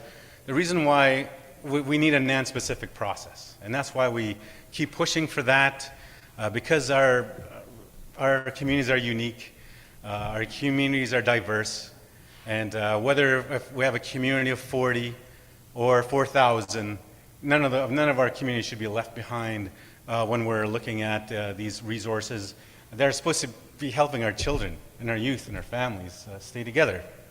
And so that's why we're so passionate with your Chiefs Committee as well in terms of pushing this work forward and to really ensuring the fact that for next year's prevention dollar allocations, we're going to be looking at ways to engaging our First Nation communities and how they see prevention dollars being rolled out, working with our individual tribal councils as well to help facilitate that.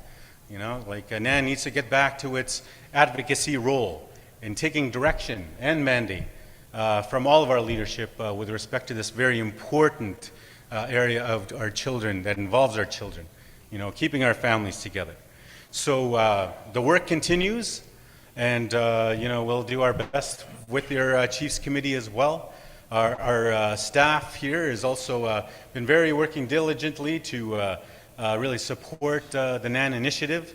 But I get it, Chiefs and everybody that's participating virtually, we need to do better. Our executive, our team, we need to do better to really get the information out.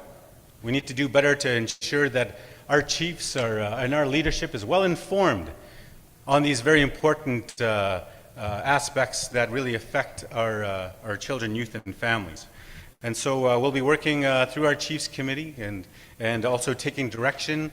We're looking forward to visiting each of your communities to explain this as well and get direction. And looking at some of the areas where things are happening, things are succeeding, these are community-based solutions. We want to see that and take direction. So those are a lot of things that we want to do. Lastly, I want to talk about the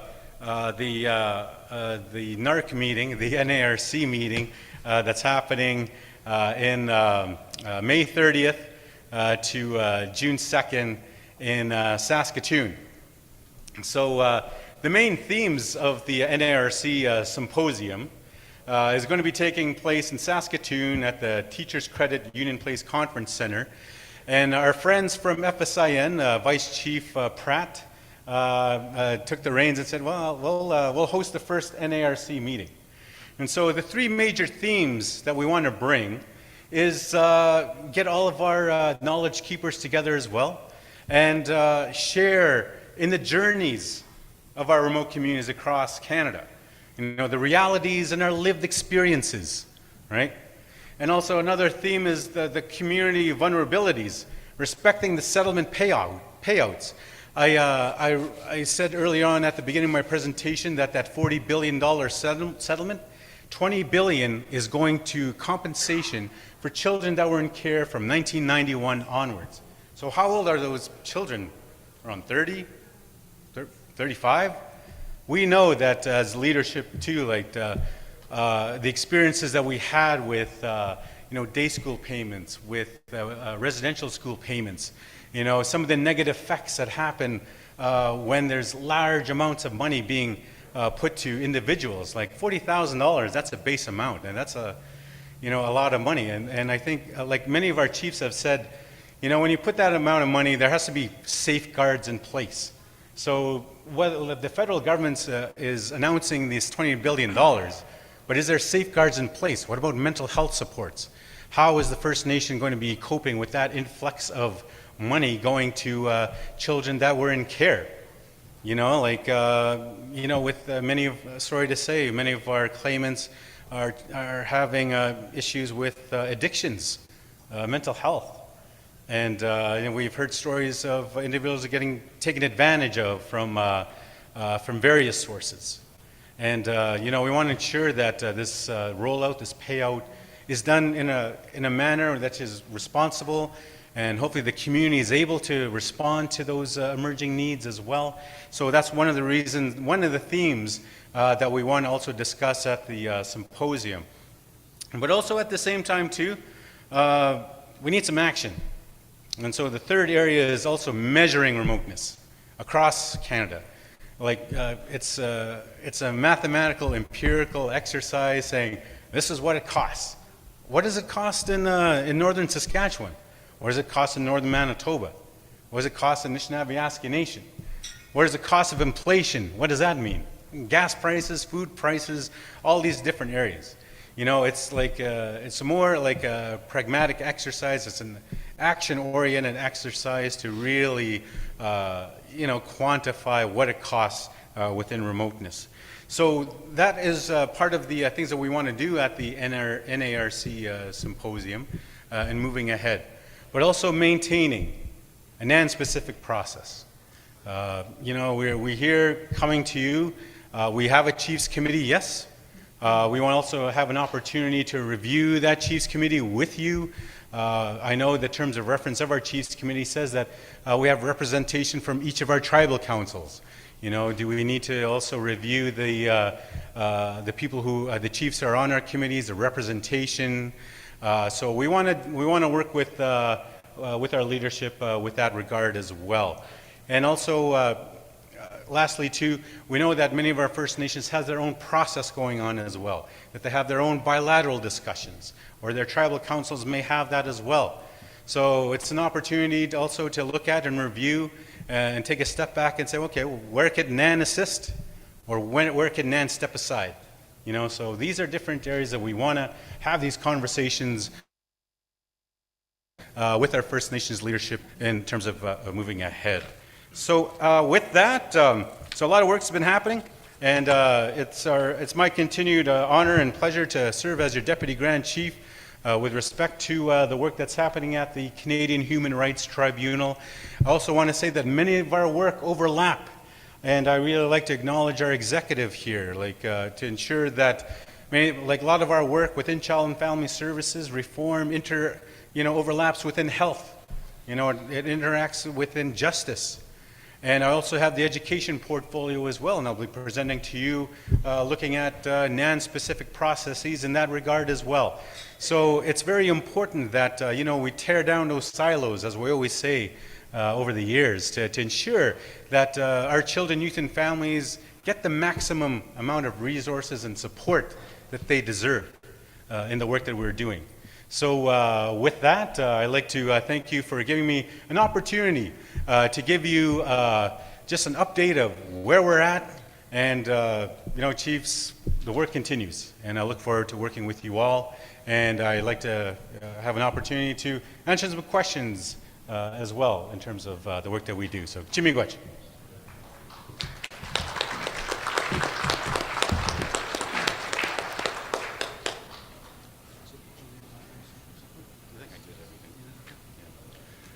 Thank you very much, Deputy Grand Chief. So the floor is open if you have any questions. Chief Adlukan, if you can, for the record, state your name and First Nation. Chief Adlukan, Fort Hope, or Yabmatang. Yabmatang, I guess. Oh, I'm just out of breath listening to this guy talk for half hour. I know. Okay, I got a question, not necessarily a question, but it's just something that I thought maybe I'll bring it. We've talked about it in council and how things have, I guess, perhaps slid backwards rather than improving in our community, which is Tikinag and Child and Family Services. I was a chief when we first talked about the decentralizing Tikinai into bigger communities. And as years went by, I think perhaps we lost that vision where we sort of have the decision makers in the community who would be supervisors, make immediate decisions and all that. We have a big office, and we only have one secretary and 2 workers there, and most are in Thunder Bay. What happens there is when there is a case that opens up, I feel sorry for the 2 workers that are in Fort Hope. They get a plan for that child and names of the children, but there's no narrative what happened here. We don't know because the actual worker is not there with us in the community. So the person that comes to have those papers signed are not, they don't know the child, and that's not their file. So this is where I think that has happened to a lot of things over the years. We've become, I guess, we let some of the stuff slide, and we don't. It should have been a better child welfare community program at this time, but it's not. So we send some files back and sometimes say, okay, we don't know we don't want to sign something that we don't know what's going on here. You have to have, because those children need help. And by signing that, we're supposed to try to help them. But if we don't know the case, it's just like somebody giving you a random piece of paper. Okay, sign this, please. This is a child that needs help. It's like that. So I've asked, when I first became chief, to bring in the executive there or the board that's there. And I don't even know who's our board member at this point in time, because they don't, in our meetings, my TAG meetings within our catchment area, they do not come to make presentations. They're not invited. That should happen. Mm-hmm. So a lot of cases are like that, and this is the one I'm extremely concerned about. In my community, and there's a lot of other stuff that you talked about, and because mm-hmm. It went so fast. I know. I'm gonna have to think a little more, but that's one thing I really wanna deal with within our own, because it's some of our child welfare cases are, we belong in NAN, so there are, so we need to do something about that. We need to deal with it, and try to get our supervisors to remain in the community, which is the responsibility of the directors of each community. So that, that's one thing I really like to bring out. There's a lot of other things that you talked about I would question or answer or comment on, but this is one of my key ones at this point. Thank you. Miigwech, Chief. No, thank you for those comments, and I apologize for the amount of information. But no, there's that's a thing too, the First Nation. I recall the resolution that was passed in Assembly here. Your children, your families, or your jurisdiction, wherever they may reside, if they're in community or off reserve. And a tool that, a resource that is also available to your community, like I said earlier, is the Band Rep program. That First Nations Rep, you're allowed to get legal opinions. You could bring lawyers to help you understand what's happening with a child that's going into care. That Band First Nations Rep is also there to help the families with liaison, any supports that they may have, and it'd be open to working with you and your community members to see how your band representative program is running, to ensure that you have all the answers, and also you are also included in a plan forward that affects your citizens in moving ahead and looking at the best interests of the child. Your your vocabulary on what the best interest of that child means. Not the province, not the CAS, but we'd be open to looking to working with you as well. And I just also want to mention too that various tribal councils like Matawa is also developing band rep First Nations support mechanisms at the tribal council level. And I believe like even Mishkegwag is developing theirs, and other tribal councils are open to do that as well, to help service their communities with those band representative programs. Because yes, many of our chiefs sometimes do not have all the right information, or they're not given the information due to confidentiality. But holding true to that resolution stating that your children or your jurisdiction, wherever they may reside, and using your First Nations representative program to ensure that you are given the tools, you are given the legal information that you require to make a more informed decision that really affects your children, youth, and families within your communities. So we're open to working with each of our communities in this regard. Frank? Yep. Yeah, good afternoon. Thank you, Bob, for your very thorough presentation there on this item that you're talking about. I don't even know how to say that. CCR, whatever. NARC. Anyways, it's I was involved in that meeting that we had with the regional chief, Ontario Regional Chiefs special forum that they had on this matter, and I was kind of disappointed that the outcome of that the vote that happened. Even though there was a committee, chiefs committee that was involved, that should have had made a decision that was best and recommended, to the chiefs of Ontario, but it was left to our group there, the 40 that was there, with inadequate information for us to be able to do that. My understanding was that there was a 400% increase in the prevention dollars overall allocated to Ontario. Yet, the decision that was made left behind 27 First Nations. No increase at all. With the 400% increase, there's no spirit of sharing and caring for the people that our young people that we have. And yet we ignored, the needs of those people, the 37 First Nations that were left behind that. There was two options that were presented to us, the regional and also the equalization option that was more fair to us anyways, to the First Nation in Ontario. Everybody got an increase on that one. So that's my understanding anyways. If I'm gonna have it right, maybe you can correct me. But that's just very disappointing in relation to we haven't improved our relationship at all between the North and the South.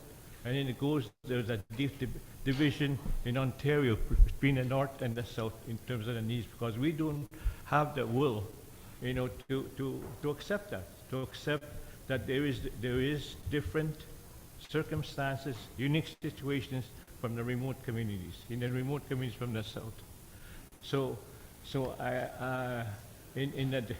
my understanding is also this is only going to be applied for 1 year while we talk about the best distribution formula for these funds. But when you talk about non-specific allocation, I don't know, is that what you were referring to? Mm-hmm. Maybe you can, I didn't quite Sure. get how that would work. Okay. No, thank you for that, Frank, and no, thank you for your participation at that meeting. I know we had some calls with your chiefs in terms of what does that mean, equalization versus regional. The equalization model really favored that every First Nation doesn't get left behind. And Frank is right. In terms of the prevention dollars for this year, it was close to 370% increase in prevention dollars as opposed from last year's prevention dollars that each of our First Nations got.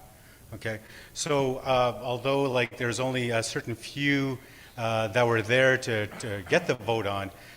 It so happened that the regional model was favored, that left many of our communities behind with no increase. They still got prevention, but some of them, sorry to say, did not participate in that increase. So this was just a 1 year. That vote was only for this year. Next year, we get to plan, and we get to say, you know what? We're not going through an all-Ontario process. We need to go to a NAN-specific allocation. You need to find out, like with the push of our Chiefs Committee, in terms of looking at,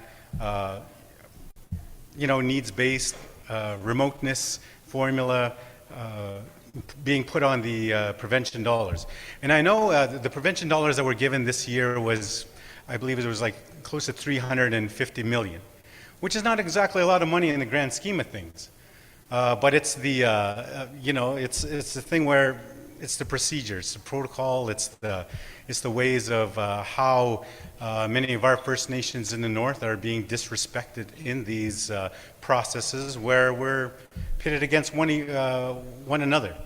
We recognize and affirm that there are, First Nations with larger populations that they have their unique challenges as well, and they have their own vision, and they should be given their due attention as well.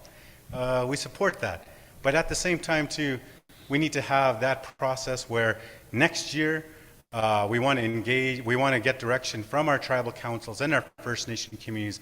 What is the best way to administer these prevention dollars that go straight to our First Nation communities to be determined how it's going to be spent by our First Nations leadership. So.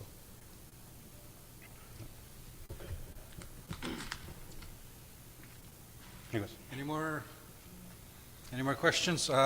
Dean, proxy for Winneman. Thank you. I just wanted to express that my chief participated in that conference, but I was sitting with him, and he had to step out to go look after a grandchild, and he wasn't able to vote, and I wasn't able to vote because I wasn't a proxy. So that's what happened that day, and as I'm sitting here, I don't know what that decision means for my community. I don't know if I'm getting an increase or not. So that compensation was meant to help our children who were left behind by government funding. And they got funding to correct that. But this decision perpetuates that children being left behind by what we decided on April 25. I think that should be corrected so every child in all the communities get the increase they deserve. Yeah. No, thank you for that, Deputy Chief, Dean. And one thing I also want to mention too is the fact that our allocations, as a result of our negotiations with Indigenous Services Canada, will have a top-up of remoteness.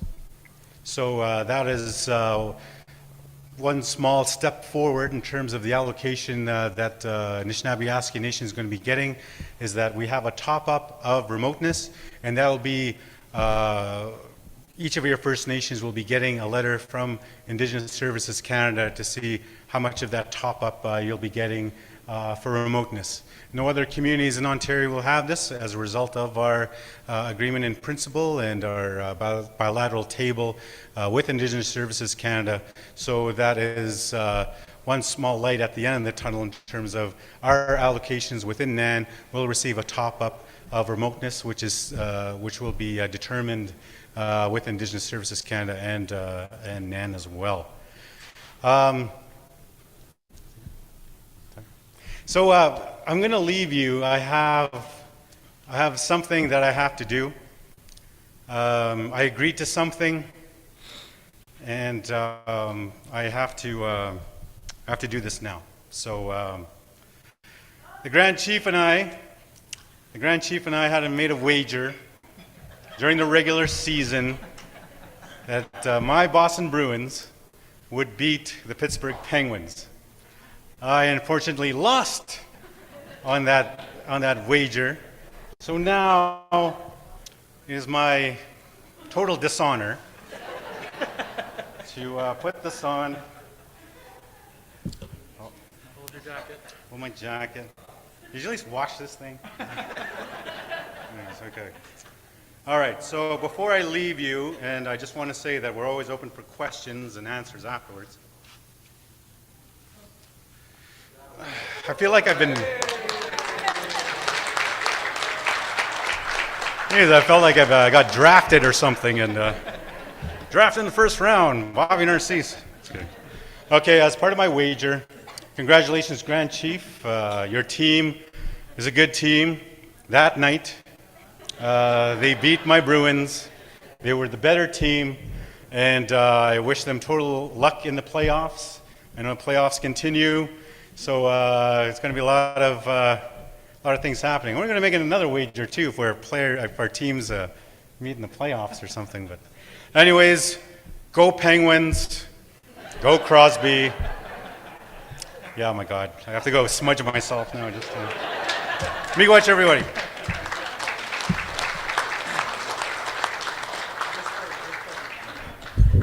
Miigwech, Deputy Grand Chief Crosby. Narcisse. Miigwech. So I think we're about 20 minutes behind on the agenda, but we do have some time at the end of the day that we allocated. So we're going to move on. I think the next agenda item is being introduced by Cassandra. So, miigwech.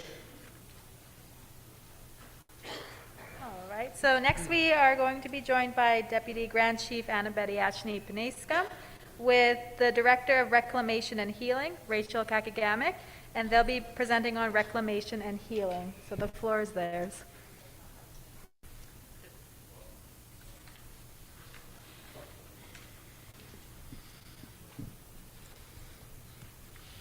Lache, good afternoon, everyone. I have the pleasure and honor of, as I stated earlier, on the carriage of the Reclamation and Healing. Some of you, it was formerly known as the Indian Residential School Program. But we felt that, well, first of all, we strongly believe that these institutions should not be called schools. We will be using that term in our in certain presentations, since it's pretty well globally understood as to what it means and represents. And so back in October, the chiefs through a virtual process signed a resolution, and we're very thankful for your support on that. It was very important that as a newly elected non-executive that we have the mandate to be able to pursue this initiative, because during that time we heard many comments that that something needed to happen. So we are totally committed to that. And one of the very first things that we had done was to put together a group of advisors, because it's very important to us, and that this process be survivor-led. So I want to introduce a few of our council advisors that are here with us, and these individuals are are very familiar to you all, and I'm very thankful that they have agreed to help with this work, to help me and the staff, and also to provide direction to the non-executive on this.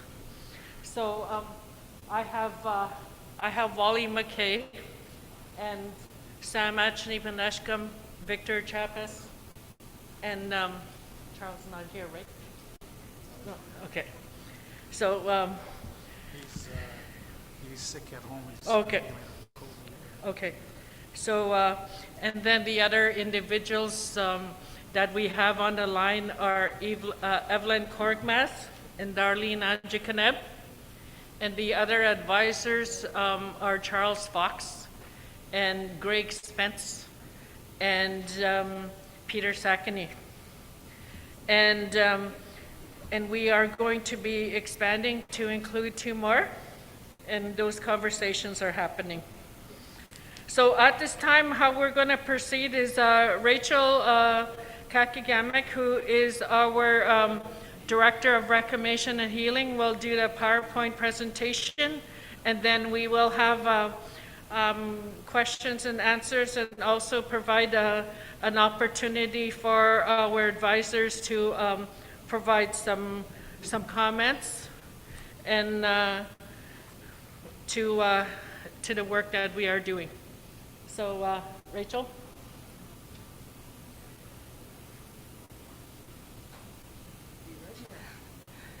Miigwech Deputy. I'd like to start by acknowledging the Chiefs and Proxies, Non-Executive Council, the Elders Council, Women's Council, and the Youth Council. My name is Rachel Kakagamek. I'm from Peguis First Nation, and I'm the Director of Reclamation and Healing at Nishnawbe Aski Nation. Before we begin, I'd just like to introduce that we do have a mental health support in the back in that lovely ribbon dress, Bernice Resnick. If you could give a wave. If anybody feels at any time that you need some mental health support, Bernice is available.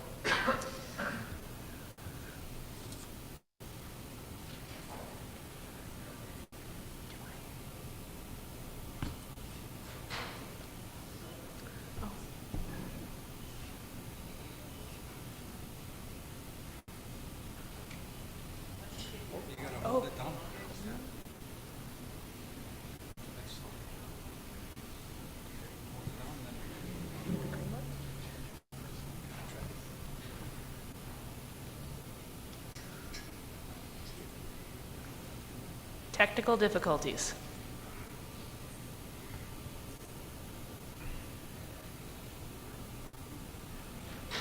Can you guys do it for her? Yeah. Yeah, just go to the next slide.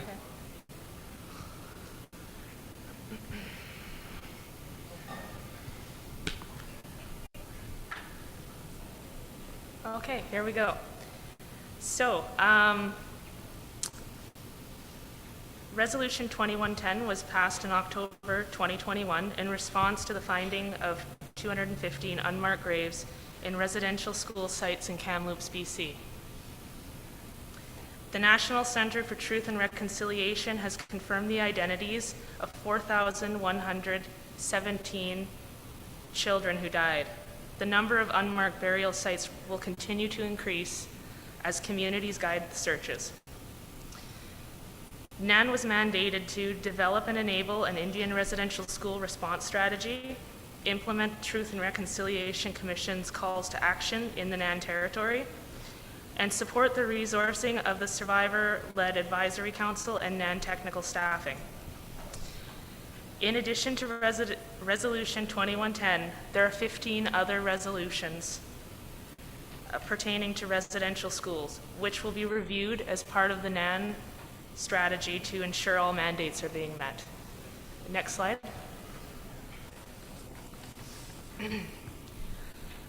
So this is just like to introduce the Reclamation and Healing team. So myself, we also have a policy analyst, Ocean Moberly. She's here, she can wave. Our health support staff are Felisa Sagich, Sarah Drain Cromarty, and Meadow Quachigan. And we also have a vacant position. So some of the work that our team has been doing, the resolution health support staff has been doing virtual circles, providing on-call support for survivors, providing information on supports, as well as referrals as needed.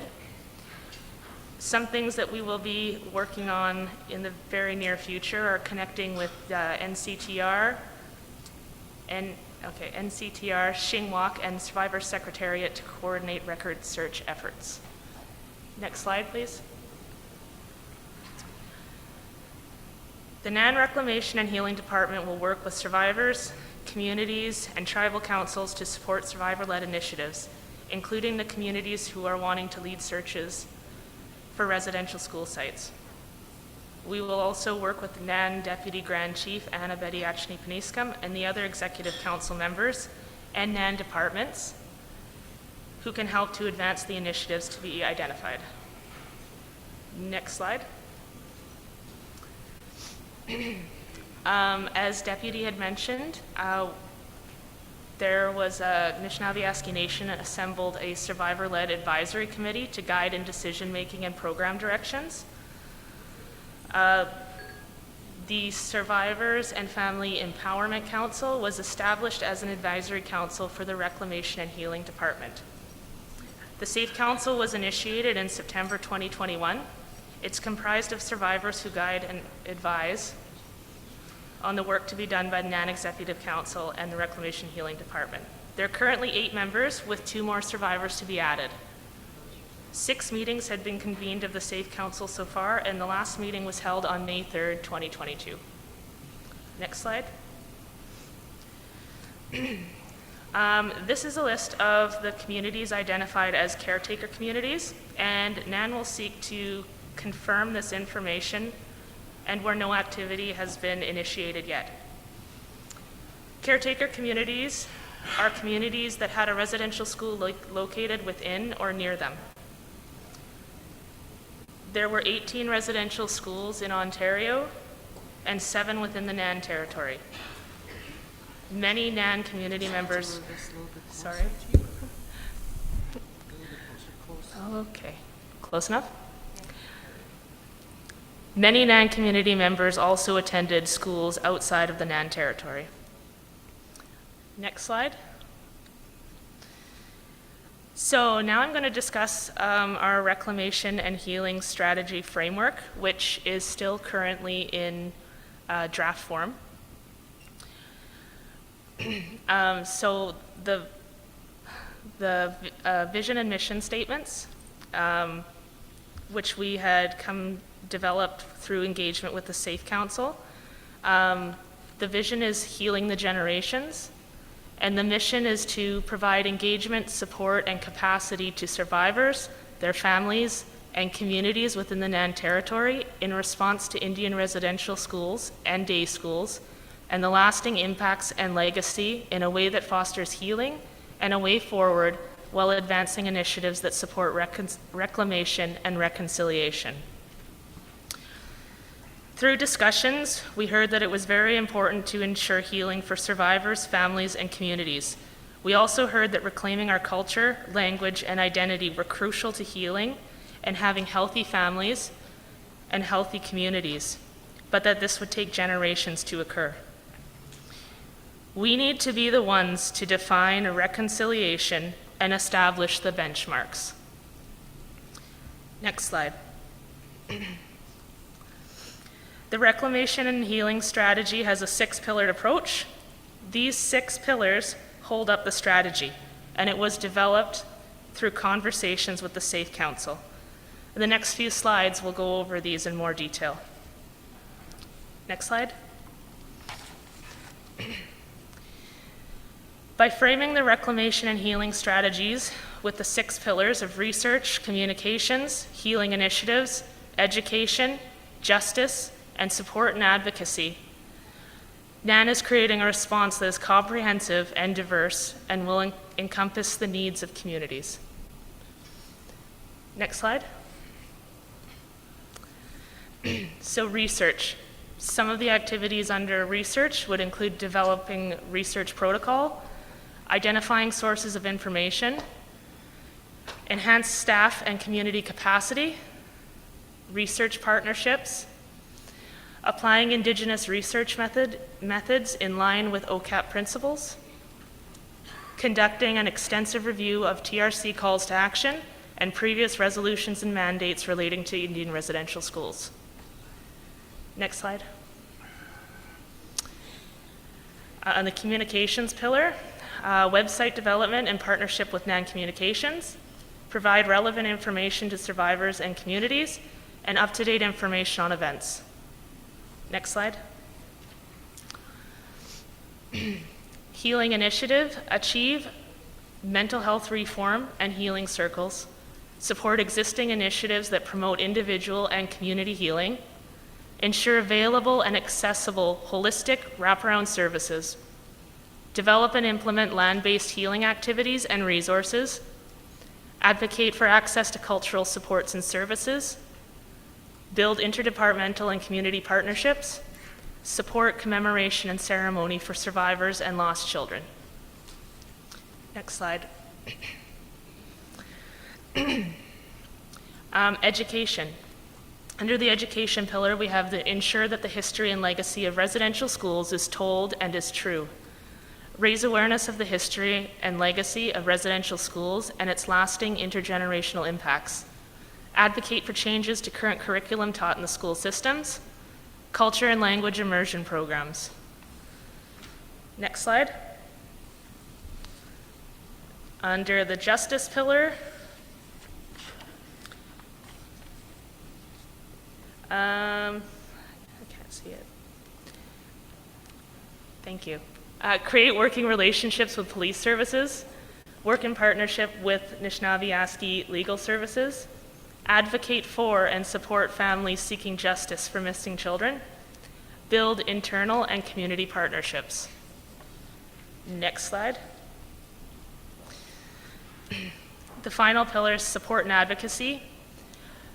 Conduct community visits and consultation, build capacity of caretaker communities, broaden the list of IRS supports, support community-led initiatives, advocate for communities seeking repatriation of children. Next slide. These are the intended draft outcomes for the Reclamation and Healing strategy. So, improving on the education and awareness of Indian residential schools and its impacts, including intergenerational trauma and sharing information with survivors, families, communities, and others. Enhance the capacity and availability of programs and services that will improve the well-being and quality of life for people from the NAN territory. Create meaningful partnerships, either by fixing existing partnerships or building new partnerships. Next slide. So, future direction. Engage with the survivors and communities, meet with service providers and community partners, develop research and increase access to necessary information, as well as pursue resources to support MMIWG. Another direction would be to continue and finalize the strategy. Some upcoming events would be National Day for Truth and Reconciliation, Orange Shirt Day, the NAN annual IRS gathering, and IRS school gatherings outside of the NAN territory. Next slide. So for anyone that might be triggered and needs to speak to someone, these are supports that can be accessed. And just to remind that we do have Bernice Resnick here on site for the rest of the day if anyone feels they do need some support. Miigwech.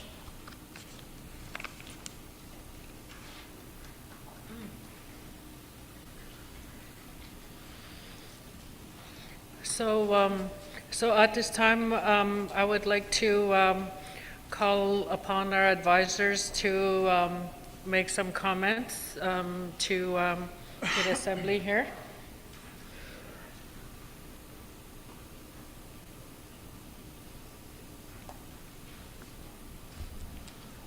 Wache Nakama Samandoga Segoma Wichun Nakok Aja machine Kagi Wichishkunimago Kimachawak. Greetings. I just want to thank my Maker that I'm still with you. Many of the children I went to residential school have gone on their journey already.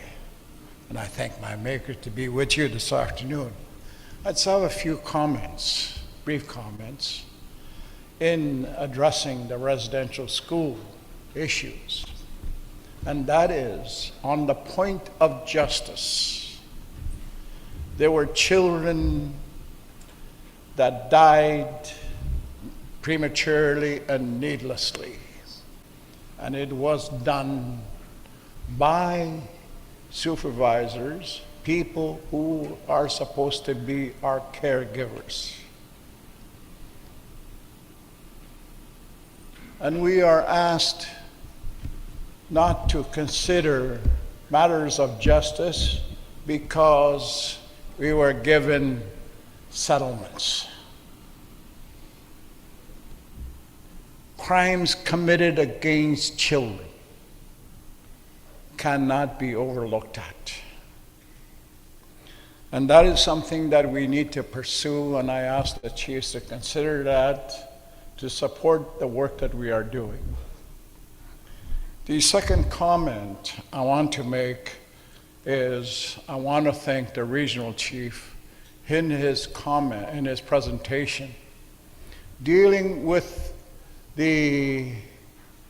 our national organization and the executive, and where the Pope is going to ask to be pardoned.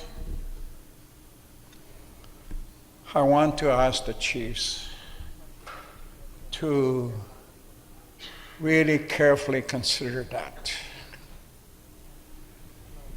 To be asked to pardon,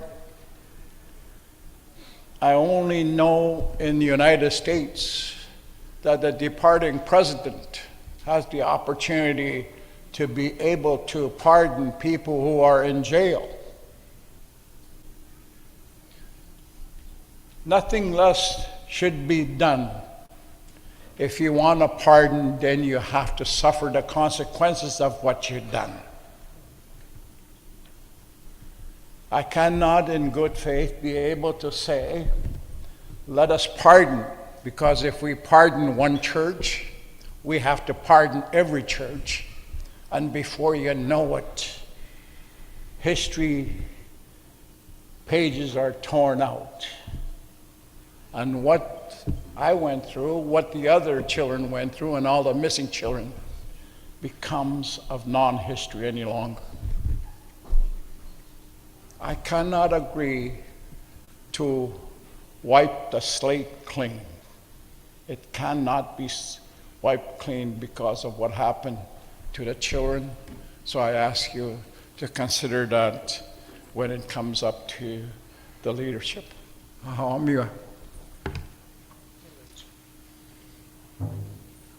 Do any of you want to?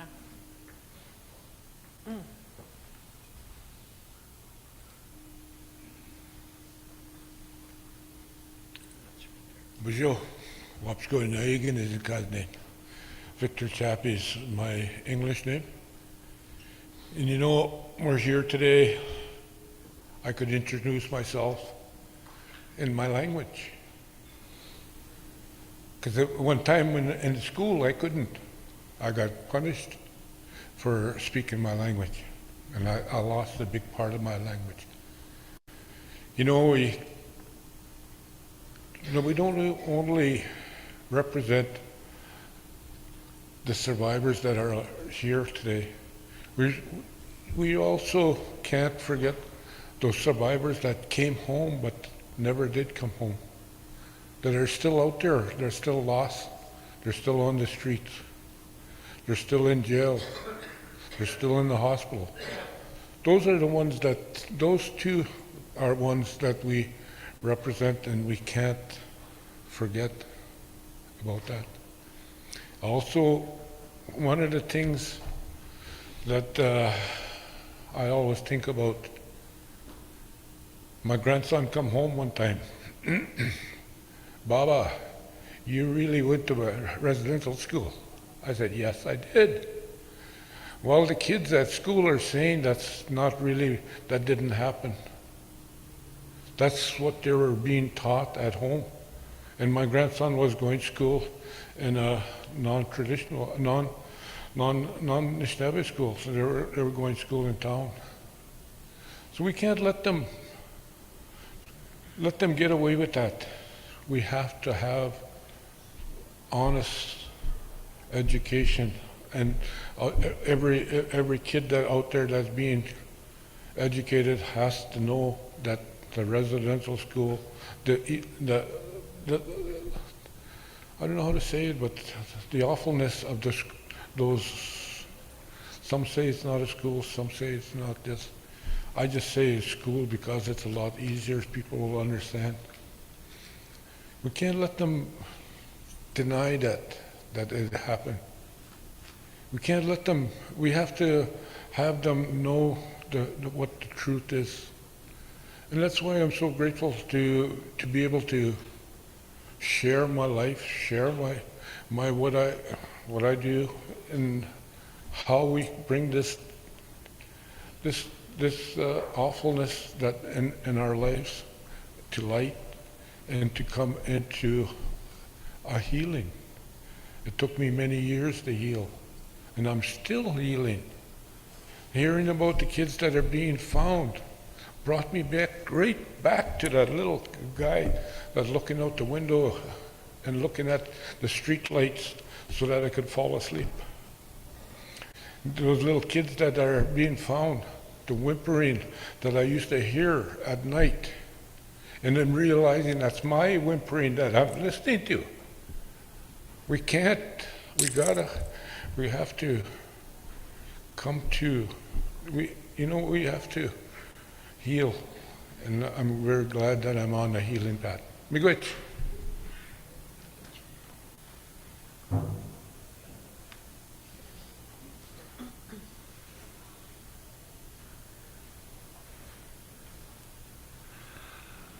Bonjour. Roger. It's been a while since I've seen all of you and spoke to all of you, and everybody got older but me. Anyway, when we take a step forward, and something always, our children remind us that our job is not done, our journey is not done. There are many of those who never came home, and there are still many unfinished stories out there, and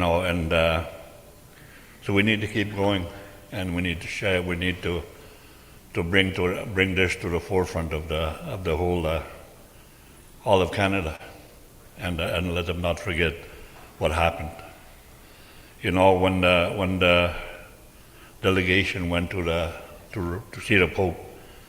And I kind of wondered about that, and I wondered what the purpose of that was. The way that I saw it was that we don't go see our perpetrator to ask forgiveness. We traveled all the way around the world to ask him. Tell them to say that they're sorry, to apologize to us for what they did. And I think that when we there's so many thoughts and so many feelings that people are feeling, when that happened, and also when the Pope will be visiting here, I think this summer sometime, and visiting some areas, and it will bring back many things, and it will not. When will we be able to move forward as a nation, and as we all stand together, we stand together with our children, and we move forward and try to create a better communities for ourselves. I think we look at our children and my grandchildren, all of our grandchildren, and see we want to create something good for them. And I think we've been down that road too long. We stayed down too long. I think it's time to rise up. And also, you know, wake the children up. I think the children woke us up. And also, you know, the women walk along with us as well. We still see that there are so many of our sisters who are disappearing, their story has become part of our residential story. They're part of our history, and it's something we cannot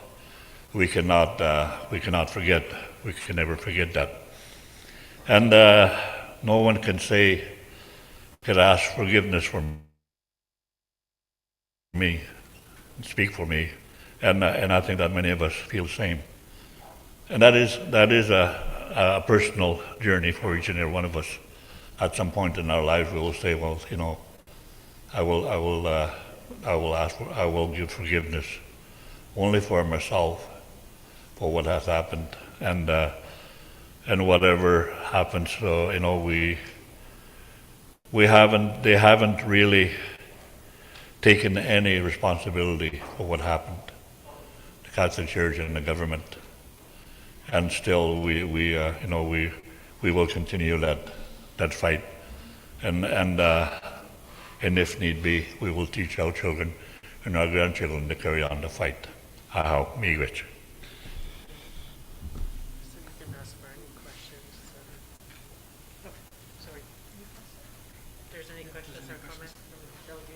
All right, and I would like to call on the floor or those virtually if there are any questions or comments for the topic.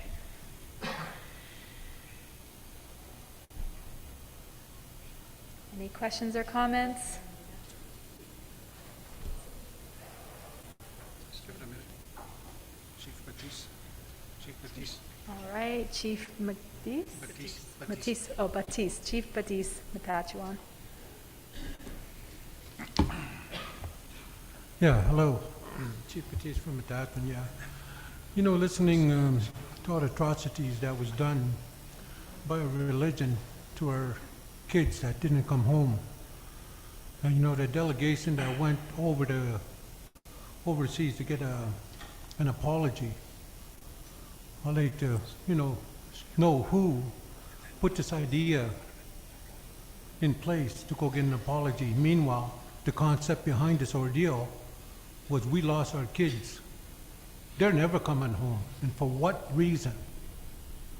Is this apology going to make things different? Never. With all the atrocities for the survivors out there that went through the ordeal of this religion, are they ever going to heal? I don't think so. I think the only time they're going to heal is when they pass away. It's unfortunate, but you can't take away pain and suffering and all the atrocities that our religion did to our people. So I hope the chiefs realize of what happened, and I know a lot of you do. And I think it was just a disgrace if that Pope wants to come over here and get a pardon. Me, myself, my own personal thoughts is, I think there should be a big criminal investigation into this thing, because if it would be non-native kids, where would this end up? But because we're native, we're always put on the back burner at our expense. It's just sick. Thank you. Miigwech Chief Batiste. We have Marianne Panachis, proxy Mishki Gogaming.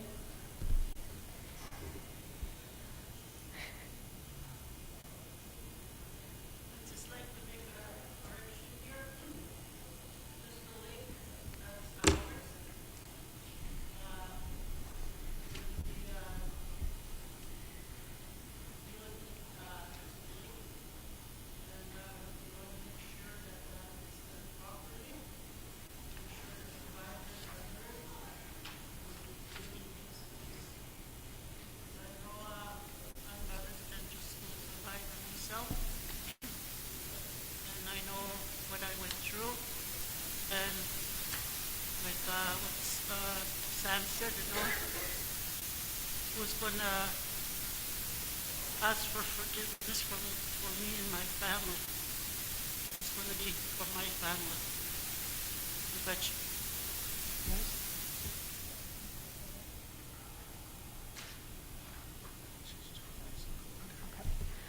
Miigwech, proxy Marianne Panachis. Next we'll have proxy Dean Cromarty. Wonaman Blake, did you have your hand up? Yeah? Okay. I didn't raise my hand. I was pointing to somebody that wanted to speak. But anyway, while I have the opportunity, man ngay daan wagan tu chagadik. Ay wat siwet kom kuntaman pinman na makaw kano kay kagitot kaksyos kagak. Amingay na makaw ksyag ay tanan makaw koin makunas na masik sa utset tanan makaw amawin siya socks niya na kunedan nidan kyun kin makaw gab chiko kung ano naguminaw kay piwawi chiko putanak na kumagchihak. One thing I would point out is that I know in Wanaman we had residential school students that went out and are still living. But one of the other things I know in Wanaman is that they've lost family members that went to Indian hospitals. I think you should keep an eye out when you're doing searches, especially in Solikout. You'll probably find people that went to Indian hospitals or buried there. And I know a lot of our family members don't know where they were buried. People that went to these Indian hospitals as well. May I thank you for the report and your work.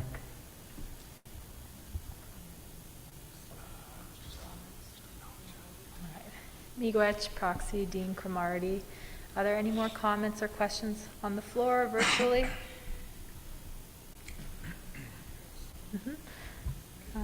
Grand Chief?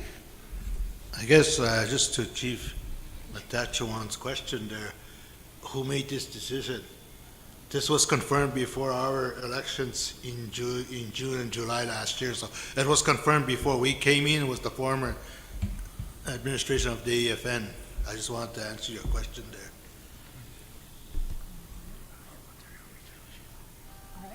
Miigwech, Ontario Regional Chief. Any other questions or comments?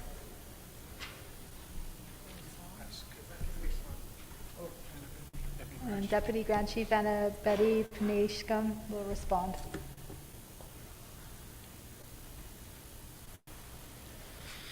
Thank you, Chief Batiste and Proxy Deputy Chief Dean Camardi and Councillor Marianne Panachis and Regional Chief. First of all, in response to Chief Batiste, we ensured that that justice was one of the pillars under our strategy, because that question has been posed to us many times in terms of, a criminal investigation, because it is very true that some of the deaths that took place at these institutions was a result of a homicide. And, we can't allow that to be something that's just going to continue to be swept away. So, with this strategy, we want to develop that process to help families find those answers, and as well as to provide that support to other community initiatives that are going to be developing within Nishnawbe Aski Nation territory. Lac Seul and Fort Albany has already secured funding to begin their initiatives, and And just to respond to Deputy Chief Dean Camardi, that particular process with Lac Seul, they're all also are aware that that they will also be doing searches at the Sioux-Lookout Zone Hospital, and we might actually get that request for other hospitals that are in existence right now, because some of the deaths are linked to the Indian Residential School. And thank you, Marianne. We will certainly correct that. And there was an error on our part, and we do, want to acknowledge that Mishkego Gamang is looking at developing something at the former Crystal Lake site, and so that will be, we will provide supports to your community as well. And Gitchmingwich Regional Chief, for I know in moving forward, we will continue to work with you and have a good communication process, so that we all have that same goal, is to ensure that we are working for the people and serving the people and serving the survivors and their families. So, Chimingwech, everyone, I'm not sure if there's any more. Go ahead. All right. And any more comments or questions, Deputy Grand Chief and Betty Achne Paneskam? And if not, in acknowledgement of this very heavy topic and the proponent that when we speak our truth, we heal and we come together as a community, we would like to invite Wally McKay to come up and do a prayer, and then afterward we'll call in the drum to do a song. This will not close out the day. It will just be a moment of time for us to come together as a community after this session. So Wally McKay, I'd like to invite you for a prayer.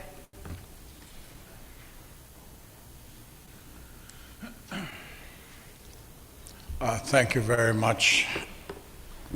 There is, as we sat in a circle with residential survivors, there's one thing that we came to, and that is the different faiths that we have. The traditional spirituality and the Christian faiths. One of the things we agreed is that we would respect each other. That if you're of a traditional spirituality within no circle, we begin to understand that we have to respect each other. If you go to different churches, that we respect you. That is your choice of Christian faith.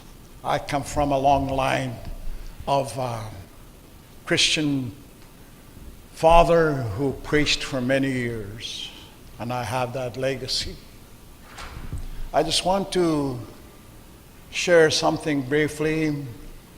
On June 17, 18, and 19 on a weekend, there is a concert that's going to be set up at Valhalla. In that concert, we have numerous gospel singers that are going to come from across Canada. And on that Saturday, I will, and my brother Roy Thunder will be having workshops. And the workshop I will be dealing with is residential school survivors. The theme of it is the pain that will not go away. How do I deal with it as a person of Christian faith? I'll share that with you at that time, because whether you're a spiritual, indigenous spirituality or a Christian faith, you have those things and they remain with us. And how do we go forward? I'll share those with you, and I'll have 2 sessions on that day. I ask you for your support and understanding as we do that, and invite people to come at that time. That's going to be held at the Valhalla Inn. So with that, I'm going to say a prayer. Please join me. Ksemando dob machiam Jesus, kina nakom nogum ka gizikak. Mina kai sekit wabatamak no me gizikak keuts e min shiaga shwenim shiak. I thank you, Father, for this day, and I ask you, Father, that you'll watch over our children. Our days come forth, we look into the future. These young people have many things to look forward to. As I look back into the history and the experiences that we went through, and whatever we came through, Father, I thank you for seeing us through. And I ask you, Father, to watch over these people. I thank you for my brothers, and I thank you for my sisters. I ask you a blessing upon it. In Jesus' name I pray. Amen.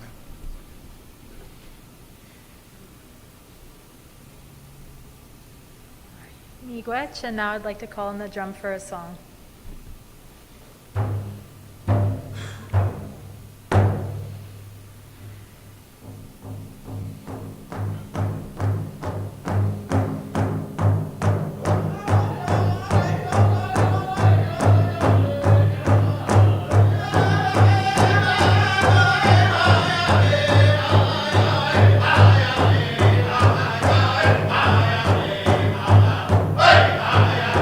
Hey!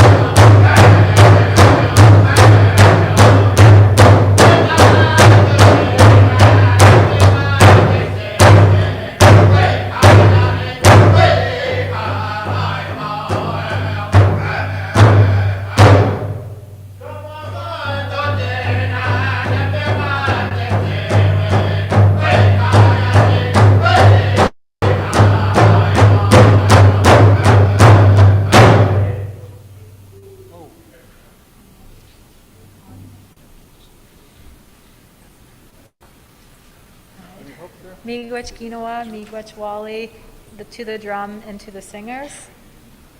At this time, I would like to pass to my co-chair, Connie.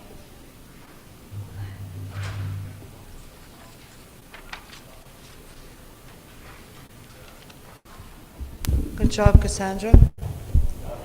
So at this time, I'd like to call Deputy Grand Chief Annabette back up, along with Chief Morrison for the NAPS presentation. Chief Roland Morrison and Deputy Grand Chief Annabette.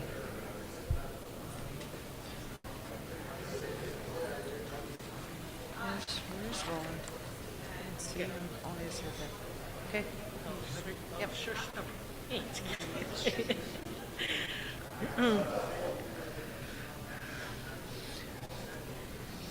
Okay, miigwech everyone, and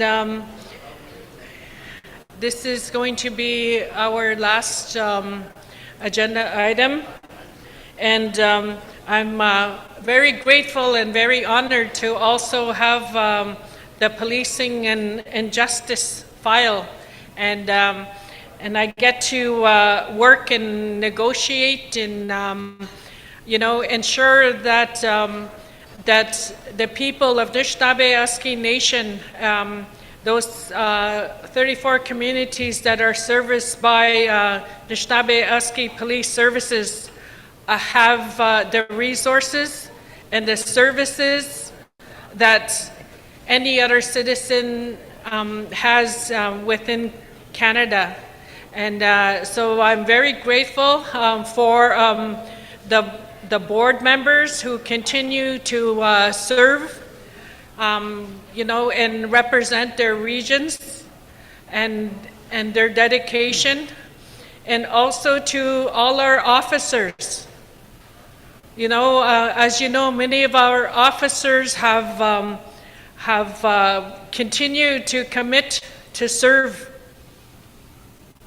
under as an officer under Nishnawbe Aski Police Services, despite the challenges and the inadequate resources that they have dealt with in the past, but they continue to serve. And I also want to acknowledge our Chief of Police, Roland, who has been with Nishnawbe Aski Police for many years now, and also Fabian, who has served as our police community liaison, and he continues to commit and dedicate to serving the communities and as well as Nishnawbe Aski Police Services. And I also want to acknowledge our board chair, Mike Matatawaban. He too has served for many years and very dedicated, and being a very strong advocate and voice. And lastly, I want to acknowledge those officers that are in the communities and their continuous commitment and dedication as well. So at this time, I will turn the mic over to our Chief of Police, Roland Morrison. Miigwech.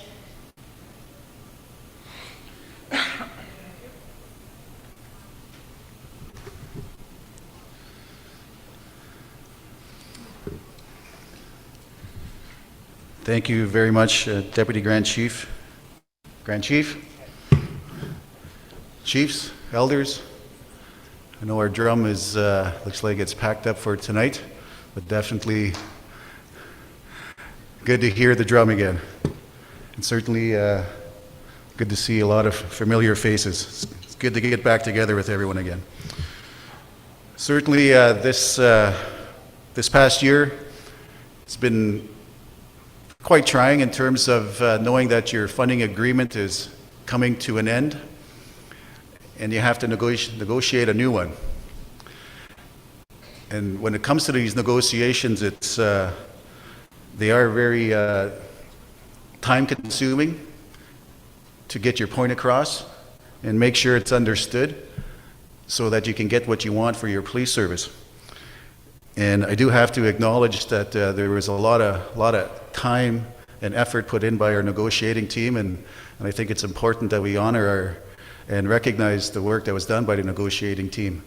But maybe we hold off the applause until we hear what actually came out of the negotiations. So, but it's always important to acknowledge who our negotiating team was, which consisted of Board Chair Mike Matadawabin, Vice Chair Frank McKay.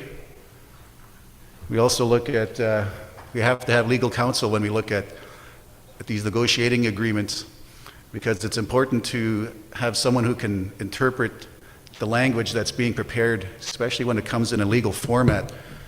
And when you look at the terms and conditions of the First Nation policing program, it does state right in there that we're not allowed to have legal representation during these negotiations.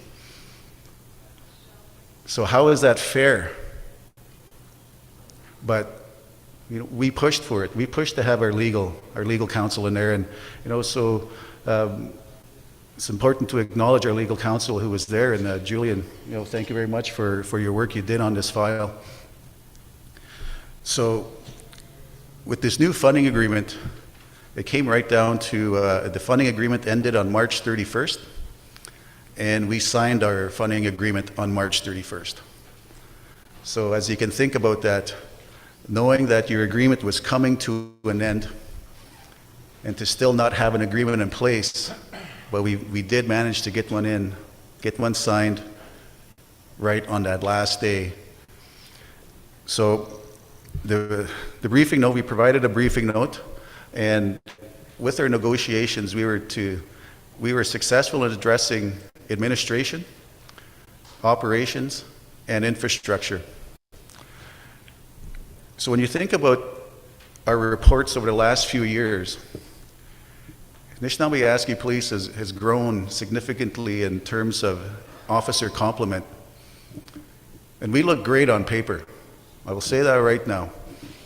We look great on paper when you look at the number of positions we have, but we do suffer workplace injuries, and that really plays a hardship on trying to deliver operations. But in terms of when we grew so fast, we also had to make sure that our administration got support. So when you look at what we received two new funding for 2 IT positions, which when you think about Nishnawbe Aski Police, and everyone knows our territory within the Nan area, we had 2 people servicing 34 of our detachments and 3 of our headquarters, which we knew was not enough. So we put forward for IT positions, and we were able to get those funded.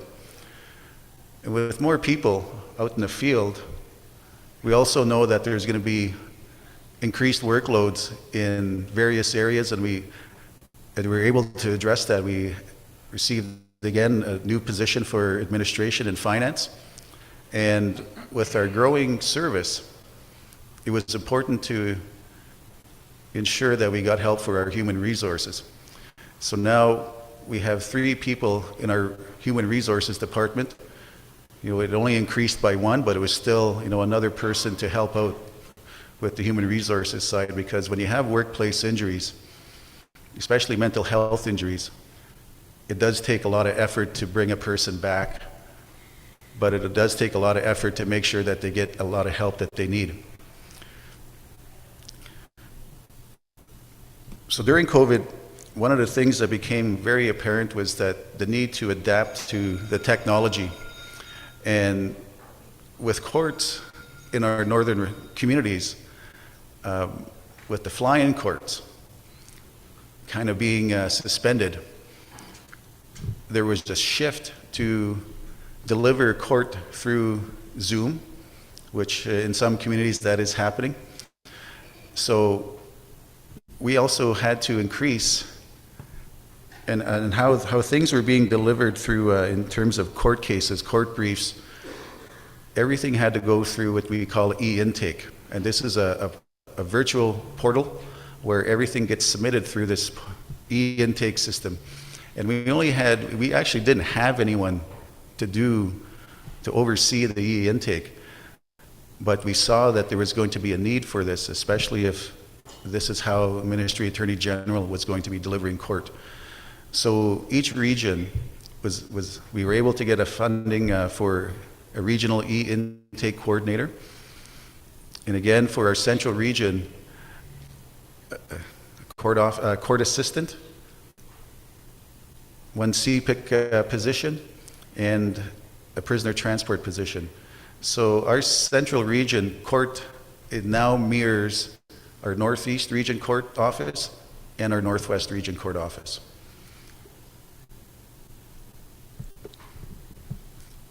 So another aspect that we always knew that we had to address, and I think it's pretty clear, everyone from our northern communities knows that our infrastructure isn't adequate for effective policing. So we knew we had to address this. And within this negotiations, we were able to receive funding for 5 new detachments. We have never received funding for 5 new detachments in one negotiation sitting. So this is something that for them, for the funders to commit this to Nishnawbe Aski Police is a really, really huge step for them, because the need is there. The need is there to replace our infrastructure. We've been slowly replacing it over the years, but the infrastructure that we've been receiving has been very inadequate. We've been told what's going to be best for us. And when you think about the modular detachments that we have, and then you think about the other modular detachments that are newer detachments that are in several of our communities, they're still not appropriate for adequate and effective policing. So our newest infrastructure will be stick builds, and again, it will allow Nishnawbe Aski Police to properly have the equipment to service the communities. It'll allow our officers to have appropriate spaces to conduct their work. Not only to interview people who are victims, we'll have a safe space for them within these detachments where it doesn't feel so, cold. But we'll also make sure that that these detachments are properly equipped with the equipment that is going to be needed. And we know that we have to address a lot of needs. We know that. So when you look at the commitment for infrastructures, especially 5 new detachments, that is a huge commitment. When you look at one of these detachments costing in excess of $5 to $9 million, that's a lot of commitment for infrastructure. That's a lot of dollars coming to our police service. So again, as you can read, Neskantaga and Martin Falls, this year they'll have groundbreaking for the two new detachment builds. The next fiscal year, the community of Attawapiskat, Mishkagogama, and Chapleau will be receiving their detachments. And it's important to let everyone know here that in Chapleau, we've never had a properly equipped police station at all since NAPS has been serving the 3 First Nations in Chapleau since 1998. But no detachment there. That's 24 years of policing those communities and we haven't had a proper police facility. And it's only now that we got it. So again, when you look at our infrastructure needs, we were able to address that. Would have been nice to get all new detachments, but the yardstick has been moved. And we know again that our next funding negotiations that we want to address the remaining communities that need new infrastructure. We're talking communities such as Muskrat Dam. We know that some of our communities such as Deer Lake, Poplar Hill, need appropriate infrastructure, properly working detachments. So we're hoping that, this kind of sends that message that we need more. We still need more. So on our operations side, again, it was we were able to receive funding to maintain our current radio system. I know with the transition over to going to a comm center, a call taking and dispatching system. I know there's been a lot of issues with respects to language. We hear you, and this is something that we're still addressing with the OPP, and it's still something that we're going to be following up with the OPP. We know that there are a lot of issues with the call service, the 1-888 number. I know it's a hardship for many of our communities, and that is something we're still working on. Okay? And it's, you know, it's really for us to kind of take on this. If we were to operate this system, we would have to start from scratch. We have no infrastructure to deliver this system, and under the police legislation that we're still going to be falling under, hopefully this year or maybe next year, that under the legislation we're required to have a dispatching and call taking service. But we know that work needs to get done in this area with people who can speak the language. So for those that are out there listening and say living in here in the city of Thunder Bay, there are jobs available at the OPP Comm Center. There are jobs. We need people that can speak the language. Cree, Oji Cree, Ojibwe. OPP on their website have the criteria for these positions. And if you identify yourself as a person that speaks these languages, we've been pressing upon them to move these applications forward. So please encourage people who live within the city who can speak our languages, encourage you to apply. They are stressful jobs, they are demanding jobs, but you'll be helping our people. And that's what's important. So when it comes to one of the things that we pushed for was to have, and again, this is coming from our meetings from many of our communities, and we know this is a big, very big issue in many of our communities, is drugs. Opioids. Opioids are killing our people. So when you look at our funding, the funding that we received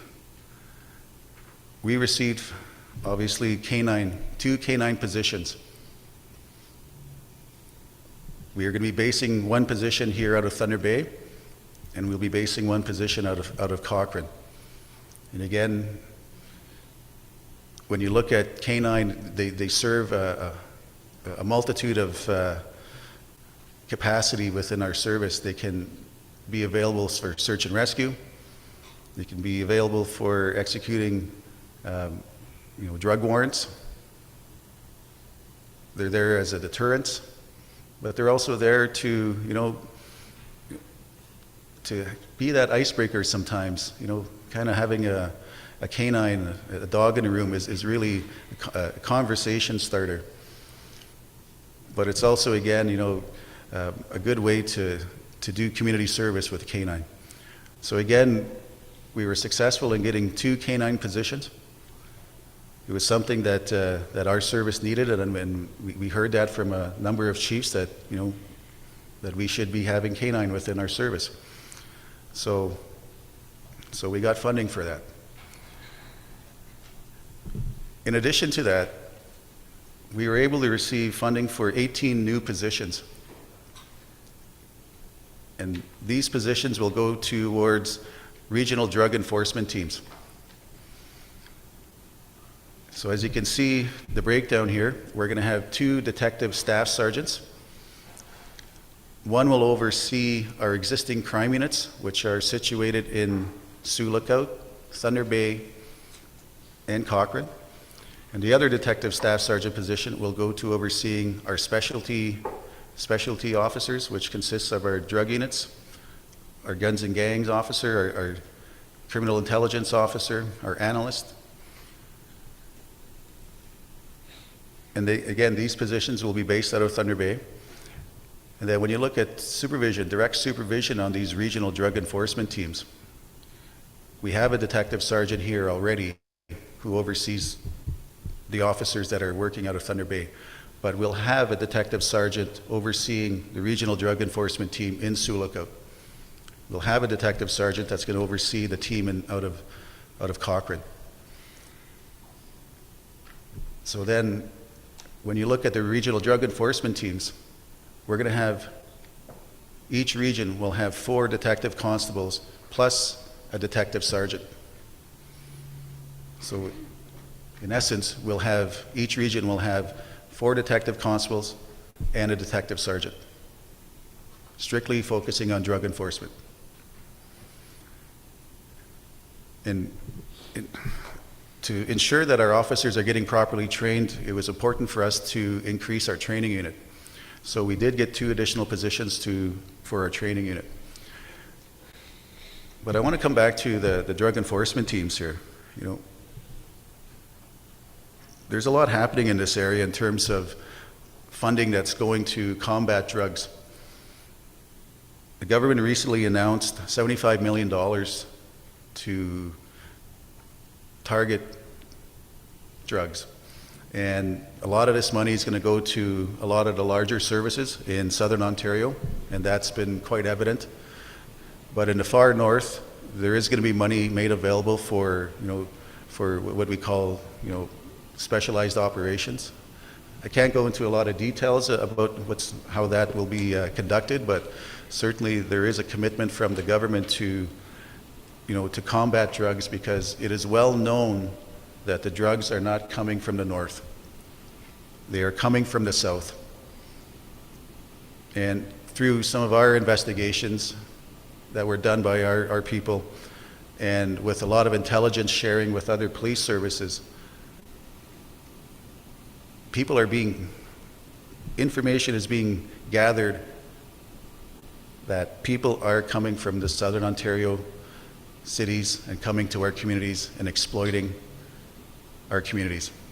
So it was very important that we have the ability to conduct and enforce our drug investigations. So this was something that was, that we needed desperately, because many of our communities are suffering, many of our people are suffering. So to get 18 positions for specialized investigations that sends a real message to say that the governments have heard us, and that they made a commitment to NAPS to help us, to help your communities, to help our citizens, to make sure that we can deter people from coming to our communities and selling drugs. Will we ever stop drugs? I would like to say yes, but realistically, where there's demand, there is going to be supply.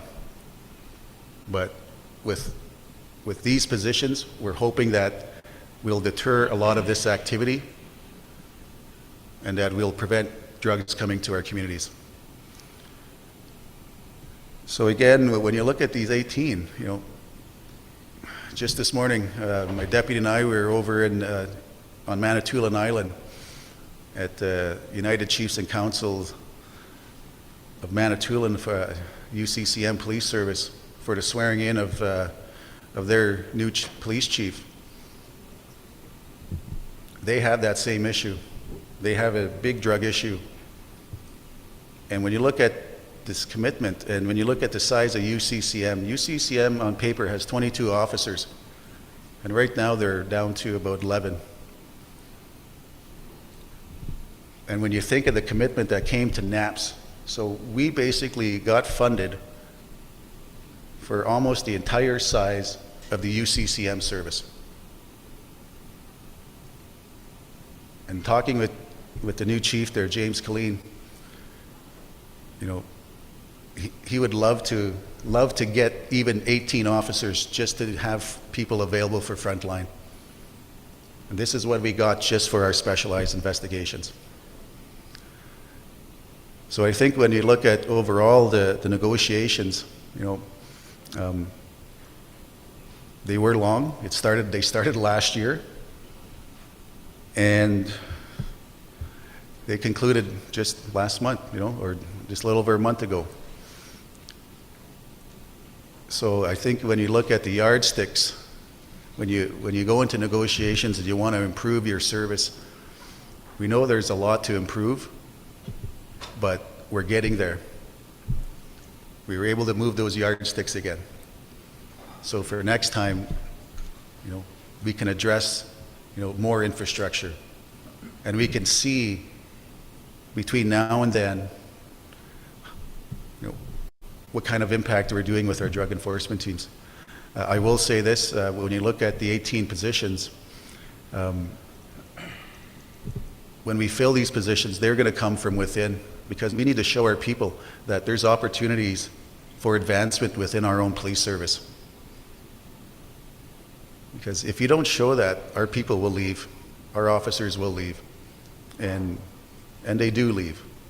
But we're hoping that with increasing our capacity and specialized opportunities, that we'll have more people staying.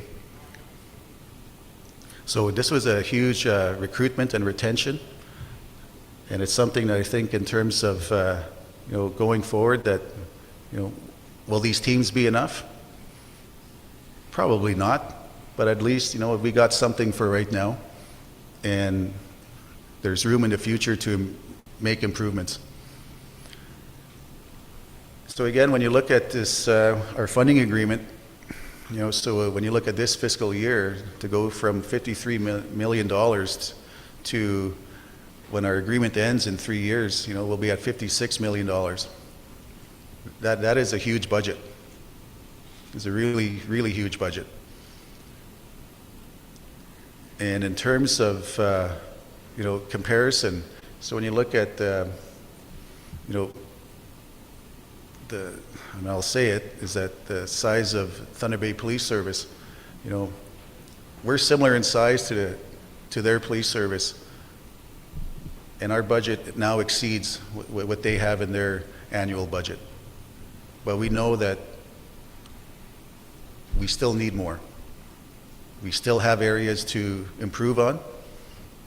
We still have areas to make sure that we're helping our people properly in terms of supporting victims, making sure we have the capacity to investigate occurrences from assaults, that the common assault that happens in our communities, to complex investigations such as a homicide. So we are building capacity to be autonomous, which was always one of our goals. It's taking some time to get there, but we are getting there.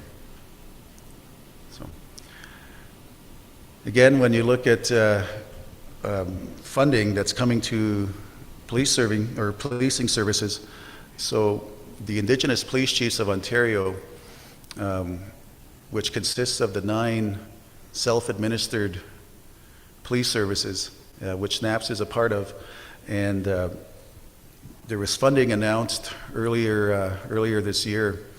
$6 million was announced for the IPCO services to basically for technology, for modernizing our technology.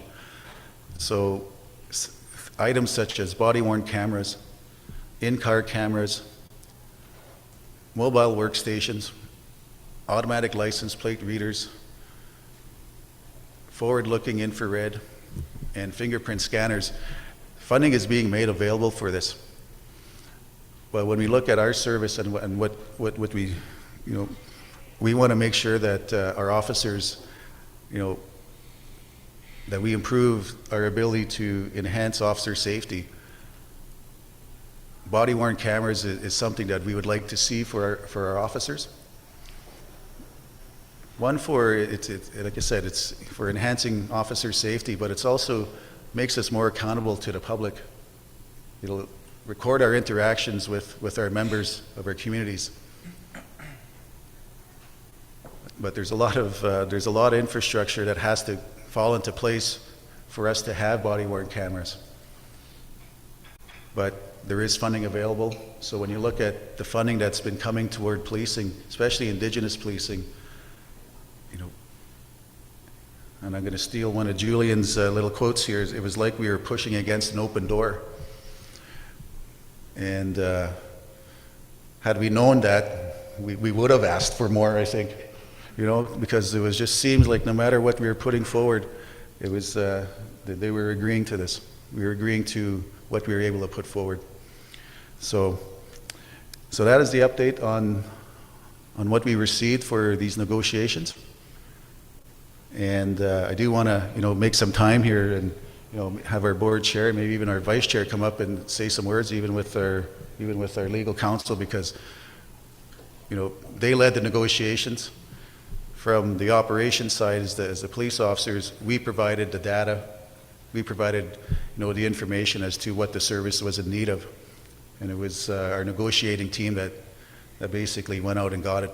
So I think, good round of applause goes to Frank, Mike, Julian. Definitely without the support of our Deputy Grand Chief,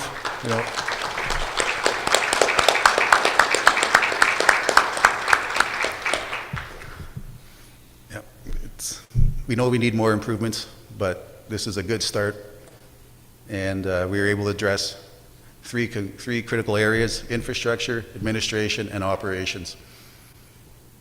So I think we have to acknowledge our board chair and give an opportunity to come up and say some words.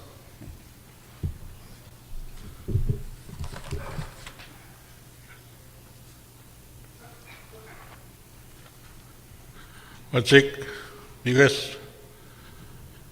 Wajik, Msui, Tagino, Gaitai, Gumahanak, Kistrugumahan, Msui. Nistagino, Kiwa, Gaitai, Kiwa, Nisto, Kitestano, Gaitai, Orche, Totamek, Nistagorche, Pakitanamek, Kitenda Mono. Mingos Mia, Msui, Nahani, Albamak, Msui, Albamitagok. Mr. Genesen, Generation Dagon, Hegau Trouble to the Minute Opum Mittagok, Opum Magaguan Hanak, the Spenamon, Nigan Bo, Jet to get of take, Nigan, Jet Tija, Minugit of take, Jet to Mashkoga Way. I just wanted to extend greetings and acknowledgements on behalf of the police services and the board of directors. I want to acknowledge Grand Chief Derek Fox, the non-executive, Deputy Grand Chief Anna Betty Hutchinson for her support. And I can't forget to mention, I want to acknowledge former Grand Chief Alvin Fiddler. I will say more about why that was, how pivotal a role leadership played in these negotiations. I want to acknowledge all the chiefs, Regional Vice Chief Glenn Hare, newly elected Muskego Grand Chief Allison Linklater, Wache, and board members Frank McKay and Jason Batiste. I hope I'm not missing anybody, but that's who I see from the board right now. Supportive leadership was very pivotal. Your support. I say that, and I want to share that because I attended a meeting one time in Winnipeg, and it was the Chiefs of Police Association meeting with representatives of Canada. And one of the representatives of Canada said, I can't give you anything. It has to be unique. And nobody said anything. And I was the one of the Deputy Grand Chiefs at the time. So I asked him the question, what do you mean by unique? What is it that we need to be? I asked him if I should be wearing a headband or a headdress and carrying a tomahawk. He quickly backtracked, apologized for that. And at the end of that meeting, one of the chiefs of police came up and said, as chiefs of police, they can't say anything to government. They can't because of ramifications or whatever. But as leaders, we are given that privilege. We are given that honor to be the spokesmen, to be the advocates, to not be afraid to step up to the plate and say, hey, wait a minute. That's why I wanted to share that story.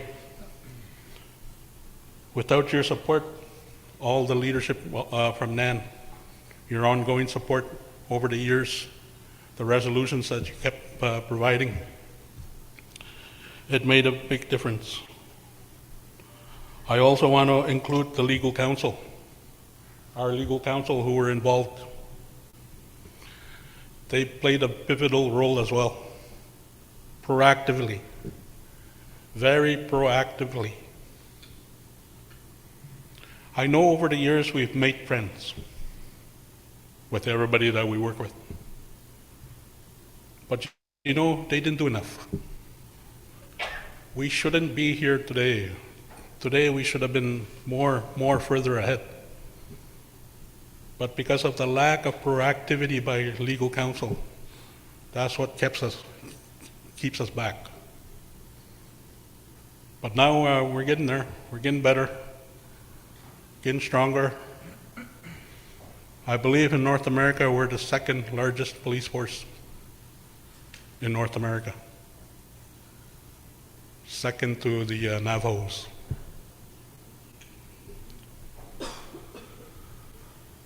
It would have been nice to deliver Ontario's proclamation for our police service. It would have been nice to include that in these concluded negotiations. But elections being what they are, again, we have to wait.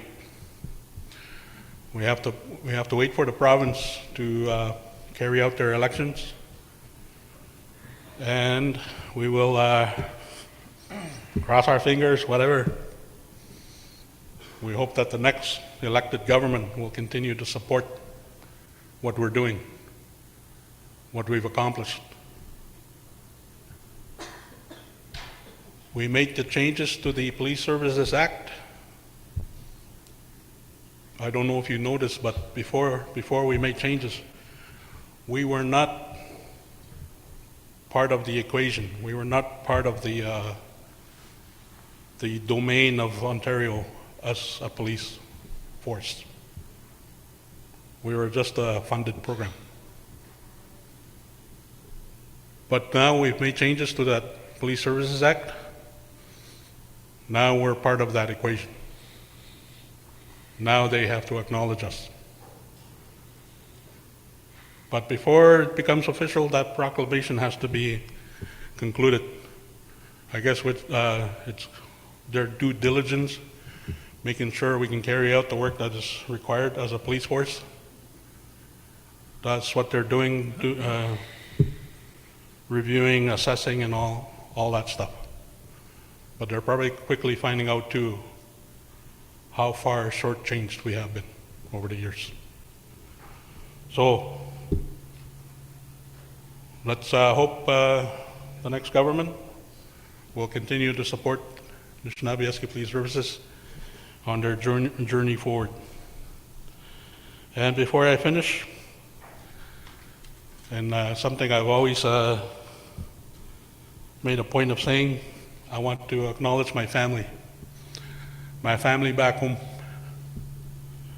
All these years that we've carried out these negotiations, or speaking on your behalf as a board chair, we've had many meetings, many journeys to Ottawa, to Toronto, and a lot of sacrifices because we had planned holidays or whatever. And because of the meetings, the need to carry out these meetings, a lot of times we had to cancel our trips. So I want to acknowledge my wife for her ongoing support, our grandchildren back home. I don't know if they're watching, but I want to say hi to Kennedy and Rayleigh, Hillary, and the boys in Fort Albany, Harley, and Hayden. Those are our grandchildren that keep us hopping, keep us doing what we do to provide for them, to provide care and security for them. So with that, that's all I wanted to do was extend my greetings, acknowledgements, and give you some of the background on this work that we've been able to accomplish. It's amigos, Wache.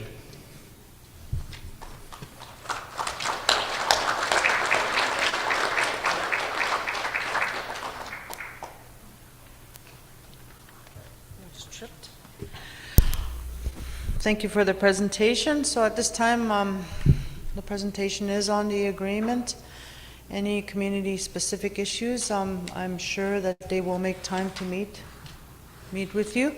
So I'm going to open the floor for any questions on the agreement and negotiations that just took place. I'm going to open up. Okay. Chief Wesley?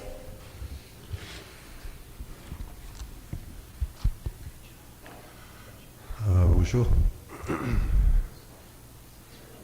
I wanted to save this for the Chiefs Forum, but I guess it's a good time to talk about it.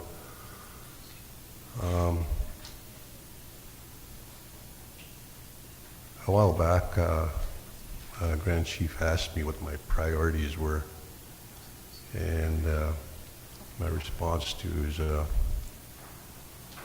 right-hand person was in two parts. One was a return to traditional laws, and the overarching one was nationhood.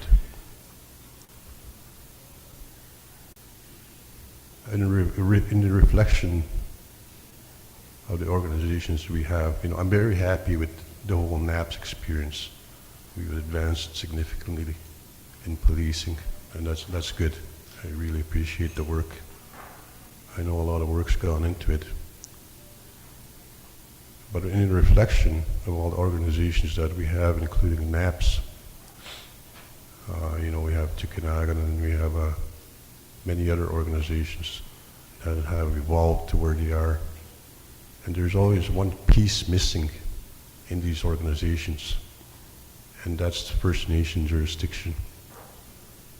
I don't have any control of these organizations. I created them for a specific purpose, and that's to ensure the safety, the healthy well-being of my people. In policing, my community had a specific vision when we wanted to assume our police services, and that was to properly police our community and the many issues that we have.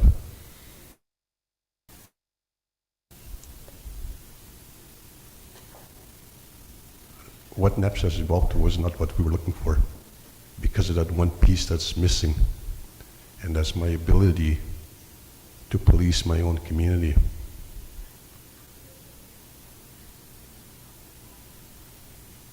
What's missing is my own laws that dictates what happens to my organization and guides them.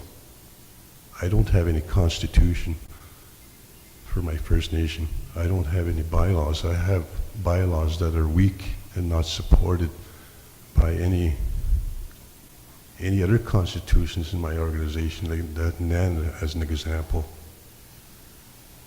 So I don't have the jurisdiction to be able to control my own policing.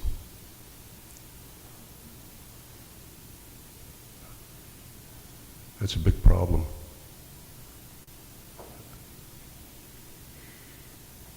I asked that we look as a nation that we look at developing our traditional laws into paper, because we just don't have it. I'll say an example. Recently, I authorized a search. I have a meth problem in my community.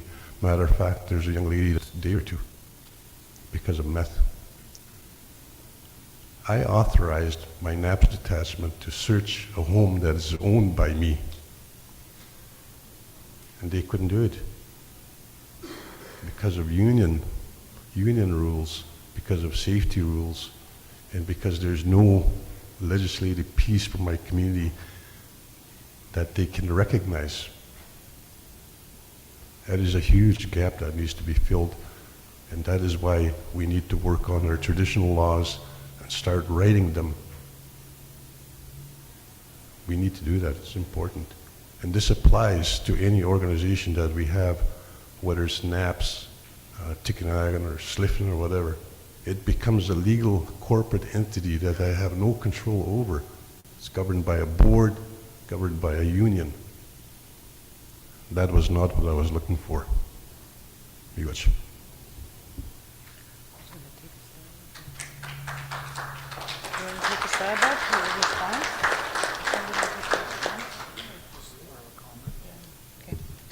Thank you, Chief, for your comments. The floor is still open for additional comments on the agreement.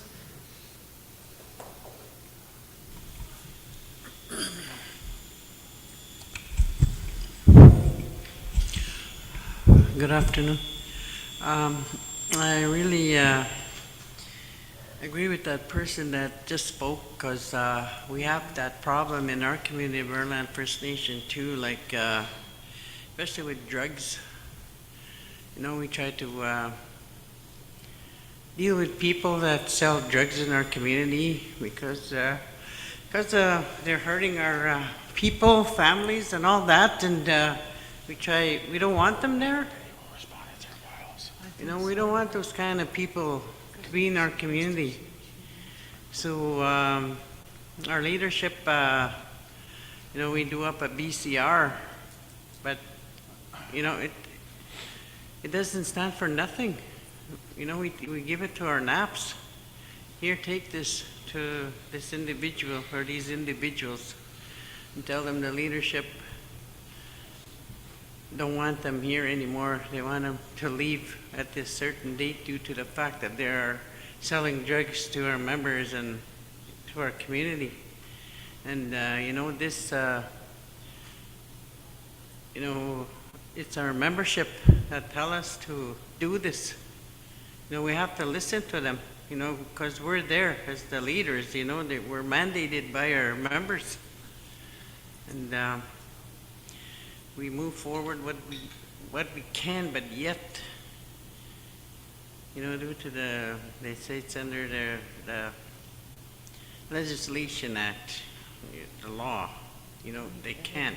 They can come with us they have to have accompanied by a chief or a counselor, two members of council, possibly. They can come with us there to the residents and give out that BCR. That's the only way they can do it. If not, we have to do it ourselves as the leadership. But then again, you know, what can happen to us if we go there ourselves? You know, we can get attacked or something. You know, and then we're liable to, like, you know, we can be in danger too, just to try and help our members out and get rid of these drug dealers. So you know, like, we don't have no bylaws either. You know, like you know, that'll stick. You know, I know it's so much that you need to do to get bylaws in your community. And, yeah, we're road accessible, you know, and but one thing good about our NAPS is they reside in our community now. You know, we're membership. Our people are very happy with that. They have a residence there now. People are more secure, but still we have our problems yet. But at least they're right in our community. You know, just to drive down, trailers there. And yeah.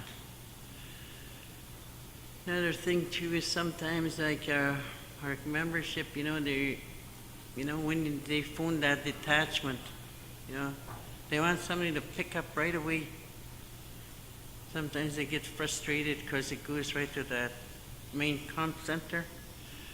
and they will detach the officers of where the call is coming from, or, you know, and it's just that waiting period of police officers to show up at that residence. Yeah, so I just wanted to share that too, and you know, and it's just one of our things that we deal with regarding drugs and that in our community. If you want to try and get rid of these individuals, that yeah, I know it's really hard. It's hard when you do that to your own members. You feel real bad. Because I escorted, I went with an apps there and with one of my counselors, and told this member that he had to leave, him and his partner. And you know, that it's not a good feeling. But how else can you deal with people like that? You know, that cause breakups, can even die, like, you know, people overdose and all that, these bad drugs. I just wanted to share that. Thank you, Chief, for your comments.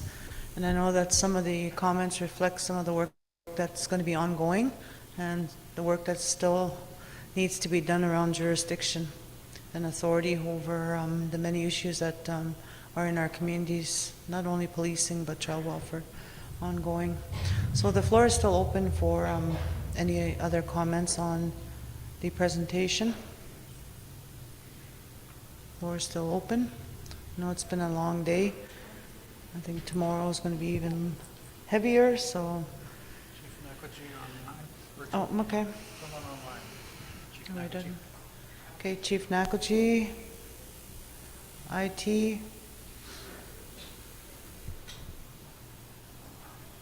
Hey, English, Jameson. I really liked the presentation that was presented today by MAPS. Long time coming, and I appreciate all the hard work, Chief of Police, and the emails that he responds to. Appreciate that, and the hard work that the board is doing. Really, I'm just looking forward when we see it on the ground. That's what the community members want. See it on the ground, and I don't have questions, it's more as comments. Is great and happy to see it, and hopefully it continues and comes fast, because we need it. We need it. Community members want it. Thank you very much. Thank you, Chief, for your acknowledgements.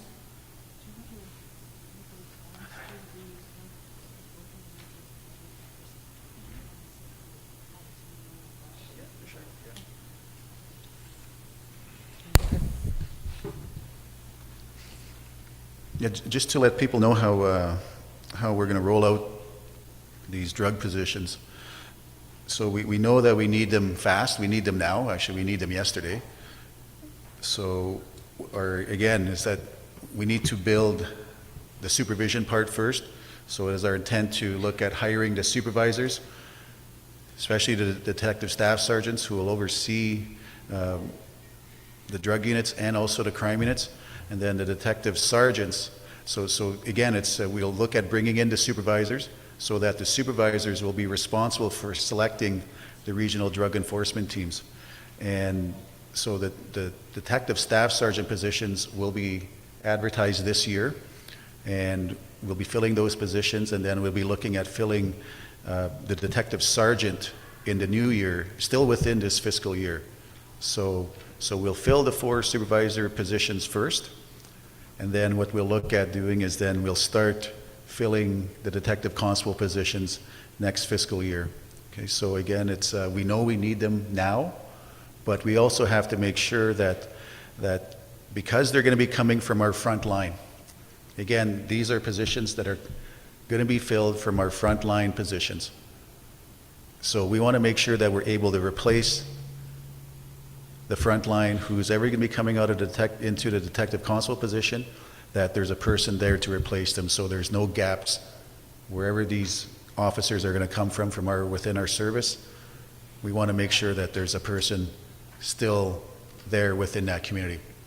So again, we anticipate this will be happening, again, starting this year with the supervisors, and then starting next fiscal year, slowly bringing in the detective constables into their positions. Okay. So again, we'll look at trying to make sure that we can advertise and fill each region at the same time. I see Chief Wesley there had his hand up there. I just wanted to mention that there's another tool that's available that can be used, especially for communities like mine that are just inundated with meth. As you know, my community's had at least $500,000 in seizures in the last little while. But there is a tool that's available called ID2 meth scanner. I wonder if that tool can be deployed to the First Nations that, aside from the matter that we can't charge these people, I think our priority in the First Nations that have the meth crisis is to stop the flow of drugs into our community. That's the main priority. And we need tools. Fortunately for me, I have a really good peacekeeper that's really good at finding drugs. Even then, there's problems there with peacekeepers whose role is not very clearly understood by NAPS, and there's relationship problems that come out of that. This is what I was talking about, jurisdiction. We need to put some measures into place that defines roles in the community. It also defines the bylaw practices of the First Nations. If I'm authorizing somebody to enter a home, the NAP should be able to enter the home, because those types of things are barriers. And in my community, I've had at least 5 deaths associated with drugs in the last year and a half. That's 5 too many. And I've got another one lying in the hospital. Thank you. Yeah, Chief Wesley, certainly I know we're meeting tomorrow, and I know we can have more discussions on the issues that your community is facing. And certainly I think we've been having these talks, and I think the talks are always great to have, and there's always good measures that come out. So looking forward to having our meeting tomorrow.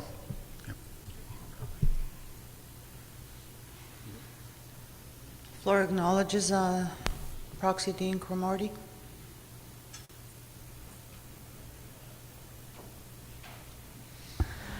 Amigos,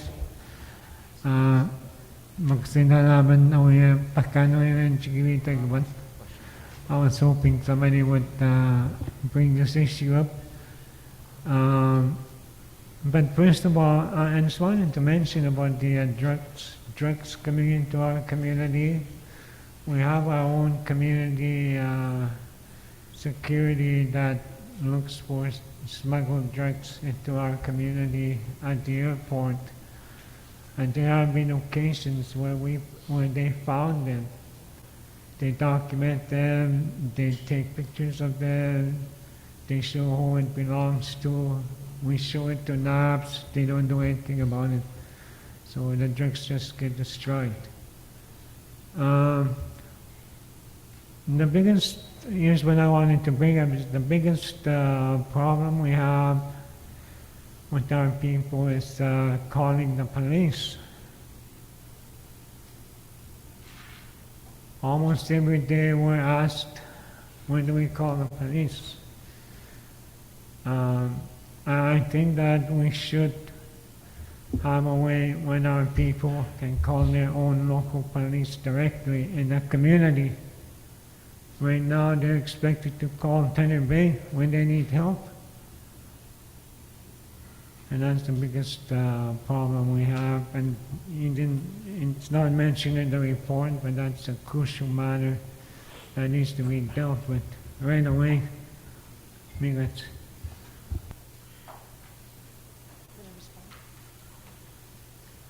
Police chief will respond. Yeah, certainly hear your comments, and again, I know that it has been a hardship in terms of the language barrier, and because we don't control the comm center, that is that is operated by the OPP. We convey what's being said from our communities, and we trust that they're going to improve that service. And we have to allow them some time, because it does. When I talked about the call taking and dispatching earlier, the training that goes into these positions, it is intensive, and it takes some time to get through the training to become a call taker and a dispatcher. So, and when I say it's intensive, is that our person that led our radio project, Rod Brown, who the former staff sergeant who worked at the comm center here in Thunder Bay, he described that out of a recent training class, there was only 4 people that went through, and that only one of them passed. So the requirements to do call taking and dispatching, it takes a while to become a call taker, and then it takes even longer to become a dispatcher. But again, it's very important work, and it does take time to get people into these positions. Whereas training a police officer, you go to the Ontario Police College for 3 months, and then you do coaching out in the field within our service for another 4 months. Whereas a call taking and dispatching, it's up to a year that you're doing training. So it does take time, but these are very important jobs, and it's important that we have people from our communities perform these jobs, because we know that there is a hardship. Well, we know that there's a lot of people living here from our communities in Thunder Bay. And again, I encourage our people to apply for these jobs. They are good paying jobs. It is a hard job, but it's rewarding when you think about you're helping our people. You're helping our people. So we are still working on this, and we are still having talks with, I've spoken directly to Deputy Commissioner Rose DeMarco on this, and I know that they are trying to work on this. And I think it's encouraging our people to apply for these jobs, because we know that the language barrier is there. Okay?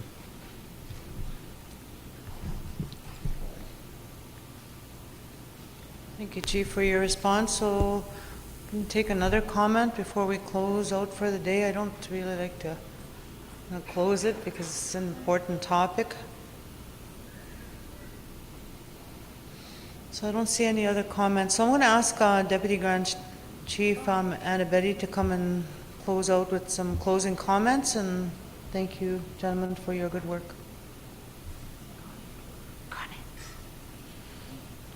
Thank you very much, Connie, and thank you to all who have made comments and put their questions and concerns forward. I just have a quick response in terms of legislation and enforcement. It's an issue that has continued to been presented to us and to the police, and so we know that we have to make a change on that, and certainly with law reform, and as we move forward with that is something that we have highlighted, and we will continue to work on. Not only with Nishnawbe Aski Police Services, but with Nishnawbe Aski Legal Services, and with the help of our legal counsel. And because the issue, not only in terms of how it relates to drugs, because that is something that almost all of our communities are impacted by, including our citizens that live in urban centers. And that is something that we're going to continue talking about on our agenda. later this week. And also, I just want to remind the chiefs, that the chief of police and deputy chief have always made themselves available to have conversations with you, with any concerns relating to your community. And, again, we want to remind you that opportunity is there. And we want to thank, the board, the negotiation team, and as well a special acknowledgement to our former Grand Chief, Alvin, and the legal team who has contributed to, to the funding agreement as to what it is today, and ensuring that, that we continue to advance the services of our police services within Nishnawbe Aski Nation territory. And so we thank you very much. Pardon? Oh, okay. There's a few more comments that we will provide the opportunity for the delegation to make.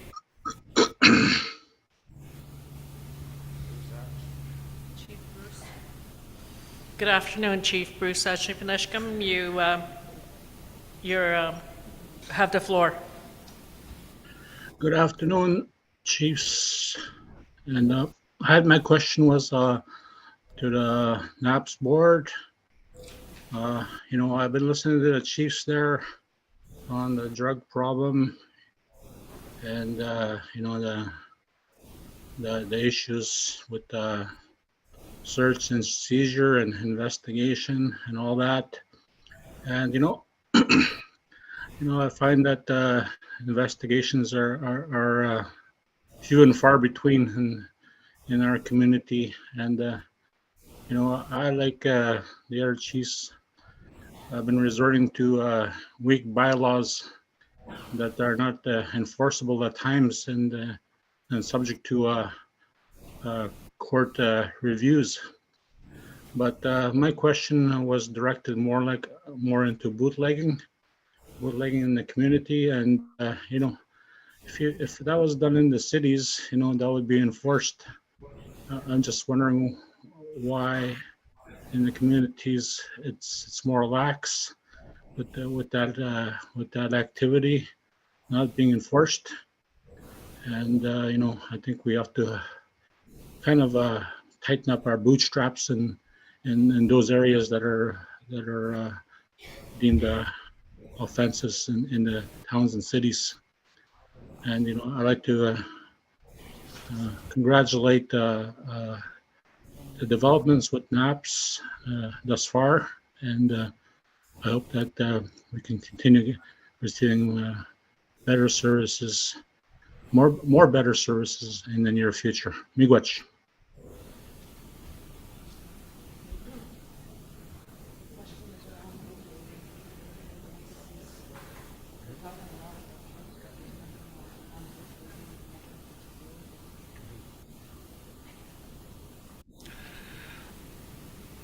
The question, thank you, Bruce Chinipanishkam, Chief from Martin Falls. I'm not sure how to respond to that, the question of bootlegging. It also relates to the issue of the selling of drugs in our community. It's our community members, our own community members who are doing these things. Our own people are doing these things. And we even have our own people protecting each other from doing this. People know who is doing this. People see who is doing this. People comment about watching the traffic come from one house, all the people running to that house. We see this.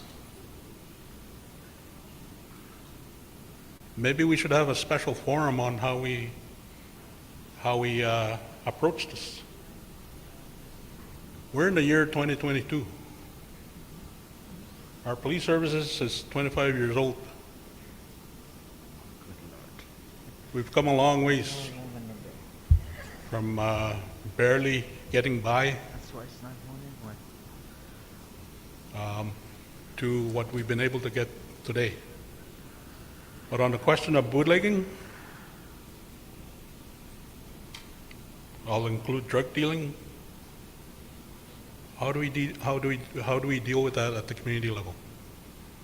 Do we have our own systems in place to prosecute people? Do we have our own judicial systems? No, we don't.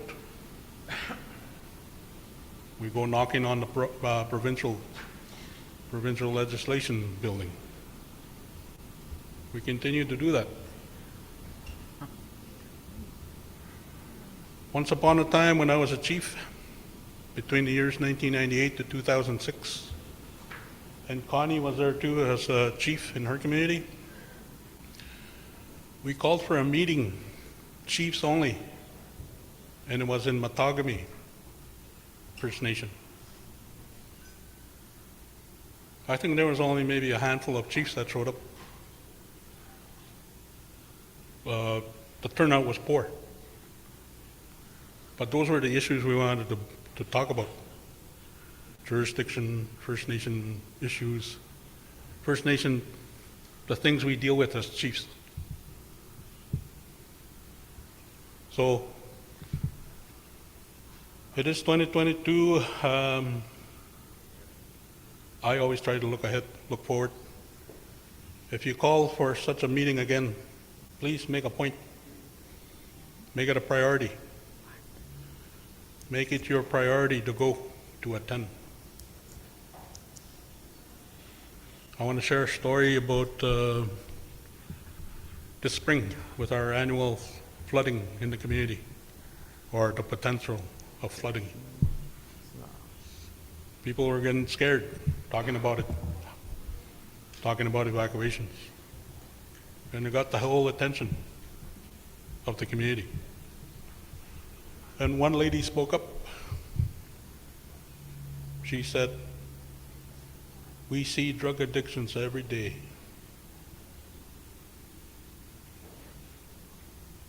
Drug dealing every day. But yet nobody talks about it. Nobody really makes it a high priority to deal with, to tackle." This breakup happens only once a year. It was such a big topic in our communities. But for drug dealing, nope. So we have to change. Not only as leaders. I don't want people to think as leaders the onus is on you.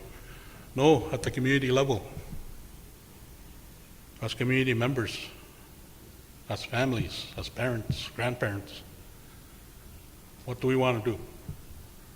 How do we want to protect our children? How do we make it safe? How do we want to educate them? How do we want to make them aware? There's a lot of work that needs to be done at home. Right now, I don't know if the effort is there. I don't know if people are gathering or having private conversations to say, hey, let's do something about this. Let's go take away the drugs and burn them ourselves, or something like that. I don't know. I'm just rambling here because it's a very hard question to answer. I don't have a solution. I don't have an answer at the moment. But I'm glad it's being raised, and raising it at this level, well, let's carry it forward. Be good. Supplement from Chief Bruce, and we're going to go to Ladies Council after. IT? That's it?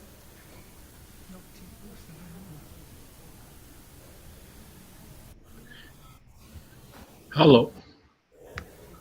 Hello. Thank you. Thank you for your response on that. I think my question is geared to more on the freedom of our individuals of our individuals in the community, and giving them back their responsibility. For the most part, as my community is dry, but in essence, that's not the reality, as most times we don't have that enforcement, nor do we carry out peacekeeping in order to do that. We rely on the efforts of Nishnawbe Aski Police Service, and that's where that giving that responsibility back to the people would lie. That's the trend that we would want to go to, giving that responsibility back to the members, and that whereas if we enforce that prohibition as we have it now in the community, we are basically taking away their right to choose for themselves. So, my belief myself is to give them back that right to choose for themselves. But how can we do that if there's danger, if there's no enforcement of the laws of the land that happen across Ontario, like the liquor laws and the drug enforcement laws, if they're not non-existent in the community due to a lack of resources? How can we give them back their right, which I want to do, which my council wants to do? We want to make people their own individual. We want them to have their own individual lives, their own choices. And there's been talk in my community to have a wet community, like a non-prohibition. But how would our laws, as they stand right now, and our legal institution of NAPS and its laws and its administration hold up? So that's my question. Miigwech. So I'm going to take a stab at this. The laws that are outside the community around bootlegging can be enforced. Why can they not be enforced in the community? Was the question.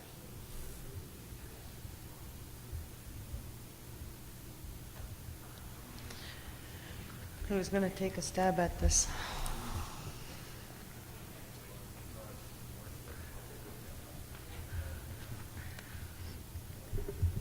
Yeah, Chief Achpaniscum, certainly when you look at bootlegging, it is a provincial offense. And when you look at the process to I guess, get those who are bootlegging, is still the same process that's you have to follow in terms of gaining access to a residence that's selling drugs. You still need to corroborate kind of what is happening, and you need to still have kind of the evidence to suggest that there is bootlegging happening. You need to corroborate that. You need to apply for a warrant under the Liquor License Act. But again, it is not a criminal offense. But certainly in our communities, especially those that have prohibition orders to have alcohol, we still have to make sure that as the police service that we follow the right process to gain access to a house. And we have to make sure that that process is in adherence to the Liquor License Act. So again, it's the same process that we rely on in terms of investigating drugs. We need people to come forward with information, and we have to corroborate that information, basically prove that information is correct, and then make application to a justice of the peace to say that yes, there is bootlegging happening.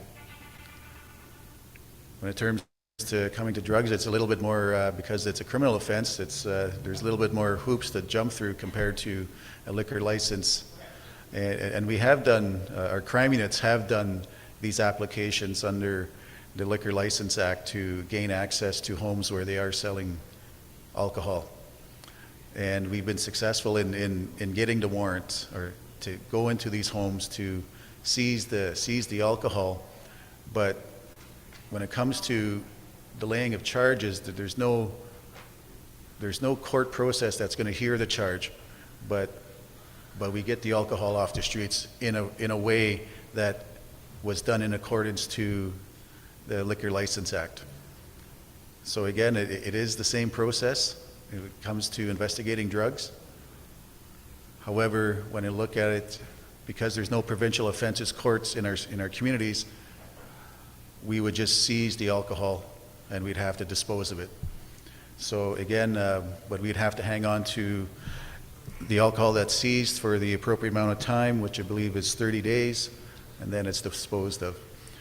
But the process is still the same in terms of gaining the application for a warrant to enter the home. And I just wanted to comment on what Chief Wesley and Chief DeWito had said, because we had this, about our laws and our traditions.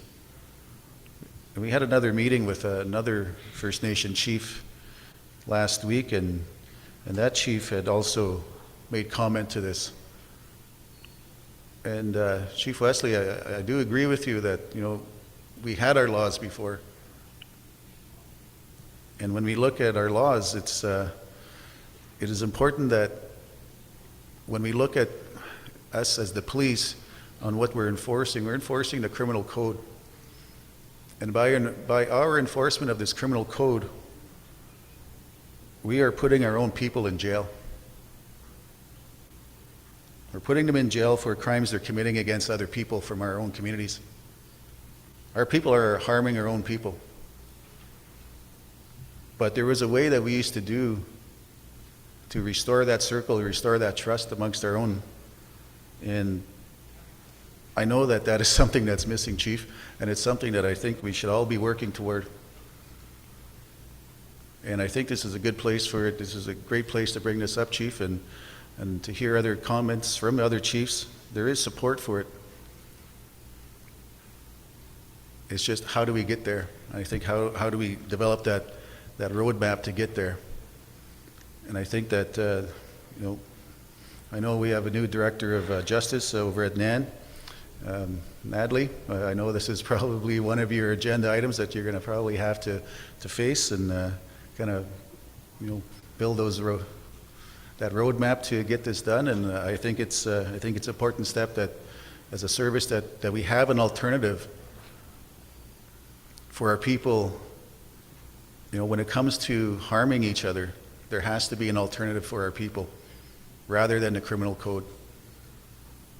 And I think it's a worthwhile start, and it starts just by what we've done here today, and that's people talking about it.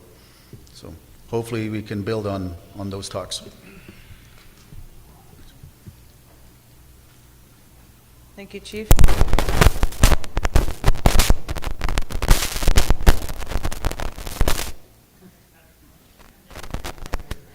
Can you hear me?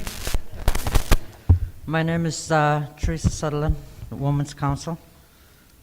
I was just going to, I'm listening to this assembly.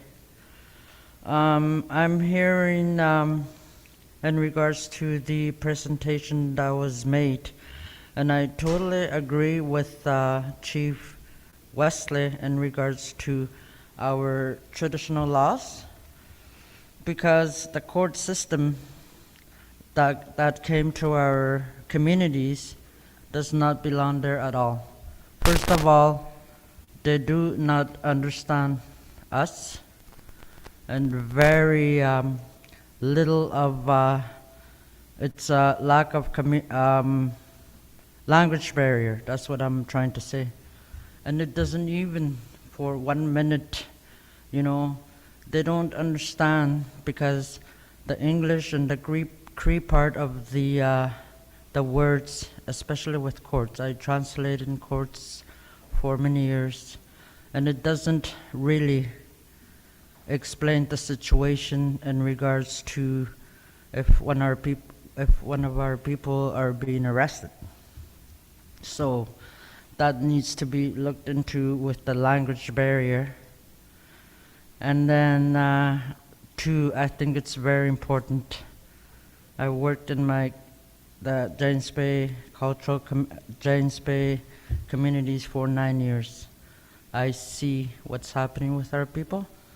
I went to residential school too, and that's why I have that right to speak for my people today. I see what happens in communities. We need cross-cultural training for the officers so they can understand our people, what they're going through.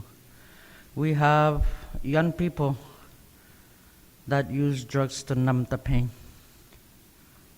We lose them. And then, I'm sorry to have to bring this up just at the end of the day. We talk about reclamation. I hear Sam saying, we have our children, they're looking up to us for healing and to continue healing. We have our young ones breaking the law, and their criminal record is climbing high, which could have been prevented by restorative circles, because I was a community youth justice worker at one time. It seems at one time it was followed, but today it's not.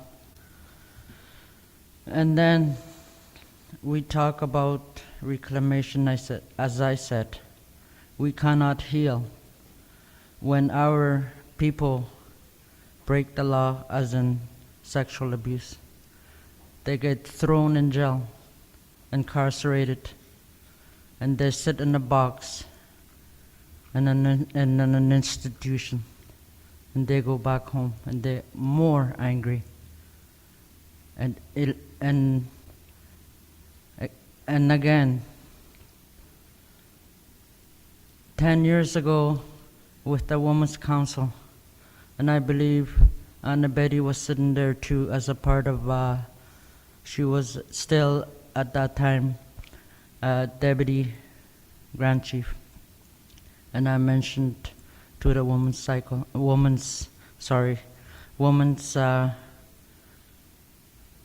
Council. I'll say 10 years ago, 90% of our communities are sexual abuse, and it's still happening today. Today, as I sit here, I can say it's 100%. Still happening today. And to start to heal, those people, we talk about the children that were killed. I heard it today. I'm listening very well. And that's the same thing with our children that were sexually abused by these monsters. They were killed too. Now, how do we look at that and helping our people so we can start healing as a part of that residential school? This is maybe something we could do an assembly on for the 3 days with non-legal.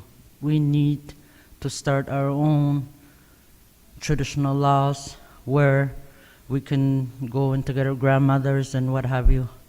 We need to be there for them, not just incarcerate them and throw them in and come back with the same thing, and it escalates with their families. That's something that's very important that we need to look at. But other than that, I thank you, and I didn't mean to talk about this as we went, but I thank you for listening.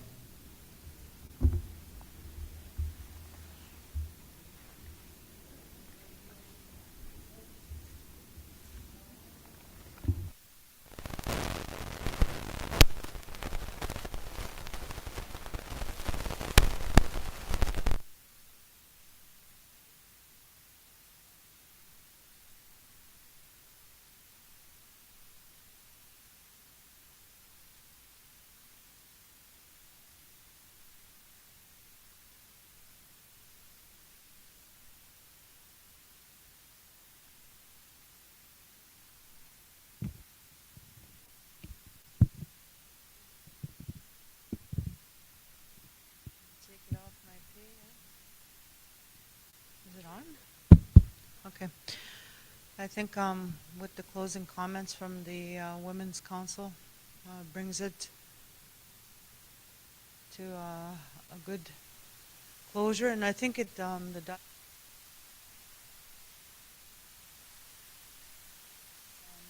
give direction to the executive as to how they need to move forward when it comes to policing, the drugs, and the sexual abuse and the abuses that have taken place. So those comments are noted, and we thank you for that, giving direction to the where we need to go.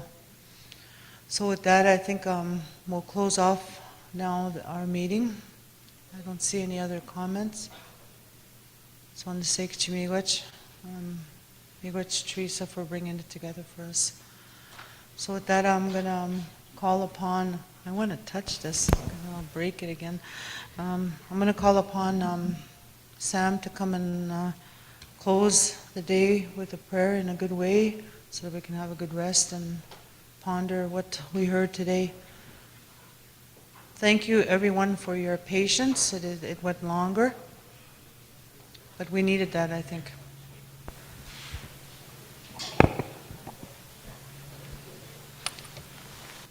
Bobby took off his sweater. Sentence is over.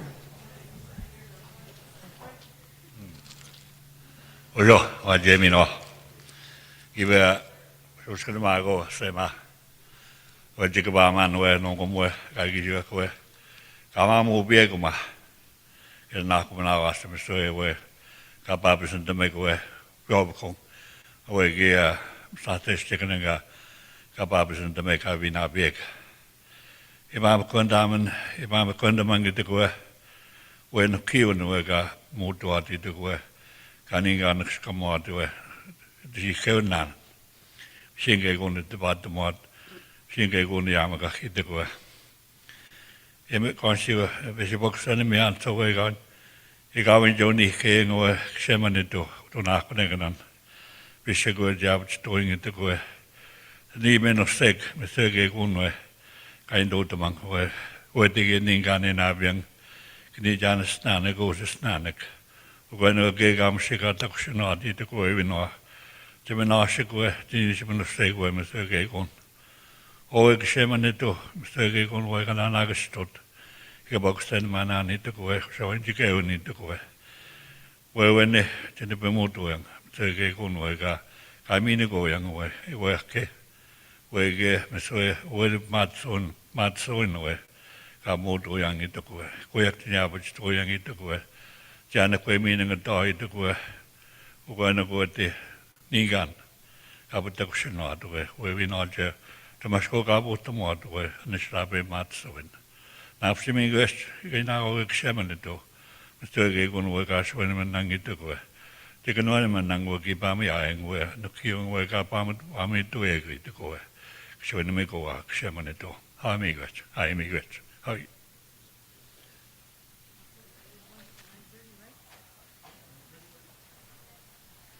See you at 9:30. Breakfast will be in here.